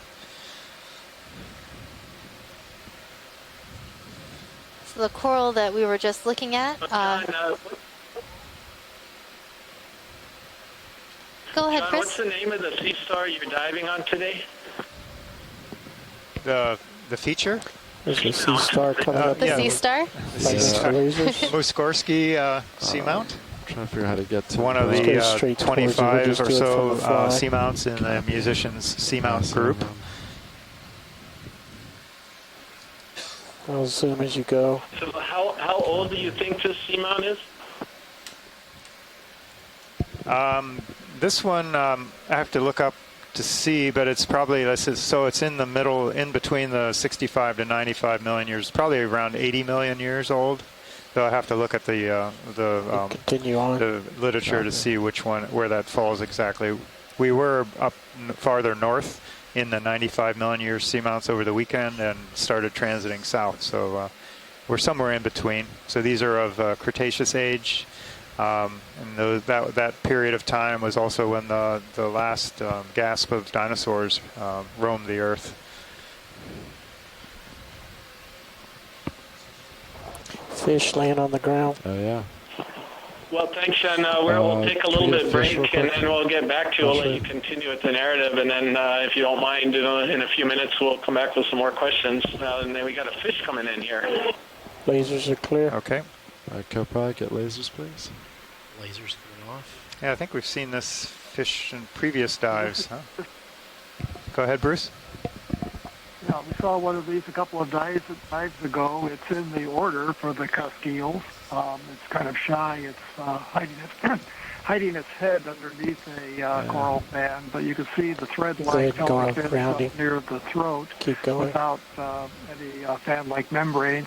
It has a two-part lateral line which is characteristic of the Cuskial family Baphididae. You can also see it's got kind of a swollen vent area at the end of the abdomen before the anal fin. These are live-bearing fishes, but young are born at a very small size, though.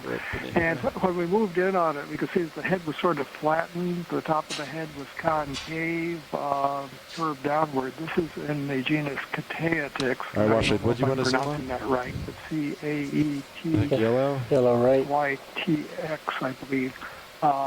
There's another genus with a rounded head, a more bulky head, Diplocanthopoma. Kind of unusual.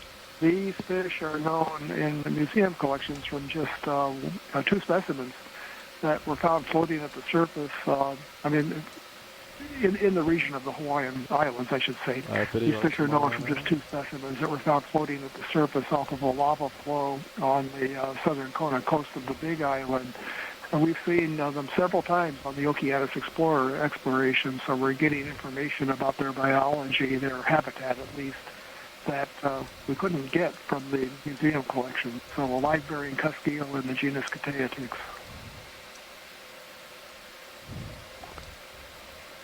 Thanks, Bruce. Okay, probably get lasers real quick for measurement. Coming on. And I totally garbled the spelling of that genus name earlier, so I'll type it into the event log in the chat room. May have been a fish past that other fish. Fish and a fish. Copy that. Possibly. Still hanging out. What is that thing that's wibbly wobbly at the bottom right there? Sort of, wobbly. yeah, there's a little flailing thing, bottom screen. Yeah. I think it's something. Something caught on something. I think. Oh. Schmutz. Schmutz. Flowing in the. It's our favorite word from yesterday. Underwater current, I guess. Oh, there it goes. Maybe our thrusters broke it loose. Yeah. I don't know. I thought it might have been something. Yeah.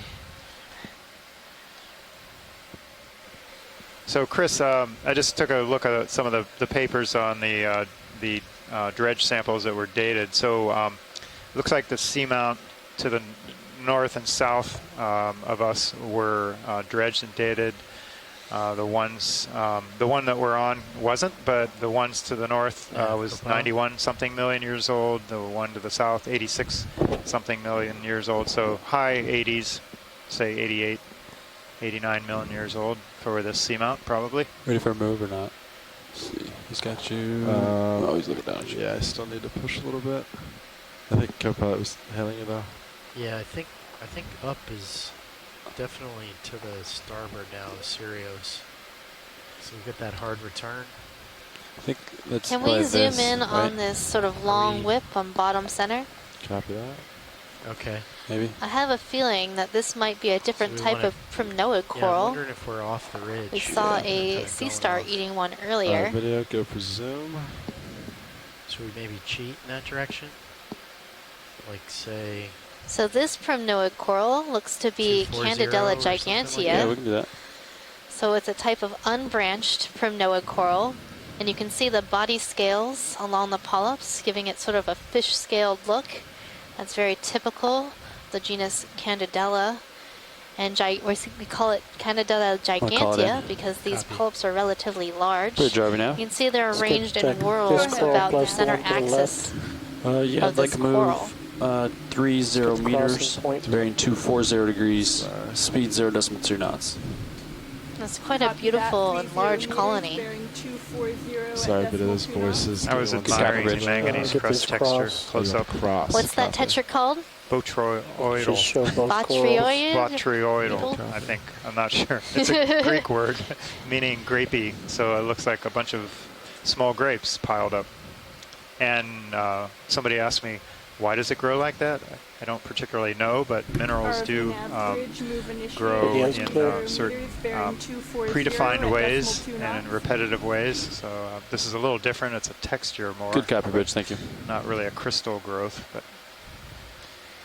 Okay, pilot. It's very repetitive and very obvious, or very identifying. 240, a little bit starboard. 40. So when the manganese precipitates out of the water and onto the surface of this rock, does the sediment get in the way, or does that get incorporated into the manganese crust? Well, yeah, that's a good question. It doesn't appear to be incorporated because you can slice these open and they're pretty densely black, very dark, and doesn't appear that you get that in there. So somehow, I think one of the requirements is pretty much that things need to be kept fairly clean of sediment. Obviously, there's a lot of sediment here, so I'm not quite sure how that all works. Yeah, if you think that's the way, I'm down to go. Heading there. I feel like a high pack, Sean. I'm thinking it's very slow. Just kind of go up here and then slow growing or slow precipitating. Yeah. These rinds or crusts grow Ship is into underway. millimeters per million years. Copy. Right here, we're looking right down a transition of like small cobbles and to more sediment and larger pieces and intact lava flows. It's kind of a nice transition. Yeah, yellow colonies, copy.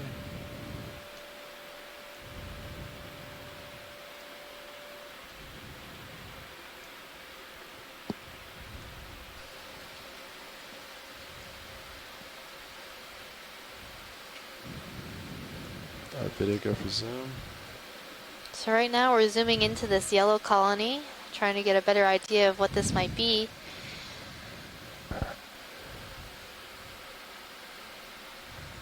I'm thinking it might be an acanthogorgid coral. Of course, it might also be a plexaurid coral. Tina, Asako, do you have an ID for this?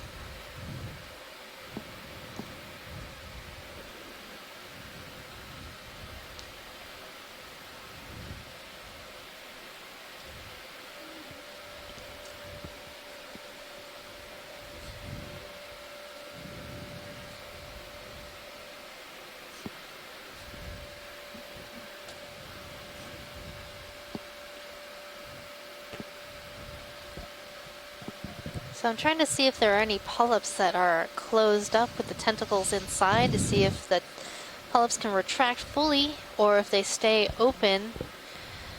And that, if they stay more open, that's probably a acanthogorgia.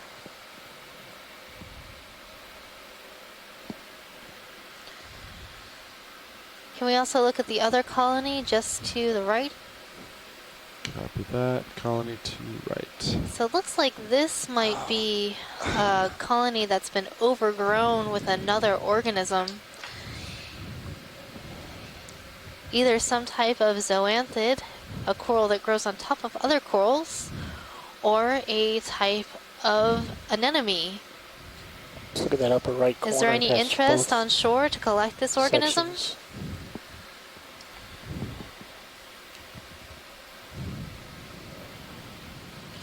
No, we've had some discussions about whether this is a zoanthid or a anemone, so I'd be really interested to find out if we would like to collect this. Have we seen these before in this dive? Or no? We have seen this before, and I'm not sure. My chat freezes up every so often, so I don't always get messages from people. Nolan? Yeah. Do you know if people have shown interest in this organism?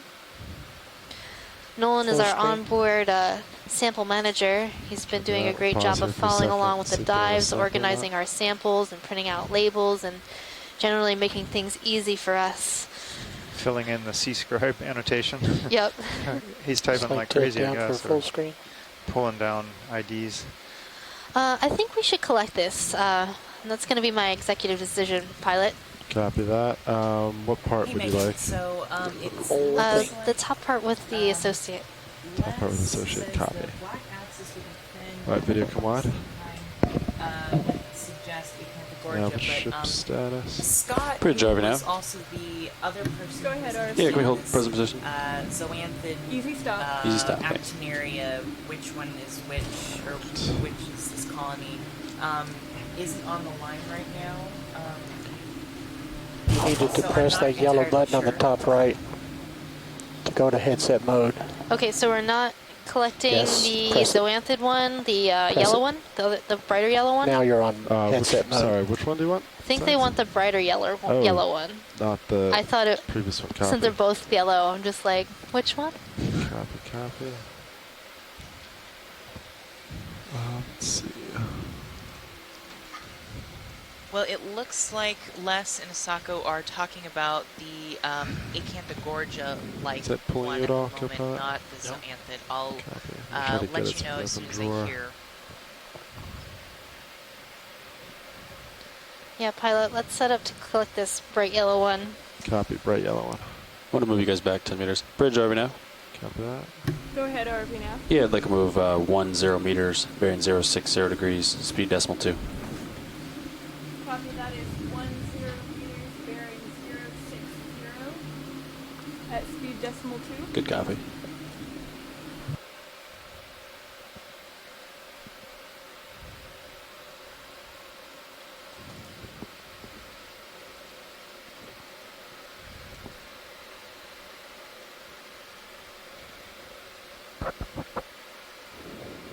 RV nav bridge move initiated 10 meters, bearing 060, speed decimal 2 knots. Good copy. Thanks, Bridge. You're spun up. And I'm always attracted to the yellow colonies. Do you think you can get up there? I can back up. Yeah, I'll probably back up. Well, I always want them to be gold corals. Oh, but the gold corals don't grow this deep. But they could also be plexaurid corals. I'll probably just go port outer, I guess. The other one sank, so it's not going to float out. Yeah.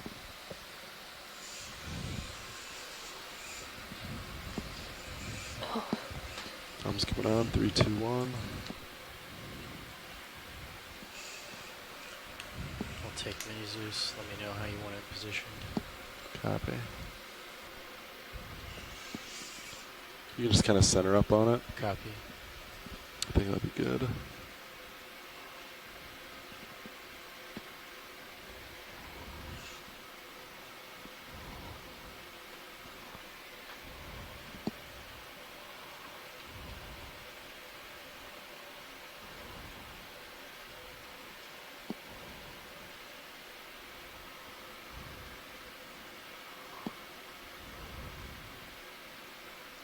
Copa, can you bring your rotator down so I can see D2 a little better? I'm watching your Zeus on my little monitor over here. Gotcha. Thanks. Thank you. Yeah. Just want to make sure we're sitting good. Thanks.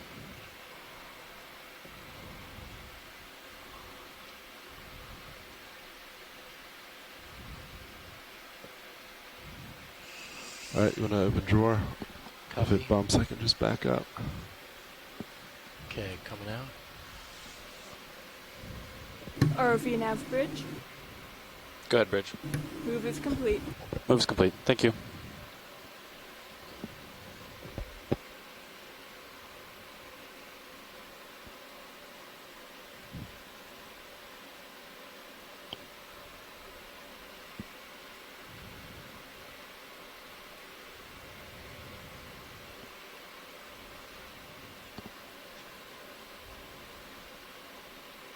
This new drawer really built suspense. Yeah. This is maximum velocity.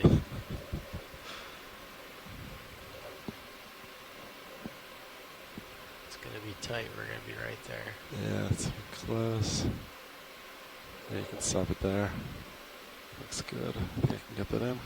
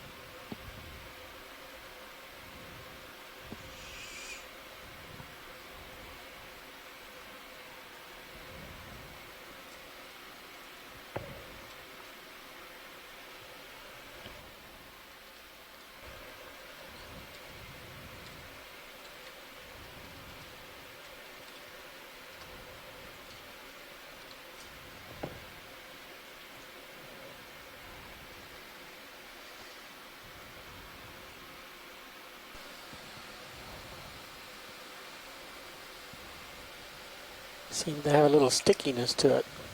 Yeah, there it goes. That was a little tricky. All right, nice. Go ahead and close. So, Pilot, while we're here, could we also grab one of those white corals, the primnoid corals? Yeah. There's one on the right side. Yeah, let me just reposition real quick.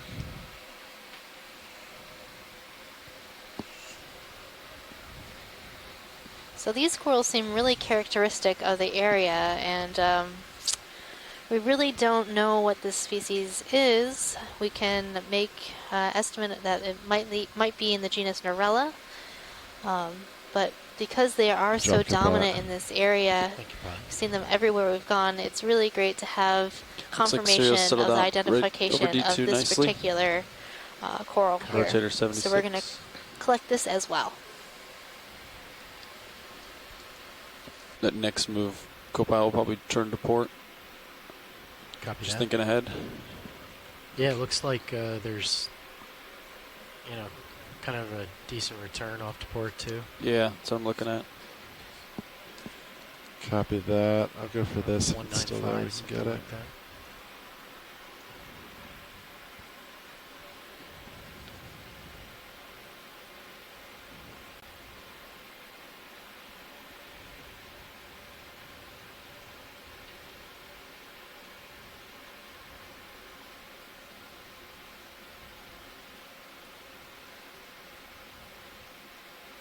So close, back up.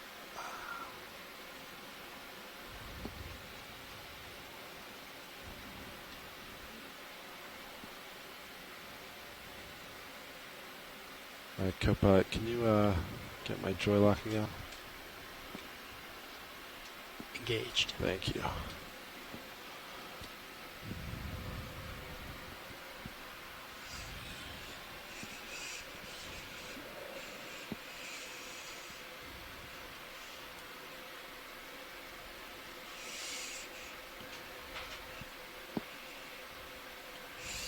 Gonna center up Eddie Zeus real quick.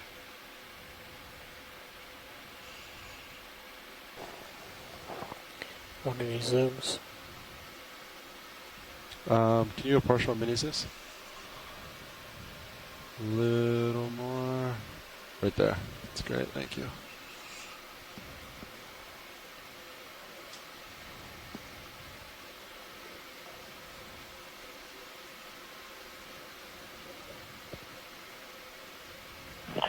Okay, hi, Megan and John. I know you're being quiet for the collection, but we do have some questions when you're ready to answer them again. Yeah, if you could stand by till we get the collection.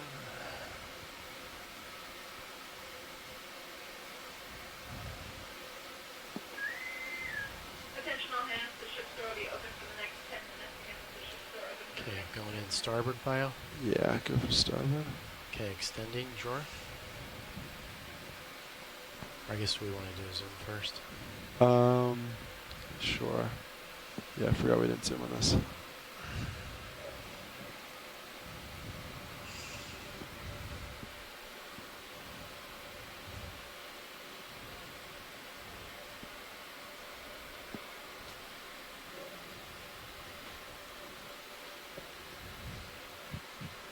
Slight camera up or arm down.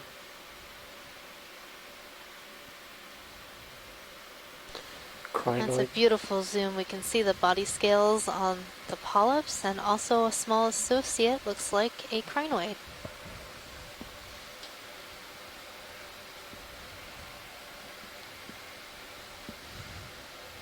Full light.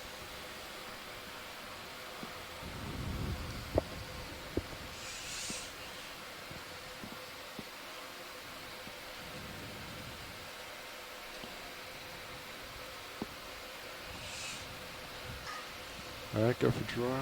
Okay, coming out.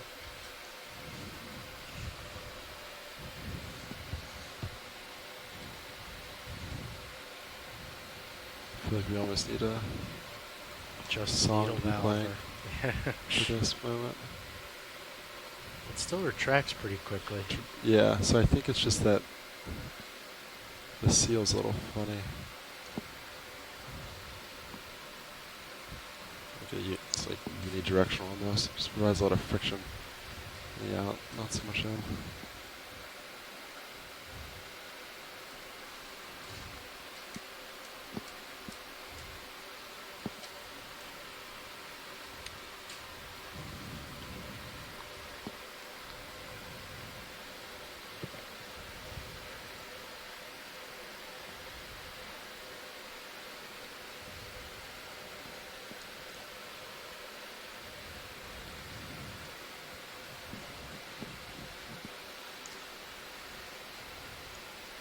Full extension.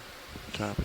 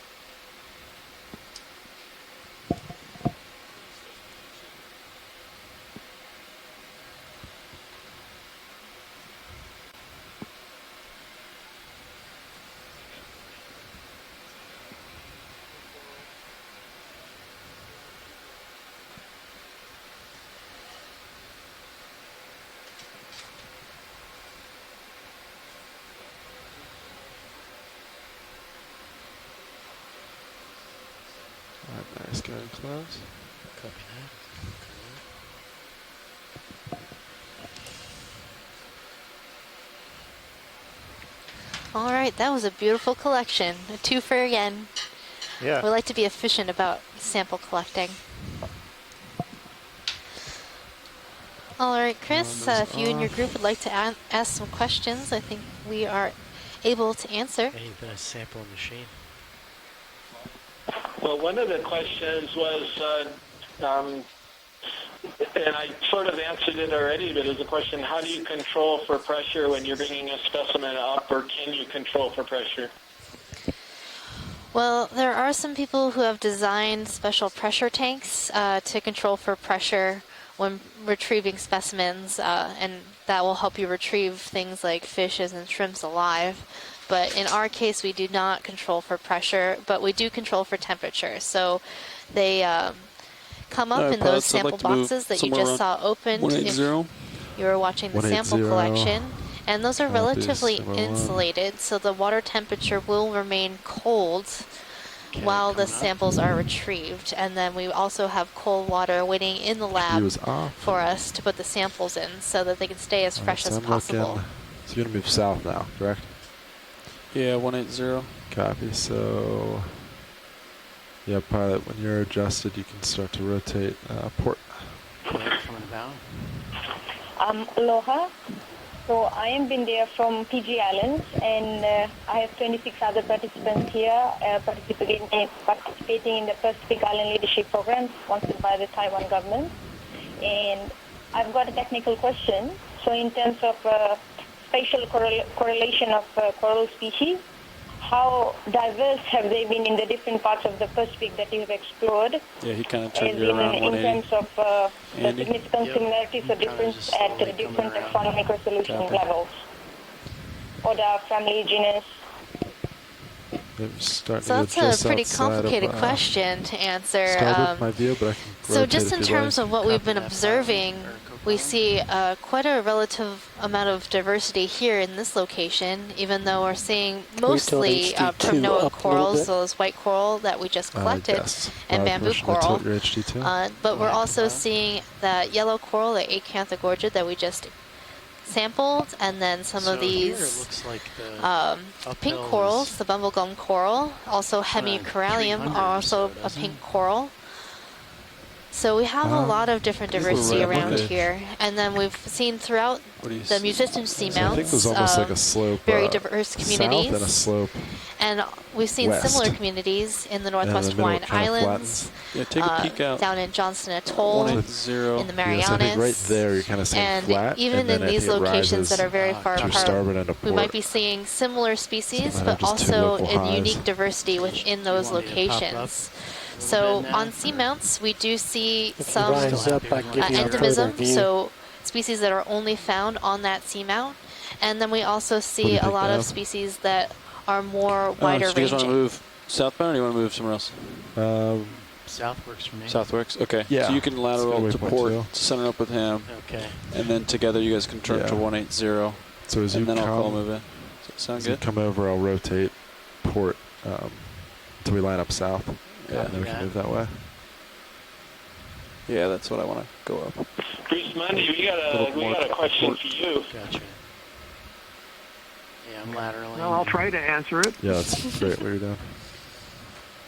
Aside from that one fish that we just saw a few minutes ago, what other types of fish have you seen down there? Well, at this seamount, we've only seen two types, if I remember correctly. We've seen these little grenadiers or rat tails, a lot of fish. I'm sorry, the last one was a live-bearing cuskeel. I'm forgetting already. So we've seen three types of fish. Copy. So I'm at We've seen the 200, so live-bearing 20 more cuskeel, degrees to one that we go. just saw. Port. We've seen some smaller fish called rat tails or grenadiers that are distantly related to the codfishes. Several of those have been drifting by in the current, undulating their tails. And at the beginning of the dive, we saw a very peculiar blackfish with large, kind of glowing eyes or reflecting eyes called a flat-nosed codling. It's also a distant relative of the codfish. It's just a weird branch the fish life structure. isn't very diverse down here, and their fish aren't very abundant. I think you guys are ready for a that may move. be in part You because can see of for the rocky reference, I'm pointed pretty substrate much where south there's now, not pilot. that much food for fishes compared Bridge to over say, now. a flat area with soft Go sediment ahead, that would have a RV lot Yeah, I'd like to move 30 meters, bearing 180, Lateral. speed decimal 2. Center to me.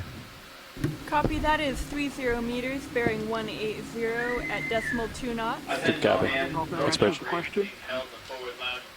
Yes, you did. We're discussing the next question.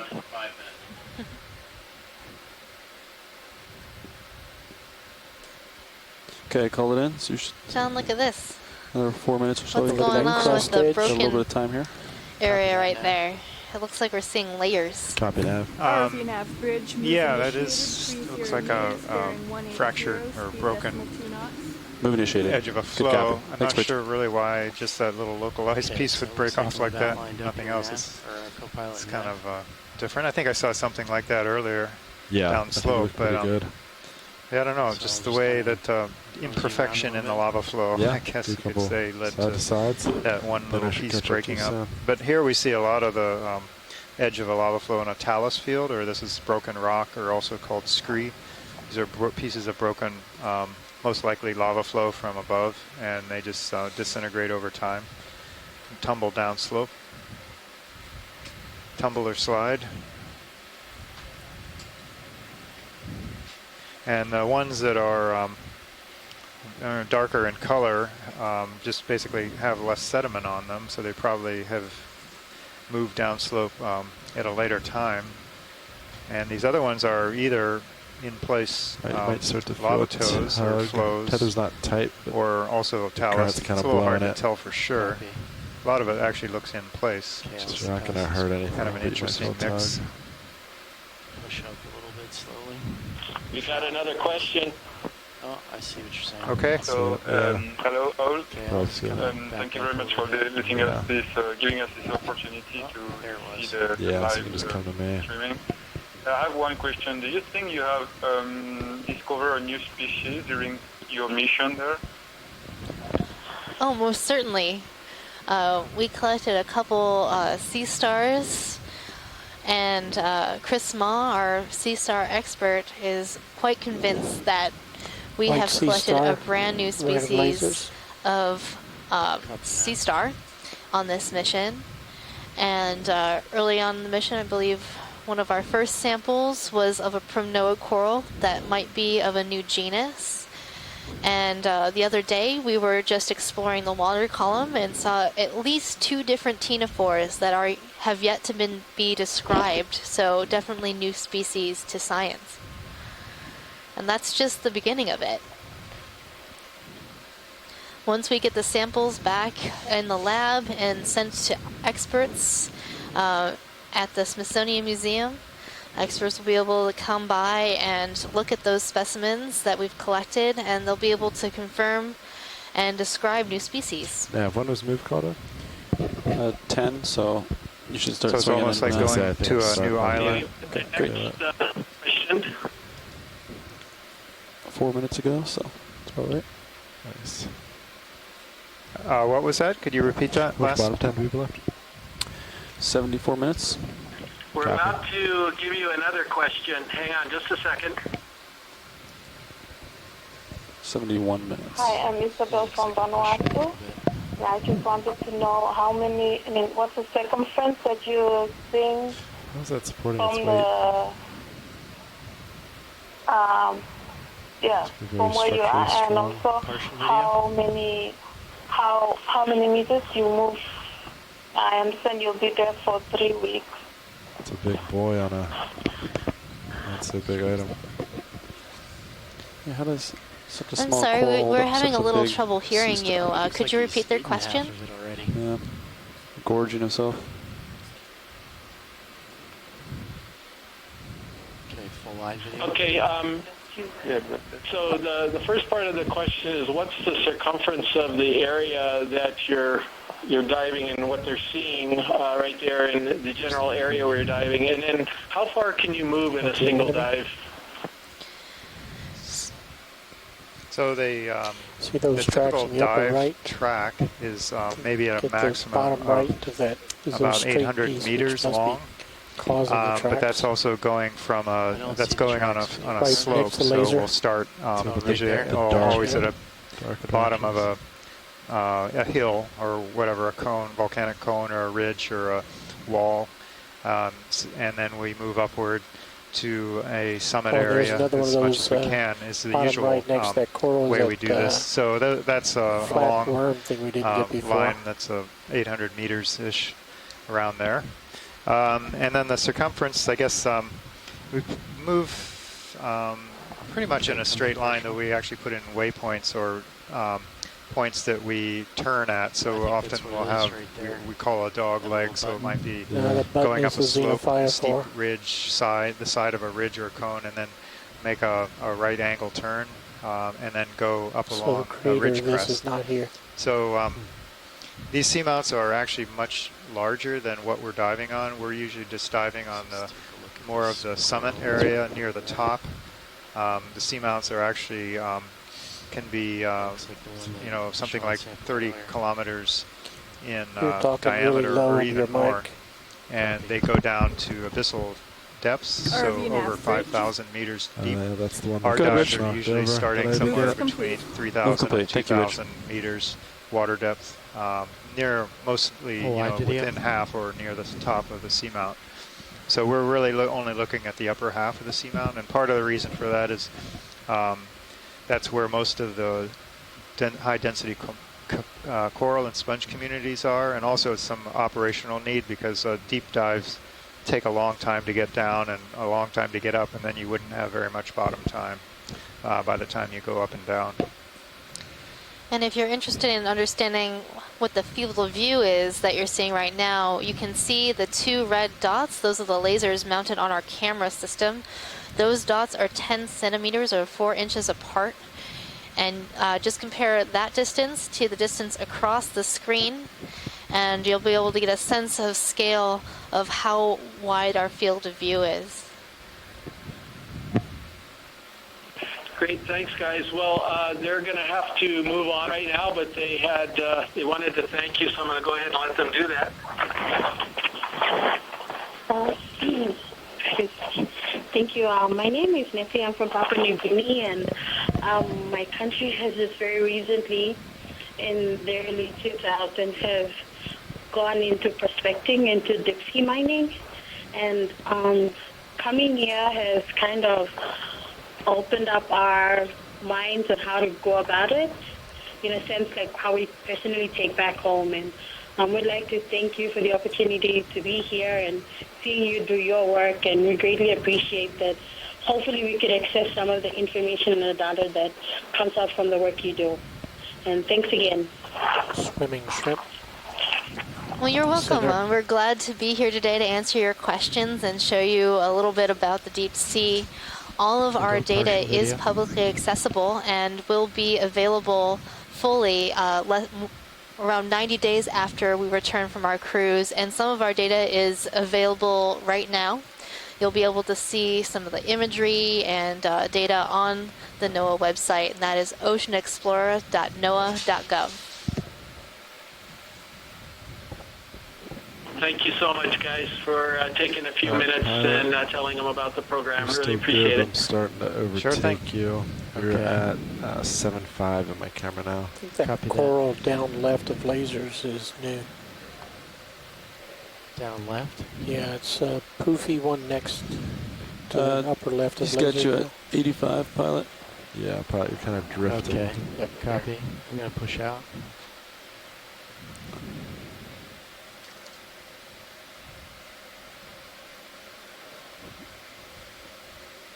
Yeah, so you want to rotate your gun. Look at Sirius screen. Yep. Yeah, there you go. So my camera's all the way back, so yeah, just rotate and push forward. Bamboos from NOAAs. What can I say? They're just everywhere around here. Get your B's and P's lined up. I'd be interested to know what Les and Scott think about this dive versus the one at Debussy Seamount. So this dive plan was put into place by both of them. They suggested this dive, and also go back to in conjunction with the dive at Debussy. Given that these two seamounts are approximately the same latitude, and at Debussy we saw a very dense community right off the bat, just like we did here, but it's a slightly different community. Yeah, so I'm back up 180. I'm so interested to hear what they say. I'd like them to call me up and write my dive summary for us. Right? That'd be so nice. Test. Just trying to lose your pilot, Sean. Didn't work.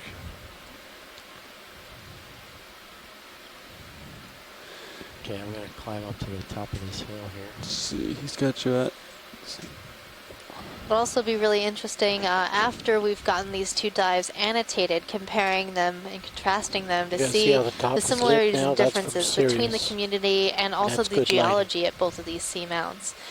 So even though the seamounts are at the same latitude and some of the factors in the ocean are controlled by that, I've found throughout my research that the actual physical terrain and physical location on a feature has a lot to do with what kind of community we might see and how dense that community might be, like move and same as also last, how old 30 meters, bearing 180 degrees, speed 0 decimal 2 knots. Do you think that the two seamounts, Debussy and Mussorgsky, are of the similar age?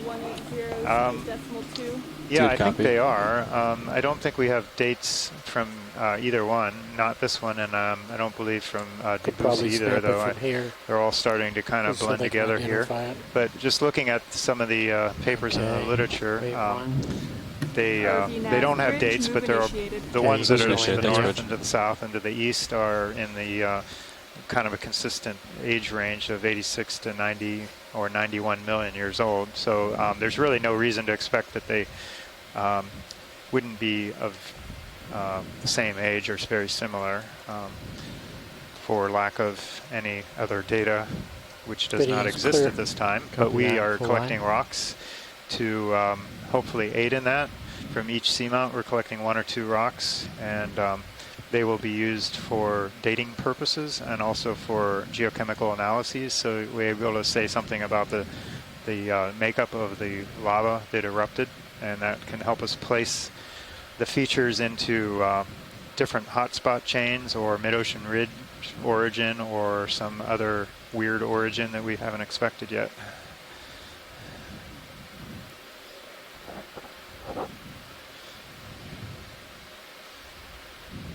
So we're at 180 right now. I'm glad you're beginning to appreciate the geology more and more.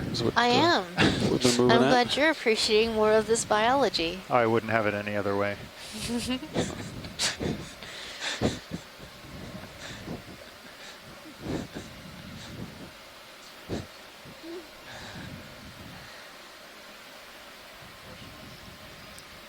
This is a nice pillow lava pile or ledge and edge of a lava flow. Looks like it's broken. You can see some of these we've got a fish hanging out. Yeah. Okay, partial. Just chilling. Clear. Probably kill his lasers, Sean. He looks like he has a bad case of the Mondays. A bad case of the Mondays. It's a good thing we're here with the Okeanos and the D2 and the Sirius ROV to help brighten his spirits. Yeah, Sean killed him for you. Erase that Mondays. It's proven fact that Okeanos dives cure a case of the Mondays. We're definitely brightening him with our lights more than he's ever seen before or ever probably will again. There they are, they're peeking through. So I believe this is another one of those bathydid cusk eels, the live-bearing cusk eels in the family of Bathydidae. Yep.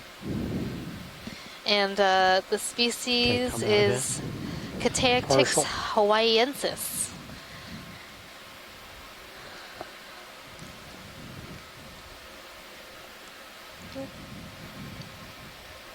Yeah, the behavior is a little interesting on this species because a lot of the fish that we see at these depths are just kind of cruising along the bottom. And sometimes comment that we don't see fish sheltering under crevices or little caverns like we do at shallow water coral reefs. But these live-bearing cusk eels seem to be an exception. We often see them when we do find them near the bottom and kind of hugging up against a rock or looking for a little more shelter on the bottom than most of the other kinds of fish that we see.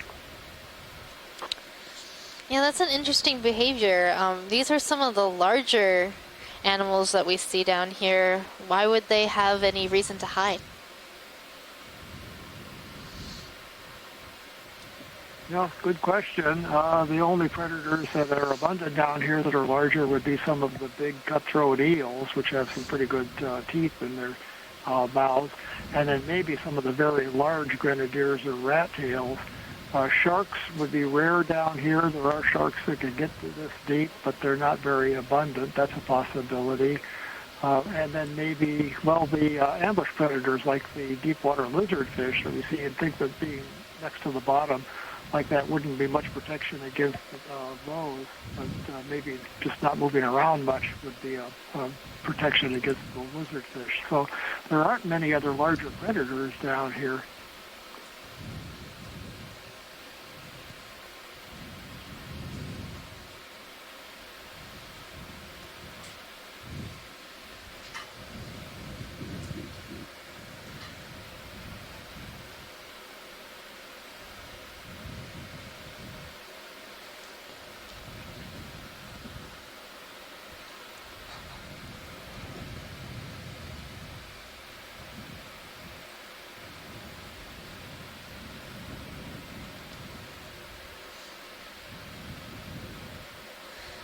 So for those of you just tuning in, this is your biology lead, Megan Putz. And your geology lead, John Smith. We're both from the University of Hawaii, and right now we are diving on Mussorgsky Seamount. It's one of the musician seamounts. And those are north of the main Hawaiian Islands. We're currently 600 some miles northwest of the island of Oahu, which is where we originated from and where we will return to in less than 2 weeks. And this area of the ocean that we're in right now is generally defined as the high seas. And the high seas are open ocean areas that fall outside a country's maritime jurisdiction. So that means that these areas are beyond any country's influence, and basically is an area of just free-for-all for using the ocean. So if you can get to a place outside your exclusive economic zone, or EEZ, that is the open ocean and so high that thing seas. at that track on the bottom right, that may be the cause of it. And so more than half of the ocean is classified as high seas, and they cover 45% of the Earth's surface. So that's a little over half of the ocean that covers the Earth's surface, which is about 70%, right? That's right, John. Fun facts. Fun facts. Fun fact Monday. Another fun fact is that There's the another open one ocean of them provides a straight number of left of it. ecosystem services. So those services include a number of things, including products such as seafoods, raw materials like manganese crust that people are considering mining for in the deep ocean, genetic resources, medicinal resources, ornamental resources like precious corals, such as that pink coral that we collected earlier in the dive. Also, the open ocean provides regulating services, such as regulating air purification, climate regulation, and biological control. Are those the tracks you were talking about, video? There are also habitat services that the ocean provides, and cultural services, like using the ocean for recreational use and leisure. Also, the aesthetic appreciation that we're doing right now. Little dot? Yep. I think I would like a job as a high seas product manager. Right? Sounds pretty good. It would be a great job. If you want to do a quick zoom. Okay, copy. Snap zoom video? Actually, I'm sorry, I'm talking. Do you think the creatures know they're providing all these services? The edge of the screen They do not right know now. this. And obviously, we think in terms Like of the the chitin-looking services thing? mostly that relate to humans. That's right. Oh, I see where it is. To the left. Okay, Selfish gotcha. services. Selfish services. Sorry, I was looking at Shellfish, that, you were looking at that white line of I can't even do it. I'm not going to even try. Selfish shellfish services. By the seashore. By the seashore. And now we are looking at a polyplacophorn. It's a type of mollusk. Not a lot of time here. Sort of a unique organism. Okay. We'll have to... A common name is chitin. And they are related to... Okay, thanks, video. Hearing someone speaking on shore. I'm going to push out. You commenting about this organism? Yes, I'm looking straight down. Also, pilot, can we look at this sort of V-shaped colony on the right side? That looks different to me. Well, actually, the ship's kind of moving right over top of me right now, so I kind of have to push out. Yeah, I would just. We'll have to get it later. I believe the ship is moving, so we need to move too. Hey, Sorry, Chris, can you mute your mic if you're not engaging us, so to speak? I keep making that mistake, don't I? Sorry, how long has that been open? And did I do anything bad? Yeah, about half an hour, and all kinds of stuff came out of your mouth.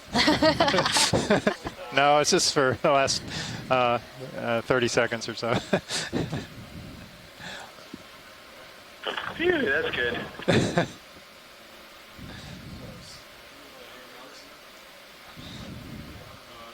You know, I think I moved the speaker around and it accidentally bumps the button because I'm not turning it on and off. But I have moved it around even when they were here quite a bit, and I haven't noticed the color. I'll pay more attention. Sorry. No problem.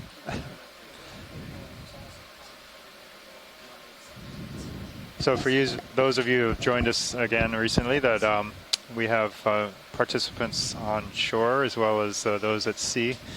Mostly the participants, scientists, are somewhere on shore and calling in. And we have people from the United States, West Coast, East Coast, Gulf Coast. We have people from New Zealand, from Japan, Russia, and probably a few other places in between. At least those are the ones on our chat line right now. Yeah, so we have more people participating that could possibly fit on one research vessel. So that's the really unique thing about our operations here on the Okeanos Explorer. Is John and I are just sort of facilitators on the ship. We're providing commentary about things that we know, but it's really great to have these participants on shore helping us out with collections and identifications and little tidbits of information. Yeah, and I failed to mention many of the people are actually in Hawaii at a couple different locations at the university and also at the NOAA Center. And so they're on the line en masse. All right. Yeah, guys, you are not going to get any comments from Tina and Mussorgsky until you start finding black corals, plexaurids, anthomastus, and tube anemones, none of which you found today, and we're very, very disappointed. I know. I've been looking out for the black corals, but there's just always pronoids. I think every other day we found them. Tons of black corals, like they know these 5 different kinds. They've been on the line from their home turf. But white starfish. Did that current finally die out? Yeah, I had it for about I haven't really seen many plexaurids at all. Are they generally shallower? Yeah, the current was tough. Yeah, they are. That's correct, Megan. We have seen more of them shallower. I don't know, Masako, maybe only one or two deeper ones at this step. Can you think of? Plexaurids became very, very large for me. So yeah, okay. to say something. He's at 45 on you. Do you want me to go ahead and get you another move so we can make the waypoint? What was the last move? Yeah, so we might be a little bit deep for 21 here, but maybe when we do some of the shallow ago dives toward the end of the cruise, we'll see some. But that's what I have. I have 021. Talk about the sea star. Yeah, so this sea star looks like Bathy's Ceramaster, a type of sea star that we have seen a couple of times throughout this dive. 30 meters. Yeah, if that's what. There was an enemy in the sediment down on the right 30 side. meters at 180. What do you think? Slightly. Could you pan down into the right, pilot? All right, that's fine. Okay. Down to the right. Bridge, RV nav. There's an enemy background. Go ahead, RV nav. All the way back. Hey, we want to put a ship move in of Yeah, 30 right meters at 180 I wasn't sure if it degrees. was coming out of the 0.2 knots. sediment or if it was coming out of the rock. That is 30 meters, bearing 180 Not sure. at decimal 2 knots. Good copy.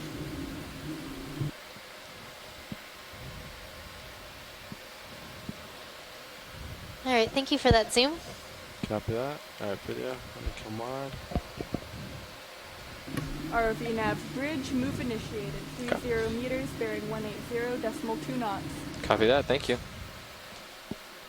And for you, those of you on shore, we have about probably 45 minutes or so left on this dive, and we are approaching the summit, waypoint 2. We still have a little ways to go, but we're slowly climbing our way up. And I think last I checked, we were on track to reach that summit. Hopefully I have a little time up there. We've also collected 2 rock samples and Lots 3 of biological tracks. specimens. Yeah, I was just about to say something. There's a lot of them here.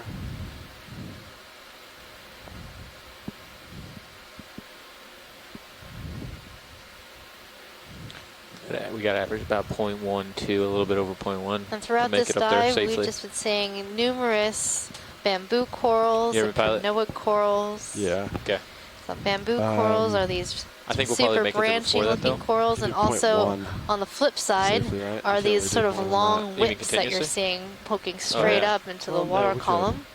And the prognoic corals are these shorter white corals that are sort of bushy looking. So if I just keep you moving all 0.2 over, and speckled half all the over the bottom yeah, here. 0.1's almost kind So of we would max describe this community as being a dense community. We're not too deep today. We're also seeing some bubblegum corals. Those are those pink-looking colonies. Whatever you feel comfortable with, but I'll try to keep always poking seem to have this basket star associate on them. Yeah, that's perfect. And basket star is the family Mussorgsky. I'm ready for a spirally thing. See, that's another thing. We haven't seen any Iridogorgia either. Iridogorgia is a type of chrysogorgid coral that has a really large spiraling morphology. Really close to it. I'm probably waiting to show up tomorrow on Talk Like a Pirate Day. Yeah, I'm going to be Iridogorgeous. Yeah. Oh man, that's one of our things we've been coming up with all day and all week. Super excited about Talk Like a Pirate Day, aren't you, John? What's your pirate name going to be? What was the name of that creature? Which one? One of those. Oh, the long legs. Bamboo long legs or something. So So the coral we were just looking at is a chrysogorgic coral, so related to that iridogorgic coral that I was just talking about. But this one is in the genus Chrysogorgia. Nice local high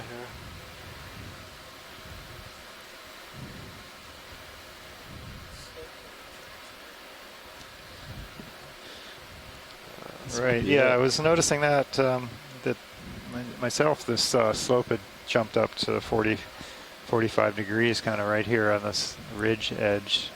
It had been running roughly 30 degrees or so. It'll sort of pick up pretty so high we kind of from here, typically see that as we near view. the summit of some of the features, the slope increases. Maybe go around it. Maybe tends to get smoother sheet-like flows.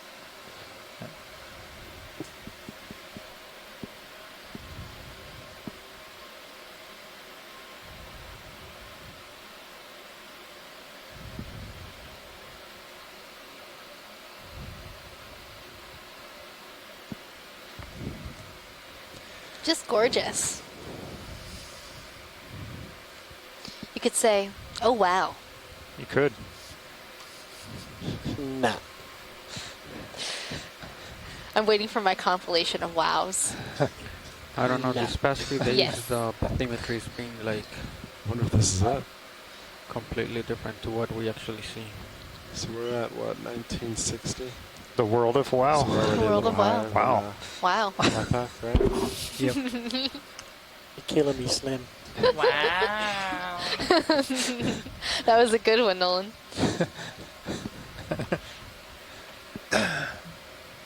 Yeah, so I don't know what's going on with... This is a great view of the difference in community on either side of this small ridge. It's really noticeable. Yeah, mine actually shows something going that way, but can't really see. Yeah, Bruce, it Well, we looks can like stop the ship here and on move the it that way right side instead. we're seeing No, mostly let's the do it. primnoids. Yeah, perfect. let's go. Probably Okay, Norella. so it's like 45 So those are degrees off, shorter right? colonies. Yeah, And then on the left side, we've got some Paracleptrophora let's keep moving and this more way, bamboo and then corals. when these move ends, we'll Some of the see larger species where we can move. growing on the left side. Not sure why that would be. It could be a function of the current and how it flows Go ahead. over this feature. Take a look at Or that white it strip could on be that rock right of lasers. some other reason.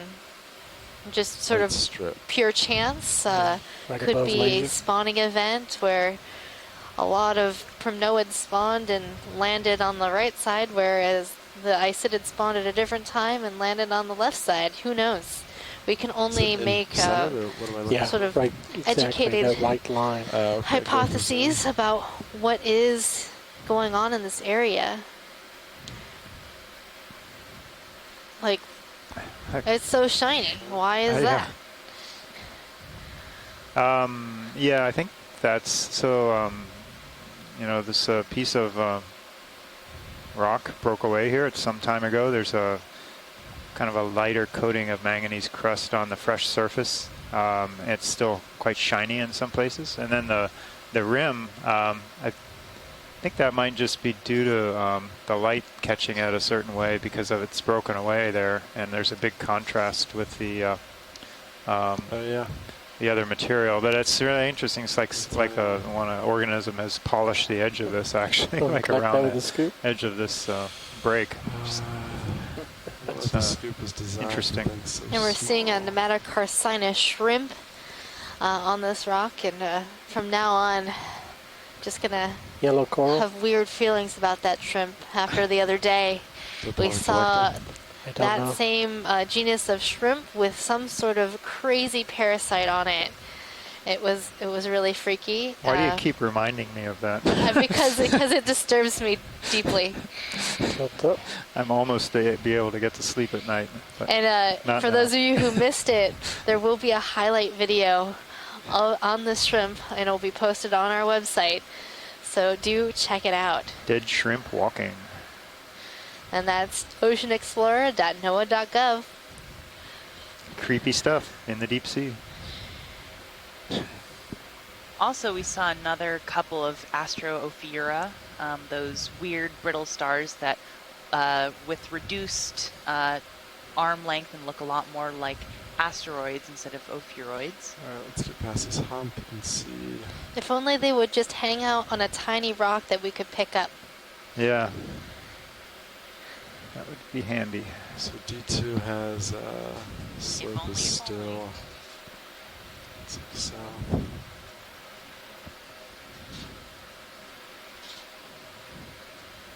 Yeah, you know, see, sloping my. Let's zoom this sea cucumber, the purple. There's something over coming here. Into lower center. I don't think we've seen any of those this dive, at least not when I was here. Yeah, I've seen some. We just haven't zoomed them. Oh, okay. So I feel like we should give the cucumbers, you know, a chance in the spotlight. All right. Give them his propers. Mm-hmm.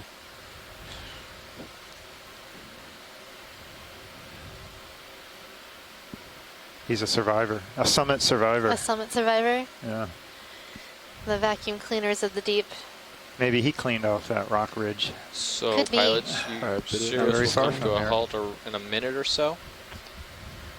That's 1 like minute. Half a and one. it will be time to make another They move. can scrunch shortly up pretty thereafter. well. So we're looking at what might be a synallactid sea cucumber. If they want to, so upslope for me almost looks east. East, okay. Can you brighten my camera when you have a chance? Video, please. So I'd ask Washleys if they want to follow sonar or if they want to follow high pack. Correct keep right going now. south. I can't lighten in the background. Copy. That's the Yeah, best maybe I I'd can probably do. go even a little further than that. This one looks like a dead ringer for the Hansenothuria with the very small black Hey, tips. I want to give you an update. We're trying to make our way to the tubules on top the of back. this.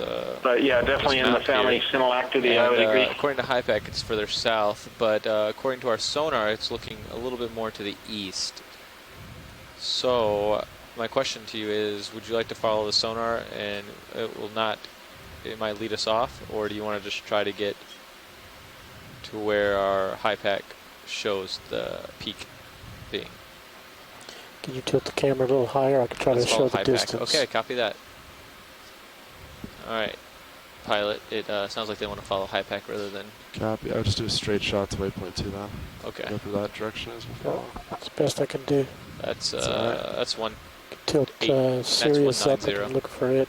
So yeah, 190. ROV's lighting. 190. Copy. Yeah, 190. Copilot, we're going to line up 190. Copy that. Lined up in 190. Mic's not open. So we were just conferring with the pilot and navigator of which direction we'd like to head. On our map, we see that the Go ahead, waypoint 2 Hey, we'd like to put another ship move in of 30 to meters the south of at us 190, right now. We were 0.29. thinking we should just try to hit waypoint 2, but our sonar is indicating that the slope might be going in a different way, and I'm thinking it might just be a local high. Good so copy. we're decided to chase the waypoint 2 instead of following our sonars. Look why. Like 1960. Of course, hopefully I am right, and we'll find something interesting at the top, but it looks like we have pretty much reached a sort of flat area at the top of this feature, and right now we're just going to drive around here, fly around, and see what there is to see. Hopefully something new and interesting and exciting. I mean, not that it hasn't already been exciting. So much things.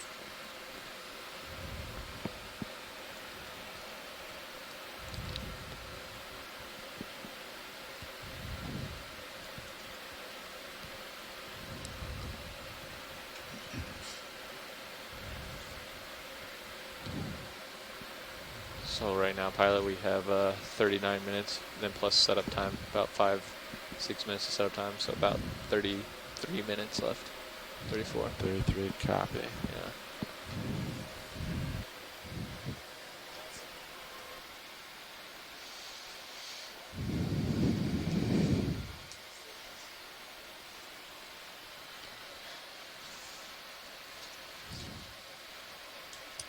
So you might be wondering to yourself at home, why are deep sea coral communities like this important, and why should we explore them? Why should we? Well, I'm glad you asked that, John. Oh. Well, high-density deep-sea coral and sponge communities are important because they provide habitat for other organisms, and they foster biodiversity throughout the ocean. Our final and sample place they also is contribute to important starboard commercial outer. fisheries. And in addition to that, they might be useful in the development of medicines, and bamboo corals have been used as bone grafts and bone replacements. So they have a lot of medicinal applications as well. So these communities, even though we know little about them, have a lot of importance to ourselves as people who live on land. They really affect our lives. More services provided by the deep sea. More services provided. Heading. Yeah. Probably never realized how many services the ocean provides for you. You might think, oh, I live in the Midwest, or I live somewhere really far away from the ocean.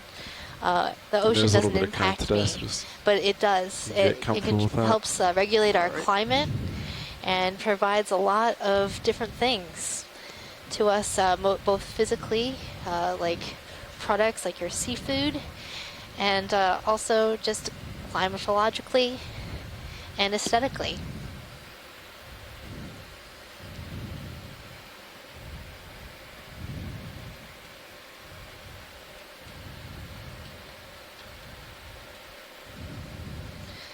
And so this expedition is going to help us to better understand what lies outside our jurisdiction in our U.S. EEZ.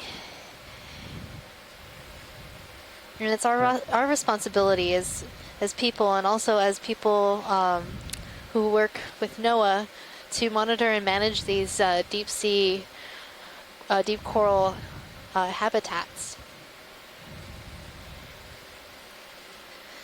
Right, and there's the same type Our of destination pilot is about 180. features that we see habitats and features we see in the 30190 within the jurisdiction of the state waters, say of the state of Hawaii, and also in the between 180 federal and waters of the state, and also the protected areas, the Papahanaumokuakea Marine National Monument, just to the west of where we are. So the corals and the sponges and the seamounts don't know the boundaries, and they just carry on with their lives. You're just starting to drift As it should be. starboard out of my view, pilot. You're still fine right there, though. No passports required. Imagine how much trouble that would be if every coral larva had to have a passport.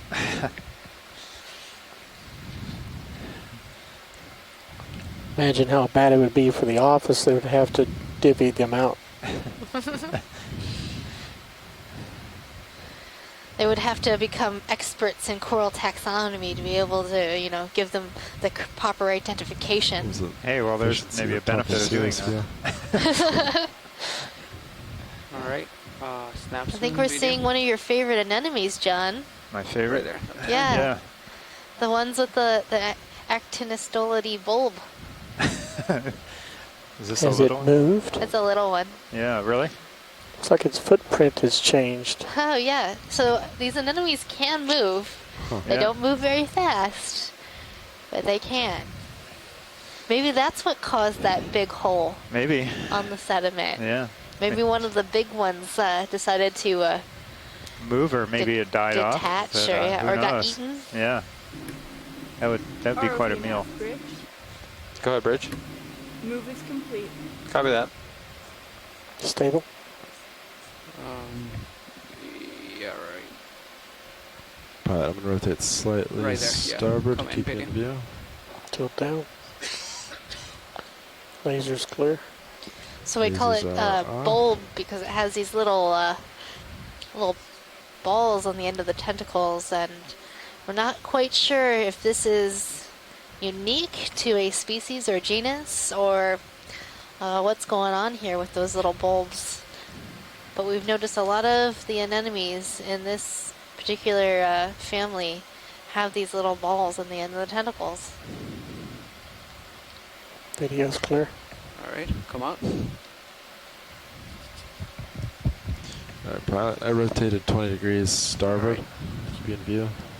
So if you want to come to my center, and I can rotate back to 190. Sounds good.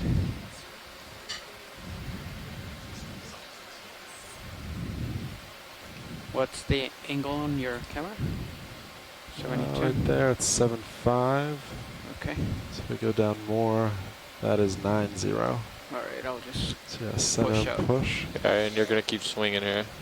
There's another starfish below lasers. You can do a snap zoom if you want. But I won't spend too much time on it. All right, try to snap zoom, not too much. Maybe keep it there. Let me see if I can center it, please. I have a feeling that this sea star we're looking at is going to be Bathyceramaster again. What do you think? All right. Looks, I think so. Like the wrong side. There you go. And I think you're right. We've seen a number of these particular sea stars today. Must be a good place for them. Watch leads nav. Hey, just wanted to give you a quick update. We have about 27 minutes left on bottom. Full wide. Copy. All right, I hope we can use our next 27 minutes to see as much as we can. Try to make waypoint 2. Yes. So for those of you at home, we have about 27 minutes left on bottom. Fly a little higher, look out a little further. Basically at the summit, almost there, depending on fine detail. But and I think we've been kind of remiss today. We haven't had our front row introduce themselves. I don't know if you guys have a minute. You could introduce yourselves, our pilots, co-pilots, navigators. You want to do introductions, co-pilot? Yeah, you want to do co-pilot, please? Yeah, so this is Sean Kennison sitting co-pilot right now. We're all from the Global Foundation for Ocean Exploration. Sitting pilot right now is Fernando Aragon, and then navigator, Andy Lister. Video, you might not be able to see him, Roland Bryan. We got Caleb Bailey in the back. And yeah, we take care of the RV and do all the video stuff. And we're happy to be here. And we also have a bigger team. We have videographers that are taking clips and stills. We have Caitlin and Art, and we have our data managers. There's a sample data manager, Nolan, and a couple of other folks with the ROV team. A couple others in the back. I don't know. Everybody that kind of rotates through their the data portion as well, I believe. And then we have a whole ship's crew here on the Okeanos Explorer. Anything interesting video? Piloting the ship, the deck crew, the engineers, and of course the all-important galley crew. Pitchfork. Top There's of about 47 of us, I think, out here on the ship right now this time. Actually, if you lift up a little bit, you see a bunch of tall stuff. We really couldn't do it without them. Trident shape. No, we'd be lonely and hungry and staring at blank screens. There's more of them. Talking gibberish. Like, all right, guys, so what we're seeing right now is nothing. So it's a real team effort is the point. And there's a lot of people on shore at the, I guess, the exploration command centers and at the hub of where all the imagery goes through. And I think in Rhode Island that are keeping us on track and keeping everything going. It won't take too much time, but if you want to do a little bit of stuff, go for it.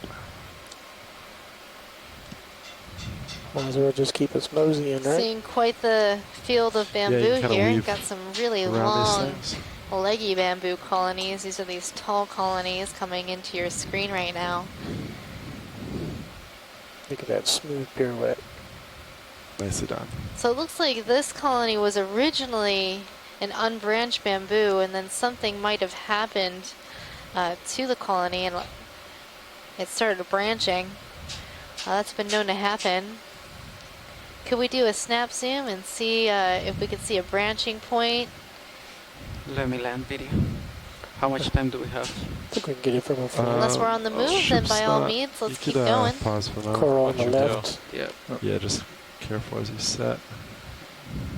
I guess that's the other problem with having such a dense community. It's really hard to get close and personal to the ones that you're trying to see without, you know, landing on something else. Yeah, it's kind of like Trying to get out of a parking lot after a concert or a sporting event, I guess. Yeah, let's slaloming through the bamboos. Christmas shopping at the mall. Rotator, co-pilot?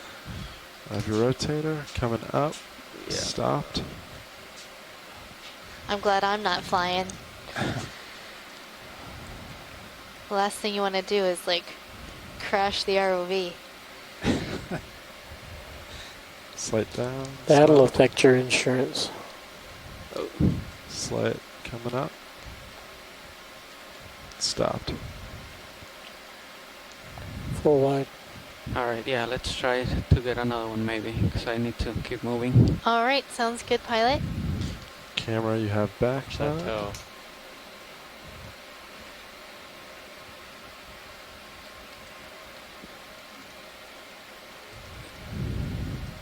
Yeah, and you can just kind of drive center and forward. That'd be good. So, time to get another. Yes, I'm looking 6-0. What are you looking at? 190? 60 degrees. Sorry, camera angle. So yeah, if pilot keeps moving forward, we can get another moving. 190 is going to be our, well. Whatever gets us. Let's do 195. 195, copy. Shortest distance there. Shall I call it in right now, Cobot? When he gets there has to be at least one black coral here. Okay. By the time I really don't understand why we're not seeing any. We've seen black coral in every other dive. Ready, RV nav? Go ahead, RV nav. We're ready for a ship move. I guess a really interesting meters, observation. The thing is, with the 0.2 knots, deep sea, we're still working on understanding it. And not seeing something is as important as seeing something. So the fact that we're not seeing black corals here, where we have seen them at these depths in other seamounts around on the musician seamounts, it's a really interesting data point. So presence and absence can be really informative to scientists. Yeah, well, Tina has her hands on her hip right now. I'm sorry, Tina. But I'm trying to find the bright side. I gotta stay positive. Well, video's been looking as hard as I can. They just don't seem to be here. Yeah, Roland's been keeping his eye out for you, Tina. Come in, video. Oh, hold on. No, there's nothing really. What are you going for, the crinoid? Just trying to go for one branch. I hope the drones will not break all bamboo corals around in searching black coral. Thank you.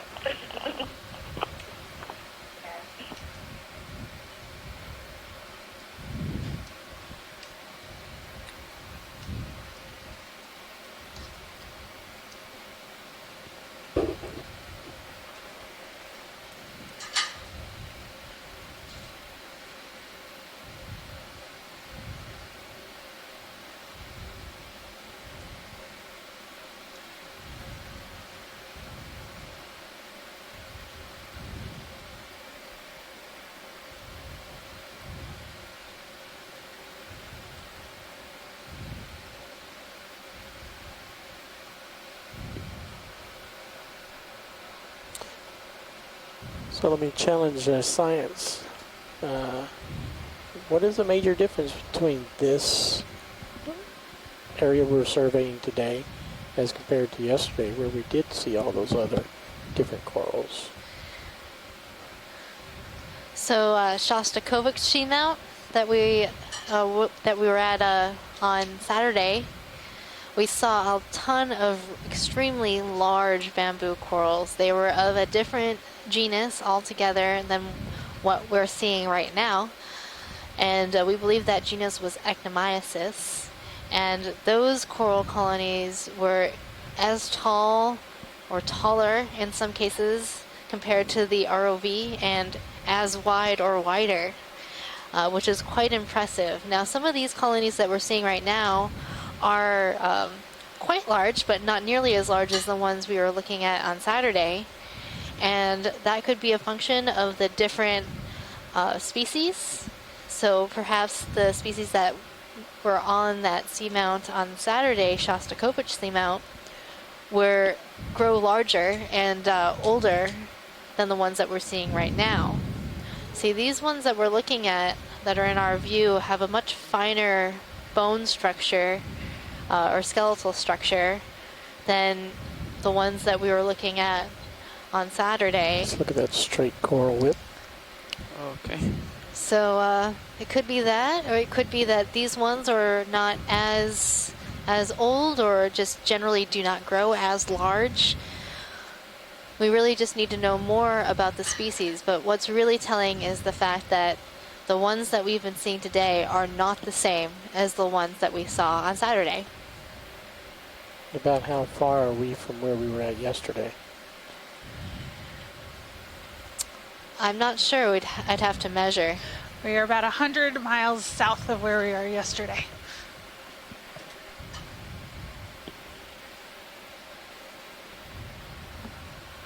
So, Megan, do you think the country of origin for the composer the seamount was named after could be a factor? In other words, is there any chance we would find more Antipatherians, tube anemones, and Anthomastus on Russian composer seamounts versus other ones? Probably not, because this is a Russian composer. Mussorgsky was Russian, and so was Shostakovich.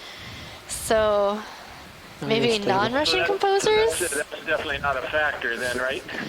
Yeah, probably definitely not a factor. Just trying to get at this puzzle, that's all. Yeah, maybe it's a negative correlation. Okay, pull it out.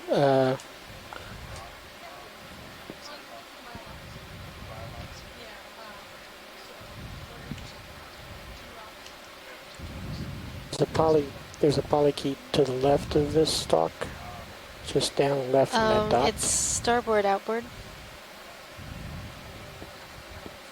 Where is it? Down. Near the dot. Alright, pilot, I have you at 80 on my camera, so you only have a little bit of time left. Okay. We're seeing a polychaete.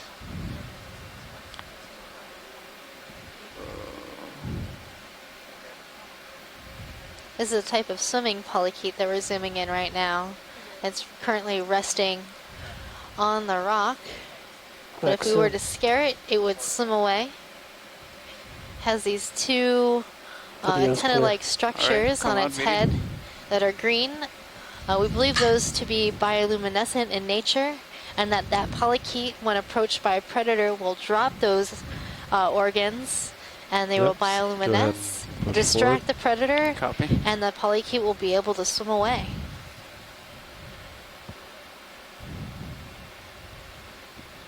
ROV nav bridge. Go ahead, bridge. Move is complete. Copy that.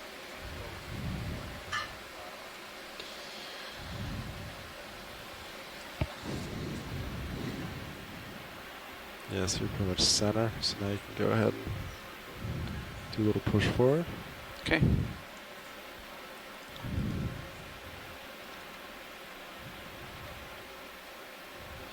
Yeah, we need to average about 0.17. So I don't think we're going to make it that far. You just rise a little bit as you watch your toes. There you go. Yeah, just say lift up about a meter or two and just push. There was talks of them wanting another yeah, rock. Even nip cams are really good to use to keep on toes. Say it again, Neff? There was talks of them wanting another rock put in the bio box. Copy. So it's either, I mean, we could sample, but then we definitely won't make to waypoint 2. Yeah, it was whispers. I don't know if they're going to do it. Copy. I don't see many non-in-situ rocks anyway. Yeah.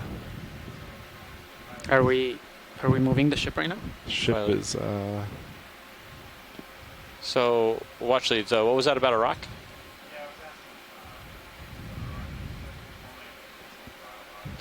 Can't hear him that well.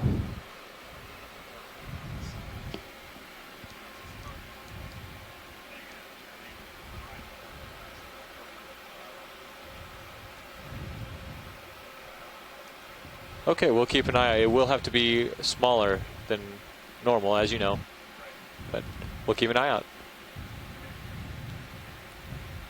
Yeah, probably. So I saw you about 8-0. Okay. When was move put in? Last move?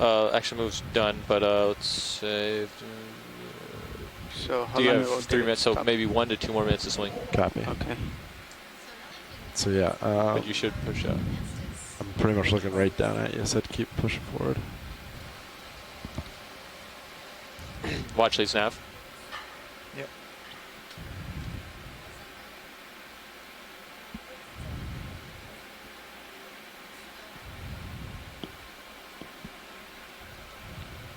Watch leads nav.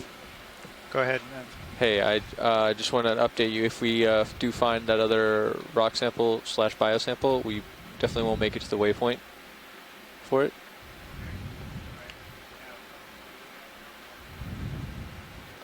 We have about 12 minutes left.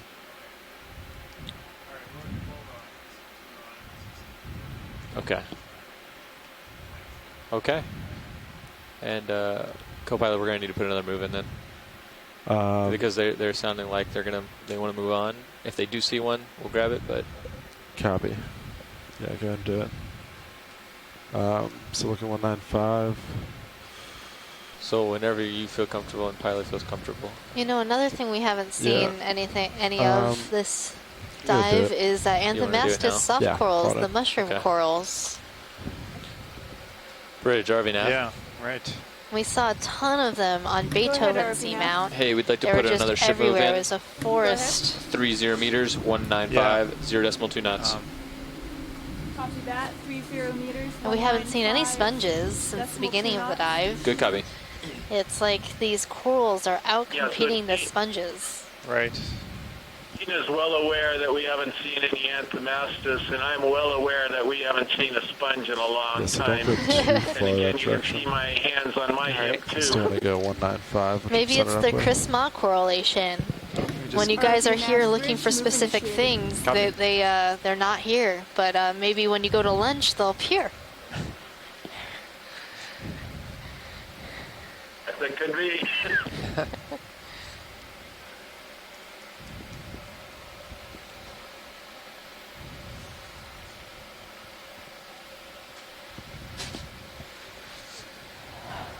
What is that? Swimming red. There is like some sort of squiggly red tongue. Partial. Right there, right there. Oh, that's interesting. Track it. Oh my goodness. Oh. Can you grab the rotator? Yep. Is it a flatworm? I think so. But it like... He's very orange. Bruce, is this a fish? Right there, hold. It's out of the light. Holding? Yeah, Definitely he's above you now. Yeah, I don't know. I don't think it's a fish. Yeah, I think it's a Nemertean worm, a ribbon worm. Getting close to you. I don't see a head. You are full wide.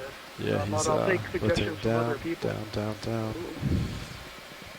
Yeah, we were just talking about that. We think it's a Nemertean as well. Right. I need to get back to my camera. I'll go. Yes, I'd leave it. You're coming back into my port. Okay. So I push forward. You can go directly forward right now, and you'll be good. All right.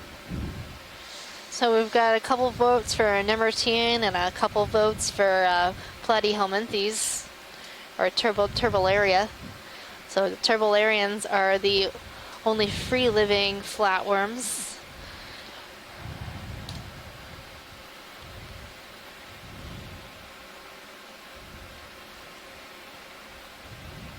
That was pretty cool. I don't think I've ever seen a red Nemertean or Nice, you're in a good flatworm spot now. sort of squiggling near the bottom like that. No. That was really neat. It's quite large too. Yeah.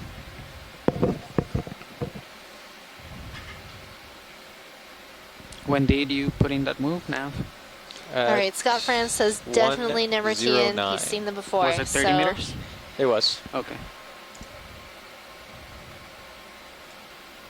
Is there anything of interest right here? Watch leads. I think we've looked at all of these things before, Nav, pilot. Okay.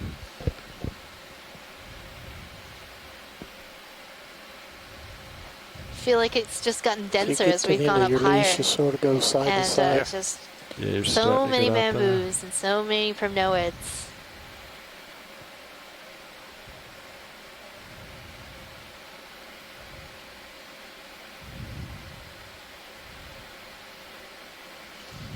primnoid pinnacle. We shall name it. We shall name it Primnoid Pinnacle. Bamboo ridge leading to Primnoid Pinnacle.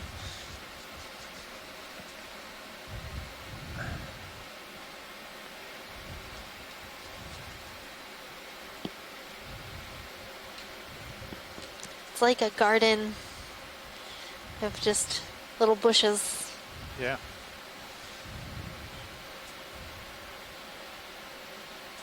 And just amazing at how many there are. And you'll notice as we fly by that a lot of times these corals are lined up in straight lines. And we're passing over them, and all of their fans are facing in the same direction. All right, it's almost about your tether limit. Okay. And that's likely due to the prevailing current in this area.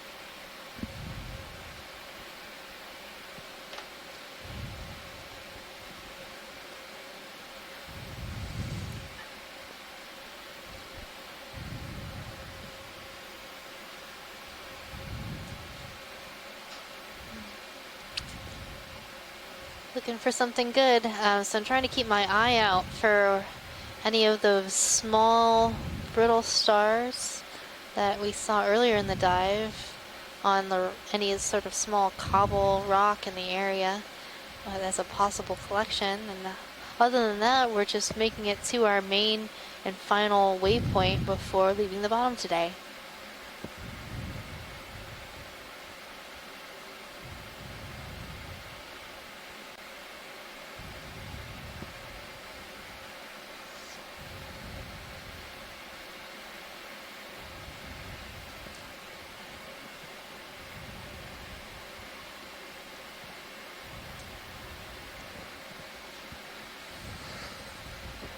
So Megan, I don't know if this is something that you've thought about as much as I have the last hour, but this dive is going to be very difficult to annotate because the primnoids look almost the same as the bamboos, the color and the bushy planar. You got a little more tether now. As you know, and you probably mentioned that we're going to have to figure out as much many of these as we can and count them all and try to identify them later on this year. Watch toes as you move forward.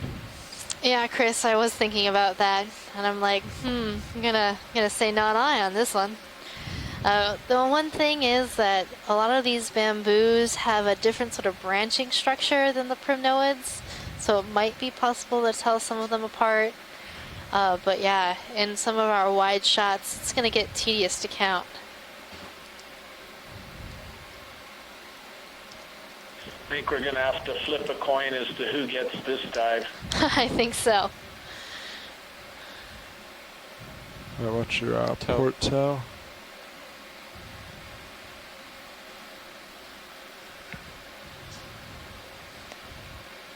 Oh, do we see a sponge? There's like a kind of stalk-like thing right in it's really hard to describe. The upper left side quadrant. D2 tracking? Upper left? You're seeing a coral on the side. It's sort of like a pillar, whip. Did you want lasers on? So now it's on. It's a left side of middle, top. Left side of middle, top? Yep. I think it's just a coral, now that I'm looking at it. It just looked fuzzy, so I think there might be an associate on it. Which one of all the corals? Straight above, top center. Straight above, top Yeah, center. straight ahead. It's about center screen. Keep an eye on your toe. Yeah, watch your port toe. It's pink.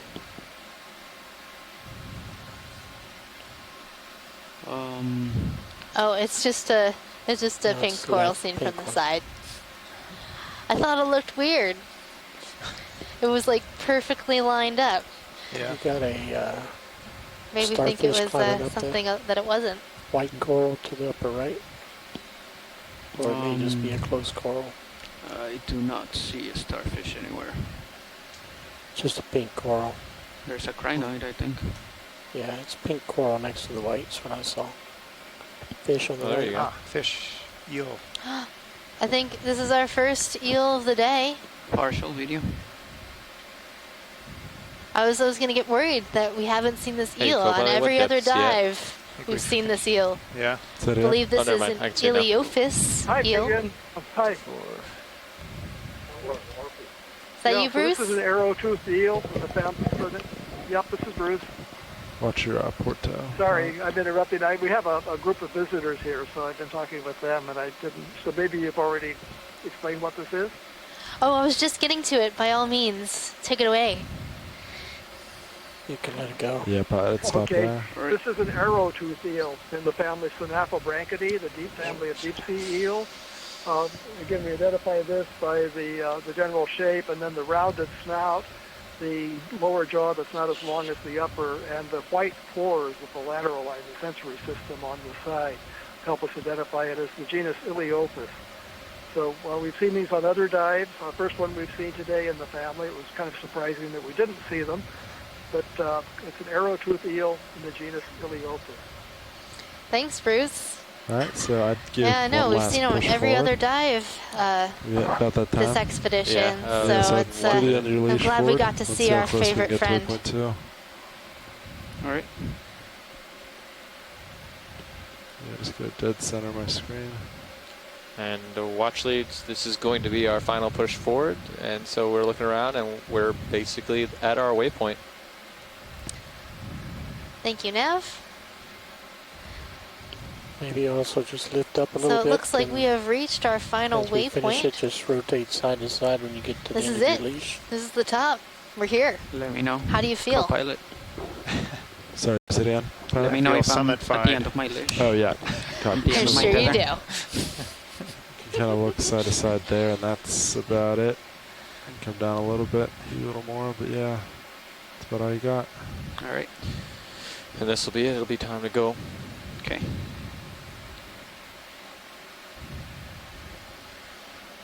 We have a question here from our visitors. How strong is the current down here at this depth? How strong is the current? Yeah, earlier in the dive, we were told it was a 1/2 to 1 knot from the east. All right, and it was fairly strong at that time. Right there, facing south. They had to apply some extra thrust to keep us. What we want to do, so you have to rotate. Though it does change throughout the day. So if you want to rise with me. Okay. Come up 20 It doesn't meters look or as so. strong right now. You want to stow his swing arms? Right. Oh. Yeah, sorry. Yeah, the current is not that strong. I think it's coming from the south, but it's not that strong really. Okay. Okay. How high do you want me to rise? What elevation? Let's get So at the moment, 15 the meters current's off coming into bottom. the face of the Copy vehicle. It's not very strong at the moment. Okay, watch leads. I think that is the end. We're gonna get in position to get back. Yeah, so just kind of stay, as we rise, kind of stay in the center of my screen. All right. Maybe at 45 All right, that's right the now. end of our dive. We're going to be leaving the bottom shortly. I hope you enjoyed diving with us today. I had a great time. This is your biology lead, Megan Putz. And your geoscience lead, John Smith. And today we were diving on Mussorgsky Seamount in the musician Seamounts. We saw Video, were you calling me? a dense community of bamboo coral, No, not yet. I'm pushing it right now. primnoid corals, Chrysogorgia corals, Paragorgia, and Hemicorallium. Throughout the entire dive, it was quite populated. But, you know, there was other things that we didn't see. We had expected to see some black corals, some anthomastus corals or mushroom corals, and we didn't see any of those. And at the beginning of the dive, we saw a few glass sponges, but once you reach the summit of this feature, nothing. No sponges at all. Reaching 15 degrees altitude. That was kind of interesting. Holding that there. we saw. All right, we got a Changes good of the delta. feature, which is different than we've seen. Do I put? We are a lot off of the other bottom. features. Do I put? Off bottom eye, thank you very Put much. auto If it was depth in the if you same want. all the time, we wouldn't have anything to think about, would we? Yeah, Right. it's really sort of a a mystery right now, but hopefully once we get this video back in the lab, we'll be able to annotate it, look at what exactly was here, what exactly was the density, and compare those numbers with the videos from the other seamounts that we've been surveying during this expedition. So was there anything really interesting about the geology that we saw today, what the whole formation looked like? It was kind of similar to what we've seen on the tops of other seamounts so if you want to rotate, if you want to start, broken up rock or talus on the flanks, and then alternating with tack flows. There were some pretty pronounced flow outcrops, but not. We saw some, I guess, a little more exciting geology and some other features. So this is kind of typical. It was, I think, the one part was pretty neat. We actually found the ridge crest toward the end of the dive that actually led up to the summit, and we were actually able to fly along it, kind of a knife edge ridge, and you could look to the left, look to the right, and see the corals downslope to either side just by turning the vehicle.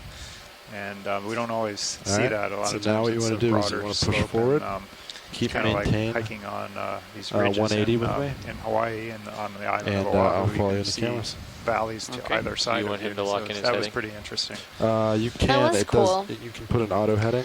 So tomorrow our dive will be at Paganini Seamount. It'll be a shallower dive than our dive today, starting at about 1,790 meters and transecting up to the summit of Paganini at 1,730 meters. We have an estimated track length of about 640 meters. And hopefully we'll see sort of a different type of community tomorrow, given that we'll be at a shallower depth. And then after our benthic dive, so our bottom dive tomorrow, we will be doing a midwater dives and doing midwater transects. And so if you're really excited, all you midwater folks, please join us tomorrow afternoon for our midwater section of our dive. We will be conducting transects at 300, 400, 500, 600, 700, and 800 meters in depth. So come explore the biggest biome on the planet with us. It's going to be really exciting. The director's cut edition of the dives. So that's all for us today. I hope you had fun. All right. Stay in school. How far out do you want me to go? Thanks, guys. It was a great dive. A wonderful high-density community again. Depth out? Auto depth out? Yeah, but keep pushing forward. Okay. I'm going to take my auto Thanks, Chris, and all of our shoreside support. Really appreciate you guys. All right. And I'm pushing forward like 40%. Do you want me to keep it at that, or 40 is good for now? We'll see how long you can keep this up rolling. But boy, you sure have found a lot of really great communities here in the musician Seamount. So this is turning out to be a really great cruise. Put in Z-bias. Yeah, you guys selected a really great area to explore, no doubt. How far from you are my? Or how can I tell how far back from you? Use cameras. Okay. So we kind of. Alright. Alright, still holding about 40 forward, 15 delta, 14, 13, 12. Alright. Almost there? About 10 delta. Perfect. Still pushing forward. Yeah, so keep forward, push in, and then you can start to put in Z-bias. Usually about 80 to 85 on the way up. It's already in it, so yeah, just make it adjustable, and then it's like a screw, right? Pull it out, you're going to rise. Push it clockwise, you're going to sink. So about 80? Yeah, that's the wrong way, though. Remember, if you're screwing it out, you're going to rise, right? Yeah, I don't want to raise. Yeah, you do. You were going clockwise, I thought. No, I'm I'm stuck. Yeah, never mind. Yeah, I'm just looking at the number, just making sure it goes up to 40. I mean, 80. Yeah, you're good. Okay, still pushing out. You can come out of auto heading too if you want, if co-pilot says you can. Yeah, let him. You can just do one at a time. All right. There you go. That's 80 Z bias. Do I have to push it to lock it, or should I leave it adjustable the whole way? Actually, come out. Are you going down? I think you're pushing down. Yeah, cancel that. Hold it in. Press. No, keep pulling it. Yeah, hold it in all the way. Right there you go. Yeah, so you went the wrong way. So you want to come up, which is counterclockwise. Yeah, so you can go ahead and put that in. All right, so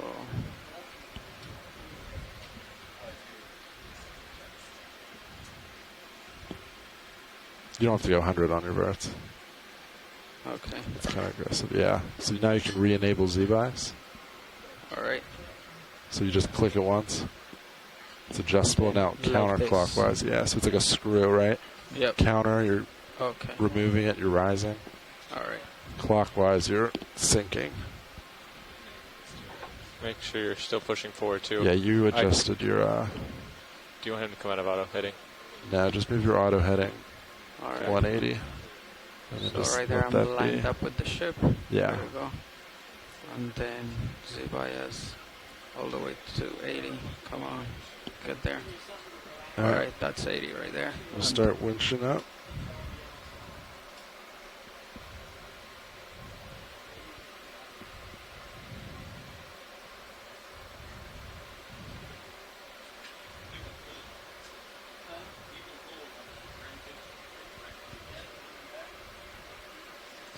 Alright, then once we get steady, then you can pull auto heading out, but maintain forward thrust. Okay. Yeah, you're still rotating you're it around. rotating your... Oh. So take auto heading out. Take. Just kind of, yeah, let it kind of rotate back to 180 and just let it go. All right. To 180 with you, right? We want to be with the ship, but if you don't have to force it. So if you're going to go a natural direction, we can have the ship move ahead and it'll kind of line us up. Okay. So to begin, you want to start with the ship, right? Yep. Push out that way, but you might tend one way or the other.